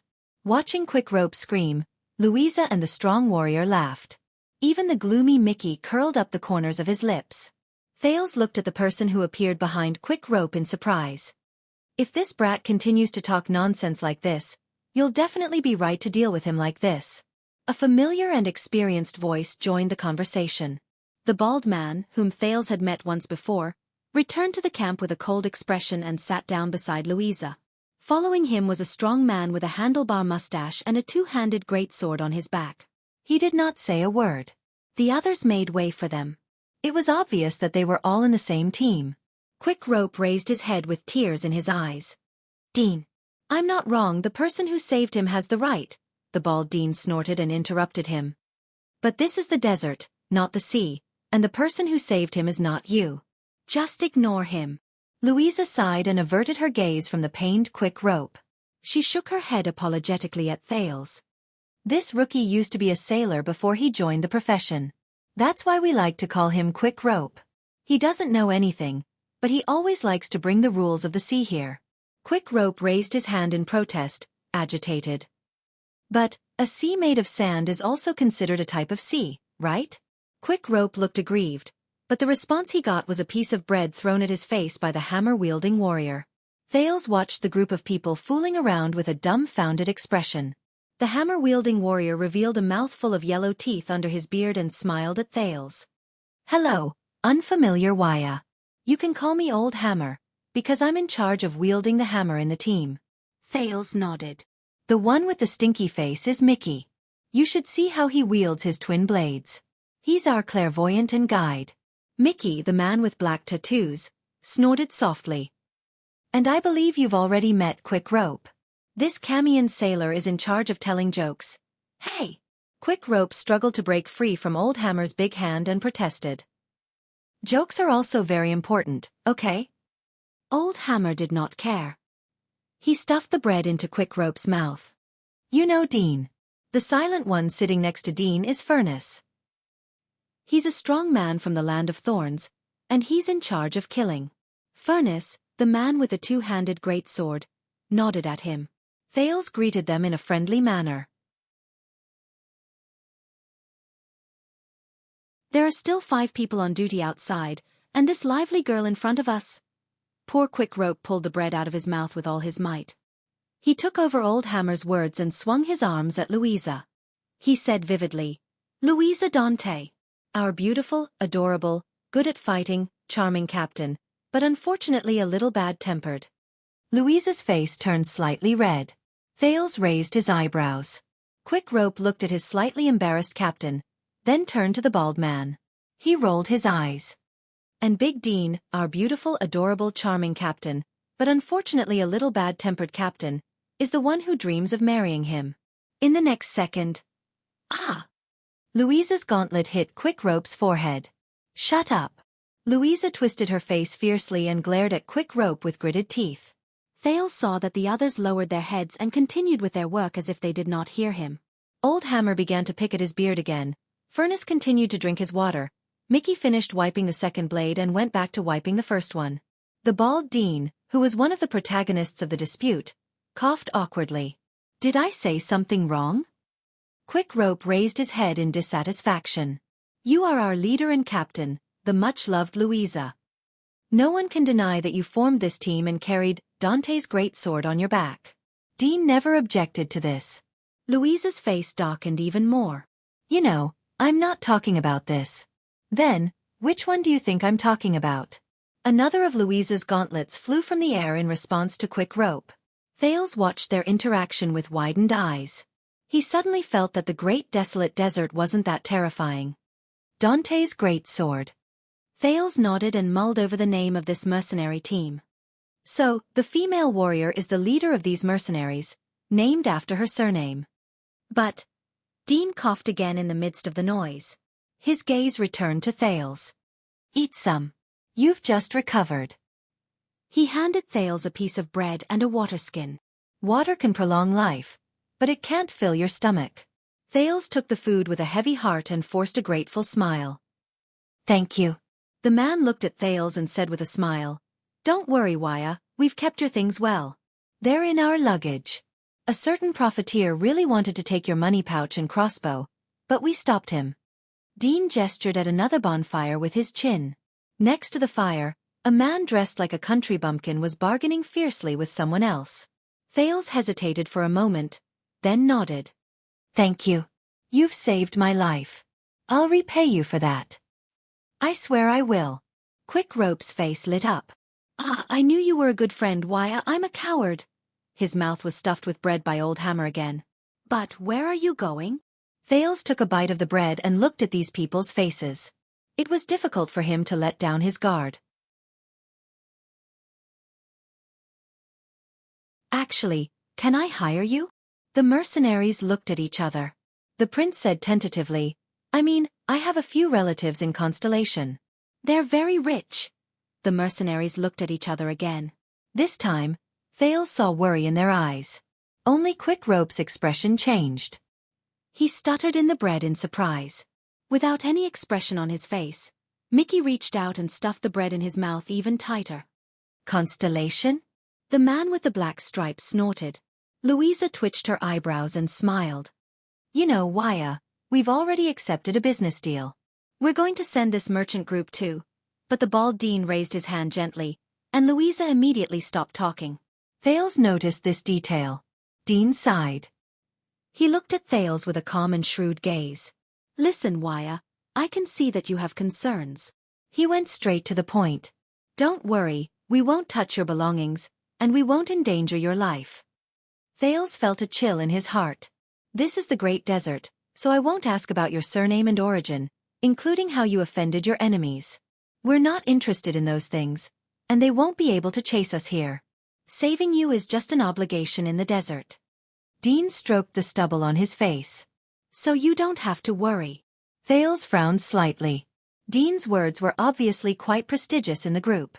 Once he said this, even Mickey, who was hostile towards him, did not say anything else. Only Quick Rope, who pulled the bread out with great difficulty, raised his hand with a long face. What about our remuneration? No one paid attention to him. I just want to ask about a few other things, Dean said solemnly. Wuxia, you came down from the north. Thales was a little baffled and a little nervous. Right. Dean muttered to himself and pressed his fingers on his knees. The others waited patiently for his question. And you didn't run into Constellation's army along the way? Thales frowned. No. Dean's expression changed slightly. At and Constellation didn't fight in the desert? No, Thales said flatly. At least I didn't see it. You didn't run into desert bandits? No. Once he said this, everyone seemed to breathe a sigh of relief. Looks like the road ahead is smooth, Louisa said happily. Guys, we're very lucky. We're on the right path. Quick Rope chuckled and punched Old Hammer, but he was pushed back by the latter's great strength. Thales looked at them in puzzlement. He did not quite understand. But Dean seemed to be very cautious. He continued to ask, But you didn't run into any tribes that gathered at the oasis? I didn't see many oases, and I didn't see any tribes. You didn't run into any exiles. What are exiles? You didn't run into gray skins either? I mean orcs. No, I was alone from the beginning to the end. Dean did not speak again in the face of Thales' question. Strange, the desert shouldn't be so calm, Dean muttered. I have to discuss this with Tormodin again. What's wrong? Louisa asked in concern. Dean shook his head. It's nothing. Hopefully, I'm just worrying needlessly. He seemed to have finally finished asking his question and nodded at the others. So, can you send me to Constellation? The prince looked at Dean, knowing that he was the backbone of this team. It doesn't have to be too far. Just go to Western Desert, to Bladefang's Dune. As I said, I have relatives there. The others laughed. How unfortunate, poor Wuxia. Old Hammer smiled faintly.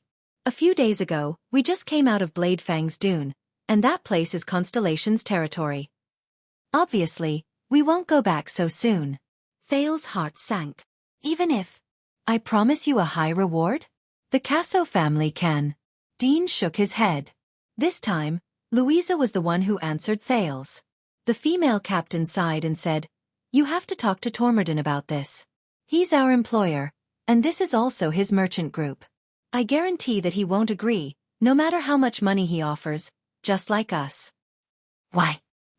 Let's put it this way. The female captain shrugged, tilted her head, and looked around. The day before we departed, Constellation issued a ban in Bladefang's camp. Within a month, no one is allowed to enter the Great Desert. Thales was stunned. Constellation's ban. So that's... Louisa shook her head. Obviously, they want to send their army into the desert to fight, no matter who they fight.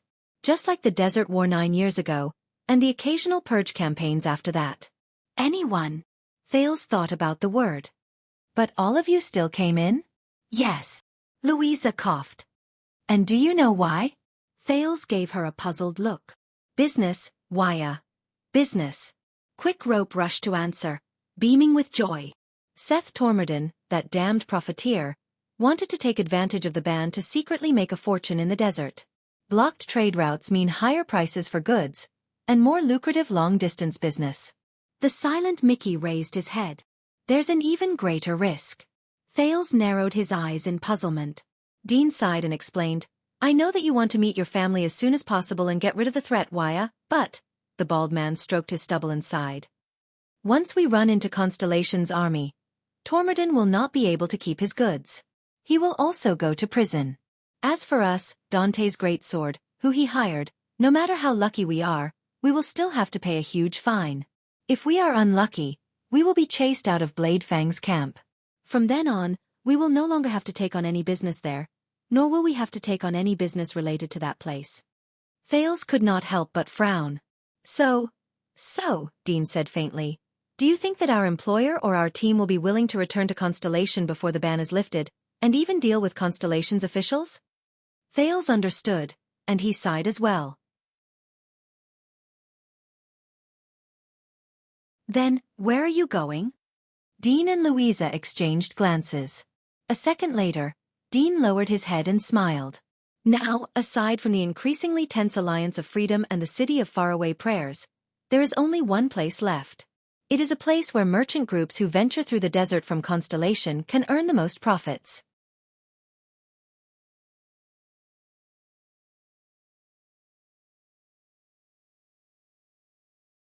Chapter 374. Thales carried his luggage and dragged his body, which had just recovered from a serious illness. He panted as he walked behind the camels of the merchant group. Even though the sand under his feet was still a hindrance to walk on, even though his skin wrapped in sackcloth was still stuffy and uncomfortable, even though the scorching sun was still merciless, the teenager's heart was much calmer. There was no other reason. I'm telling you, Kant. I'm really telling you. The rookie mercenary, Quick Rope, walked beside the camel in front and said something excitedly to Kant, the burly man from Northland, who was also in Dante's greatsword. What I'm talking about is definitely something that will earn you nothing. Think about it, the work we do is very dangerous. It's the same as tying our lives to our waistbands. After we pee, we have to pay attention to the frequency when we shake our D***ck. We're worried about whether we'll shake our heads off. Maybe one day, we'll run into something tough and we won't be able to go back. Then your wife and daughter will cry to death, and you'll be poor and depressed. F***cku Quick Rope. Kant, who was already impatient, carried a two-handed greatsword and stepped over a piece of gravel. He rolled his eyes at the chattering Quick Rope in disgust. Didn't your mother teach you not to curse others? Thales raised his head and looked at the camel caravan in front of him. He looked at the merchants talking to each other in front of the caravan, and the mercenaries patrolling on horses in the distance. He could not help but curl up the corners of his lips. Compared to a person who had no hope, it was better to trudge painfully in the desert alone and imprisoned. To be able to see signs of life, run into people, and hear the sounds of people talking to each other, whether they were happy or dejected. That's great. Quick Rope shook his head vigorously. I'm just making an analogy. But think about it, if you take out this money and place it with Tampa, if you go back alive, he'll return 99% of the money to you. If you die, Tampa will pay your family 10 times the money. Then, wouldn't your death be very meaningful? Hey, don't, good can't, handsome can't, don't hit me. I'm just making an analogy. Hey, don't, Thales shook his head. He moved his feet and averted his gaze from Quick Rope, who was being beaten up. Looks like you've recovered quite well. A mercenary who had just returned from patrolling had a thick headscarf over his head. He dismounted from his horse beside Thales and walked so that the horse, which had been running endlessly under the scorching sun, could rest. But you've just recovered, after all. There's no need to force yourself. You can stay on the camel's back. Big Dion took off his headscarf, revealing his smooth head. He then tied a battle axe behind his shoulder. Thales smiled at the bald mercenary. I think it's good to do some restorative exercises. I think what he meant was. Mickey rode behind Big Dion expressionlessly without even looking at Thales. If you fall again, we don't have time to waste on a burden. Thales watched awkwardly as Mickey rode past them with a face full of colors to change shifts with his companions. I don't think he likes me. He couldn't help but frown, looking at McGee's back. Obviously, you can't turn everyone into your fans. Dion watched his companions walk into the distance with a pensive look on his face. Especially Mickey. Based on his past experiences, Mickey is very vigilant. Before he gets to know someone, he suspects every stranger. Thales forced a smile. It was the third day after he was rescued by the merchant group. Dante's greatsword was a mercenary group that was neither too big nor too small. The short warrior Breeze, who was in charge of scouting the way, fell asleep the moment he returned. Hubert, the former blacksmith from Steel City, smiled shyly. Haken, the big-bellied Arabian, politely asked Thales if he was married. If not, he wanted to introduce one of his 7 unmarried sisters to Thales. Kant, the Northlander, had a gruff voice, liked to slap people's shoulders, and whistled all the time. He cast a glance at Thales before he ran off to pee. Quick Rope, Old Hammer, Mickey, Furnace, Big Dion, and the leader Louisa Dante. At least on this journey, they had 11 professional mercenaries who took shifts day and night to protect this small merchant group of 20 people and 23 camels as they safely crossed the desert and headed towards the famous Tower of Eradication. Thales sometimes found it strange. Is this small number of people really enough to protect the merchant group? Of course, we don't have enough manpower to deal with bandits with only a few dozen members, Dion told him. But the fact that there are armed merchant caravans is enough to answer a lot of questions. Are the bandits willing to take the risk to fight against 11 fully armed professional assassins like us? Maybe they can win, but they'll definitely pay a heavy price. They don't have many people left, and the next time they rob us, it might be their doomsday. This is our purpose, and also the mercenaries' way of survival. Deterrence is more important than fighting with our lives on the line. After all, we're not a suicide squad. Of course, that's excluding those 100-man groups who specialize in fighting wars. At that time, Dion shook his head. Thales was grateful for their help and shelter, especially after they encountered the terrifying sandstorm the day before yesterday. His vision was so gray that he could not even see his own fingers, and the shrill sound of the wind beside his ears was frightening. Thales could not even hear his own words clearly. He could only desperately cover his head and hide. The howling and whistling sand was even more terrifying than blades. It desperately attacked everything that was exposed to the air, and crawled into all the gaps that could be crawled. The force was so great that it almost cut through Thales' flesh and skin. Fortunately, the experienced merchant group hid in a shelter, and they managed to survive the crisis with the help of the camel group that had formed a circle around them. Thales then understood that it was all thanks to the desert god that he could walk for 4 whole days in the terrifying Great Desert before he fainted, and when he was rescued, The side effects were just a little dehydration, mania, and desert hallucinations. When he thought of this, Thales smiled at Dion. "Thank you, Dion. You saved my life, even if I'm a stranger and possibly a spy for the desert bandits." Dion paused for a moment before he smiled softly as well. He hung the horse on the hook of a camel in front of him, and purposely lengthened the rope to prevent the camel's scent from affecting the horse. Taking care of each other is the creed of us merchants and mercenaries who rely on the desert for a living. Dion exhaled and felt a little sentimental. "Many years ago, Wuxia, I was like you. Of course at that time I was much older than you are now. I was at the end of my rope, and I was alone in the desert, struggling at death's door, waiting for death in despair." He shook his head. "It was Dante, I mean Louisa's father, old Dante. He was the one who used his passion and persistence to redeem me from the hands of the ferrymen of Hell's River, even though they themselves were in a terrible state at that time. People have to rely on each other, Wuxia. This is what Dante told me. A person cannot survive alone in the great desert." Thales nodded as if he was deep in thought. "I see. So you entered Dante's great sword and relied on each other," Thales said quietly. "That's why you saved my life, even if it was very risky." Dion looked at the sand dunes in the distance and nodded slowly. "In the great desert, if we do not help each other, we will only be devoured by the desert." The bald mercenary patted his steed. "You have seen the sandstorm, and in the face of the most terrifying black sandstorm, even enemies who fight to the death must find a chance to coexist and escape. Don't worry, Wuxia. We can get along well during this journey, and you will definitely be able to return home and to your loved ones. You will be able to let go of your worries." Thales sighed. "Thank you." Dion smiled and did not say anything. "Yes," Thales said quietly. "I have no other choice. Drought, heat, sandstorms, and cold. If I leave the group alone, I will die in a few days in this merciless desert. In comparison, this merchant group has experience, supplies, protection, and a clear route. Following them is undoubtedly the right choice. I can only make plans after I reach their destination." Thales sighed secretly in his heart. They have to return to Bladefang's dune and western desert, right? Thales, who was in a daze, paused and almost crashed into the camel in front of him. The teenager then realized in shock that the merchant group had stopped. "What's wrong?" Thales craned his neck to look at the camel group in front of him, but he could not see clearly. He could only ask Dion, who was beside him, in puzzlement. But Dion only furrowed his brows and did not answer.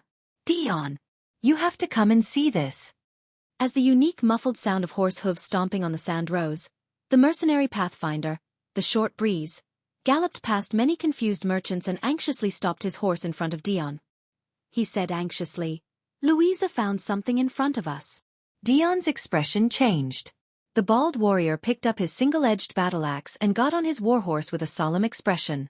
"Mickey, quick rope, grab your weapons, get on your horses, and follow me. Kant, stay where you are with Schubert.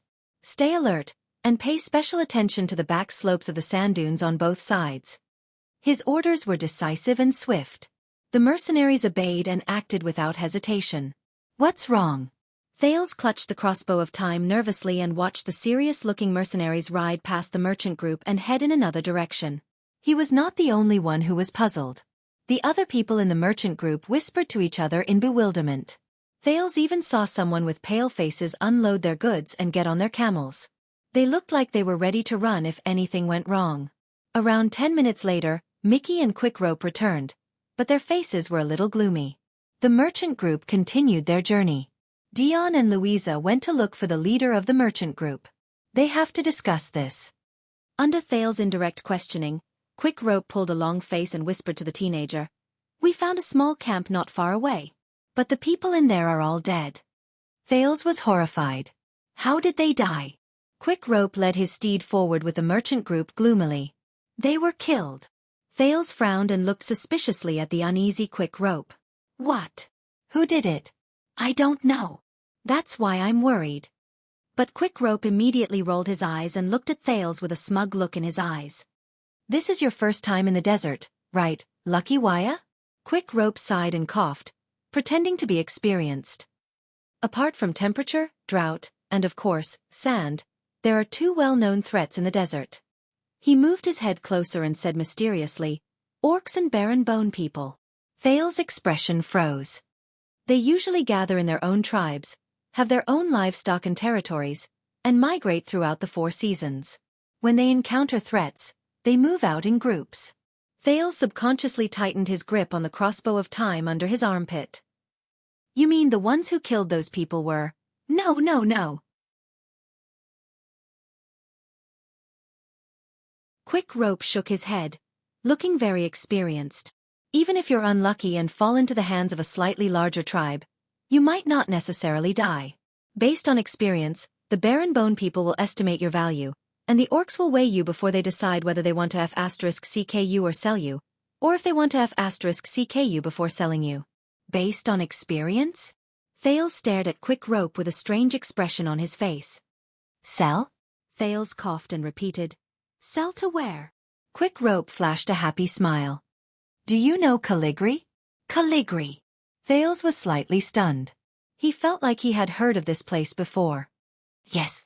When he spoke of this, Quick Rope's eyes lit up. "Caligri, the legendary desert city. Some people say that it's a fortress that's difficult to attack in the depths of the desert. Some people say that it's a large camp formed by several tribes that migrate according to the seasons. Some people even say that it's an ancient underground city that has existed for thousands of years and was occupied by the people of the desert. Some even say that Caligri is the playground of some evil dragon in the desert. It likes to watch people kill each other there." Thales was completely stunned for a moment. "There's a dragon in the desert?" However, Quick Rope just waved his hand impatiently. "Don't interrupt me. In short, Caligri is the most mysterious, lively, and dangerous place in the desert. The barren bone people and orcs are frequent visitors there. Legend has it that Caligri has a close relationship with a few large tribes in the desert. Once you're captured, whether it's the barren bone people or the orcs, they will sell you there and turn you into a slave.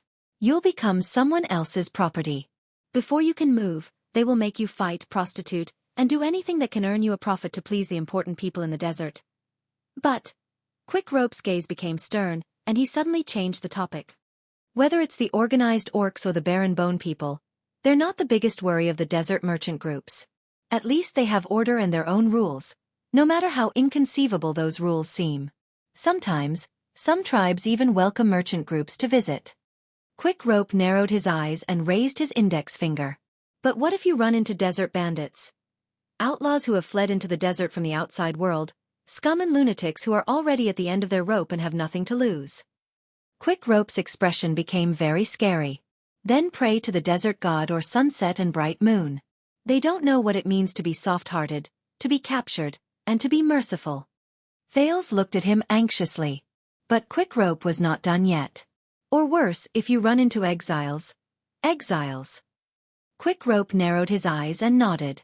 "The barren bone people and orcs are the most dangerous existences in the desert. They were exiled by their tribes because they made mistakes, and they have to walk alone. But don't forget, these people were trained in large tribes. They are powerful, experienced, and terrifying warriors. Walking in the desert is like taking a walk in their own home. After they lost the protection of their tribes, they gradually lost their principles and rules. They were tortured by the scorching sun and sandstorms all year round, and they became cruel, vicious, and tyrannical. To survive, they had to band together, and they even worked with desert bandits. But the threat they posed was far greater than that of ordinary desert bandits." Quick Rope's expression and tone rose and fell as he spoke. He looked vivid and lively. His voice became gloomy. "They often have no bottom line. To survive, they can even do things that are beyond imagination." "Things that are beyond imagination," Thales muttered. "Such as?" Quick Rope's face tensed up. He took a deep breath, shrank his neck, and said a few words in front of Thales in an extremely mysterious manner. "Cannibalism." Thales' breathing froze. "So the rumors that people have been spreading about cannibalism in the desert, and that children are even sold into the desert to be eaten by barren bone people or orcs. It's true." Quick Rope looked at him coldly. "Or at least part of it. Why, the desert is very dangerous. A well-behaved person might not be able to breathe tomorrow." Quick Rope's voice was filled with melancholy. The fear of death occupies our bodies and minds all the time. So to overcome this fear, we have a way. Thales stared at him in a daze. He suddenly felt that something was wrong. Quick Rope coughed. Let me tell you, there's a tavern owner named Tampa in Blade Fang's Dune. He promises that as long as you deposit a sum of money in his place, if you return alive, he will return 99% of the money to you. If you don't return alive, at this moment, slap. A woman armed to the teeth suddenly appeared behind them and slapped the back of Quick Rope's head. Arg, Louisa! Quick Rope, you brat! The leader of the mercenaries, Louisa angrily slapped Quick Rope's head, causing him to cover his head and scurry away. Stop messing around with your crooked ways to make money whenever you see someone. Also.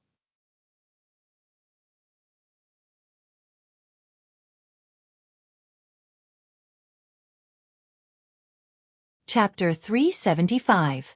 Finally, before nightfall, the master of the caravan announced that they were going to set up camp and rest under Dean's signal. Under the setting sun, Thales tried his best to help the mercenaries with things that he could, such as setting up tents and trying to make himself look less burdensome, even though he was clumsy because he had never done such things before. The only consolation was that Quick Rope, who had just joined the profession, was not much better than him. After half an hour of not knowing what to do and making mistakes, Thales and Quick Rope, a layman and a newbie, finally set up 3 crooked tents for the mercenaries before the people on shift came back. The mercenaries' tents were set up at the back of the slope. Thales could tell that there was quite a gap between these warriors who worked for money and the people they wanted to protect. While the merchants dismantled their goods, they subconsciously glanced at the mercenaries' weapons, as if they were afraid that they would pounce on them at any moment. They even set up camp far away from the mercenaries, which made the latter's tents stand out. But the fear of danger made these protected merchants not dare to be too far away from the warriors, so a funny thing happened. The mercenaries' tents were set up in one spot, while the other tents of the caravan surrounded the mercenaries. They maintained a certain distance and spread out in a fan shape, while the camels surrounded them again. If someone looked at these tents from the sand dune, they would definitely think that they looked like shells. Thales, who was drenched in sweat from exhaustion, and Quick Rope, who was still in high spirits, were the first to sit down by the tent. They watched as Mickey, Hubert, and Dean started a fire in front of them, then sat down in the camp one after another. The nearest supply point should not be far away. The weather has been good for the past few months, and the water source has not been moved much. Breeze is searching. We should be able to find it soon. The leader of the mercenaries, Louisa, who had rushed back from the front of the group, sat down comfortably in the camp and untied her weapon. Dean nodded. Tell everyone to be alert and sleep early tonight. Dean touched his smooth head and frowned as he thought about something. I want to leave early tomorrow, just in case. Louisa raised her eyebrows. No problem.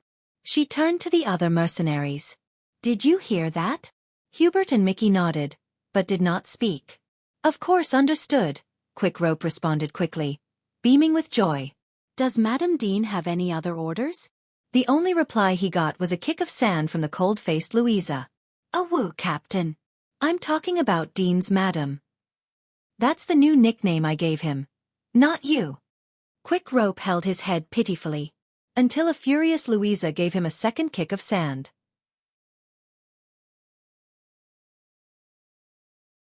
Thales watched the conversation between Louisa and Dean with a puzzled expression. Judging from the current situation, Dean's position in the group was quite high. Even Louisa listened to his suggestions seriously and carefully, almost to the point where she would listen to everything he said. Is it really as Quick Rope said? Louisa likes Dean so. But I'm still worried, Dean. Old Hammer frowned. He led his horse into the camp and settled it down. That small camp today, Dean sighed. I know. I told Tormodin that I'll talk to him again. Old Hammer frowned. But you know what kind of person Tormodin is. How are we supposed to negotiate with him? Dean shook his head. Think of something. Thales pretended to be absent-minded as he massaged his aching legs and feet while he listened to their conversation attentively. At this moment, an oily voice traveled into their ears. The mercenaries and Thales turned their heads around. What do you want to negotiate with me about? A man with glossy hair and gorgeous embroidered clothes approached them with a big belly. His eyes sparkled on his cheeks, making him look like a piglet. His footsteps were a little pretentious, as if he was deliberately walking on a stage. Sep Tormodin, Dean sighed and said to the greasy, stiff man, "We were just talking about you, our generous employer. What brings you to our camp?" "Oh, my hard-working warriors." The master of the merchant group, Seth Tormodin, raised a pot in his right hand high with a hint of arrogance. He said with a firm accent, "Of course it's a reward. A good knight will never let his steed go hungry, and a good general will never let his soldiers go hungry." Thales frowned. If I'm not wrong, Tormodin sounded like someone from Eternal Star City. The mercenaries looked at each other. No one paid attention to the master of the merchant group. Tormodin's smile was a little stiff. His raised arm was a little sore, and he could only put down the pot gently. He coughed and reminded everyone, "This is Sarah Dukedom's wine. A small token of appreciation for your hard work over the past few days." The mercenaries looked at Dean in unison. "We're still working, Seth. We can't drink," the bald mercenary said politely and coldly. Tormodin's expression froze for a moment. "Very good, Dean. I'll tell my connections in Blade Fang's camp about your professionalism. You know, I'm very familiar with all the major merchant groups, and I'll tell them that when the people in Blade Fang's Dune camp want mercenaries, they should look for you. I'll also tell Baron Williams about your diligence." The master of the merchant group maintained his faint smile and looked at Thales. "Oh, child, I'm glad to see that you've recovered. What's your name again?" Thales, who was suddenly called, was slightly stunned. He smiled unnaturally. Thank you, Master. Tormodin. I'm Waya." Tormodin sighed. "Ah, Waya, what a good name." "You know, a few days ago, I hesitated for a long time about whether I should save you. You know, child, I'm not a cold-hearted bad person, but I have to take care of this small merchant group that concerns more than 10 families. Any decision I make might affect the livelihood and future of a certain family. Should I save a person who is unrelated to me, or should I put my other loyal friends in danger? This is a difficult decision." Tormodin closed his eyes and shook his head a little. "Hey, my great-grandfather was also a noble. You might not know this, but he worked under the King of Constellation. Mindes III always reminded my great-grandfather that as nobles, not only do we have to shoulder responsibilities, but we also have to be kind. This sentence became our family motto, and it was passed down from my great-grandfather to my grandfather. My grandfather always reminded my father, and my father always reminded me. So, in the end, I still decided to keep you in my group, child." Tormodin looked at him with a serious expression. "You have to thank King Mindes III, child. Because of his teachings, I made this difficult decision, and you, who were in a difficult situation, obtained a new life." As he stared at the indifferent Tormodin, Thales' face twitched. He nodded as if he understood. "Haha, yes." Behind him, Quick Rope made a vomiting gesture. "You speak as if they are very close." Tormodin's ears twitched. "What?" "Nothing, Master Tormodin." Quick Rope reacted quickly and smiled brightly. "As expected of the descendant of nobles, you're the best." Tormodin smiled and nodded in satisfaction. Louisa could not help but giggle. "So?" Dean sighed and interrupted the awkward conversation.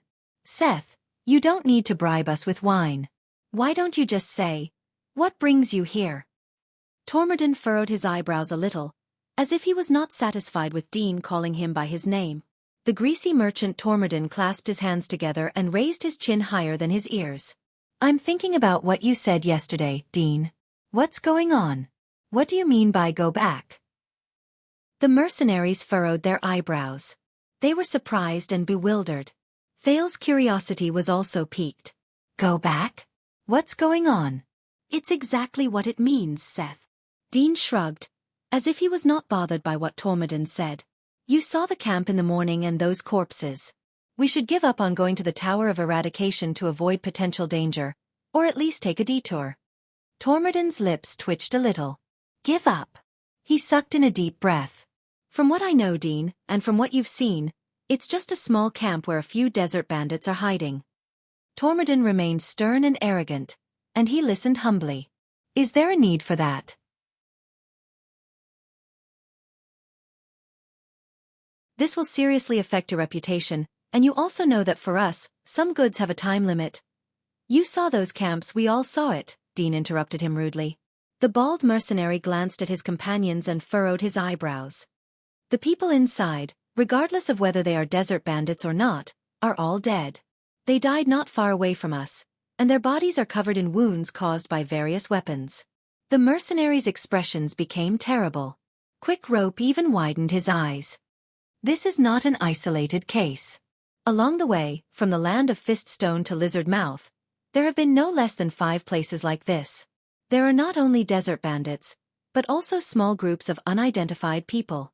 I suspect that there are also merchant groups among them. Dean turned to Thales.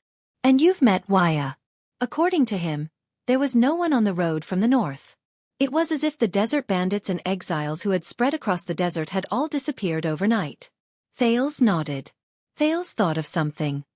All disappeared, Dean said faintly. So, I sincerely suggest to you I strongly suggest to you, Seth, that we stop moving forward.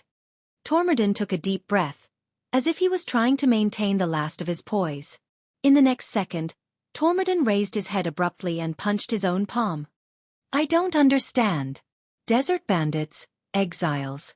Isn't it better for these scum who bring disaster to the region and obstruct the trade route to die?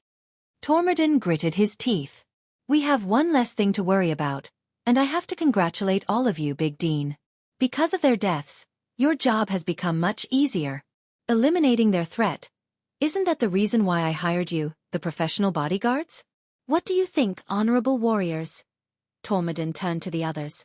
The mercenaries did not speak. Dean heaved a long sigh.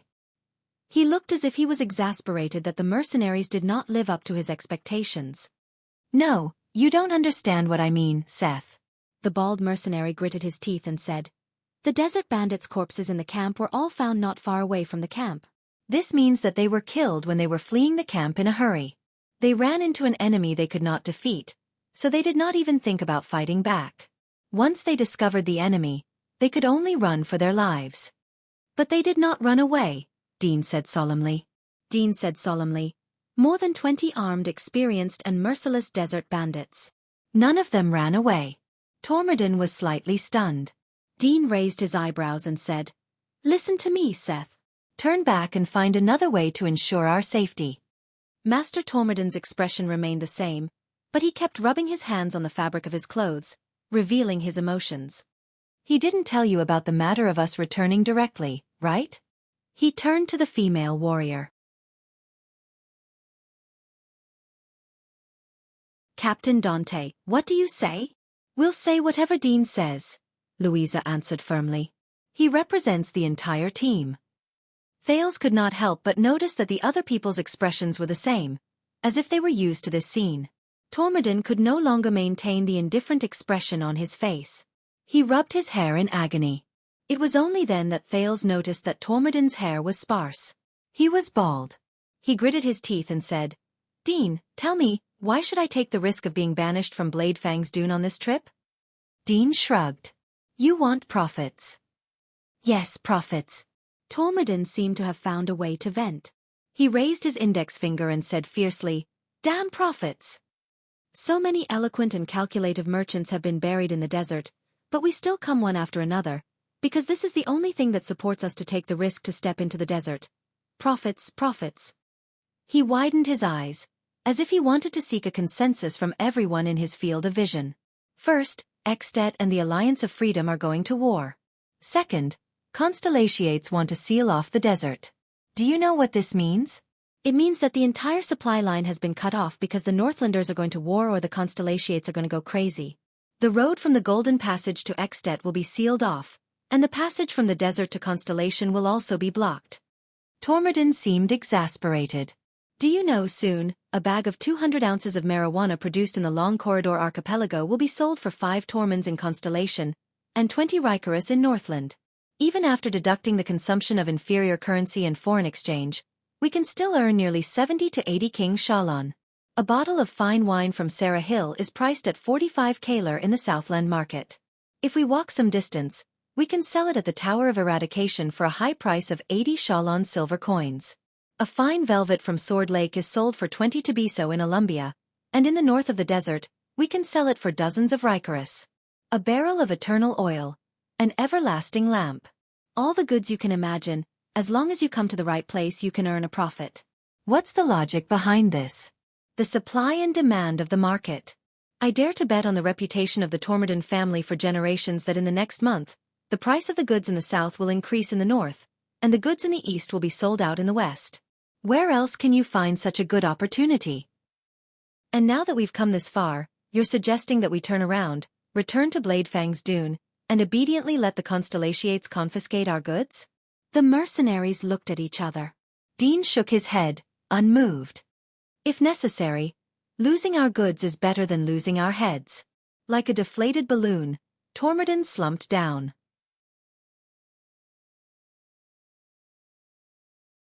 As you said, Master Tormodin, Dean added, this is a difficult decision. Tormodin looked like a defeated rooster. His face drooped. Can someone tell me what's going on up ahead? Is it so serious that I have to give up the benefits of the entire merchant group? Dean shook his head. I don't know. If I have to say, there's someone in Seth. Someone. Dean nodded. His gaze was extremely solemn. Someone. Someone is in the desert where we are. They are hunting down all living things in a large area, in a large scale, and in an efficient manner. Even the sandstorm couldn't stop the massacre. It's not far ahead of us. You're tuning in to the Wisdom Diary YouTube channel. Don't forget to subscribe and join us on this journey to catch the most captivating stories.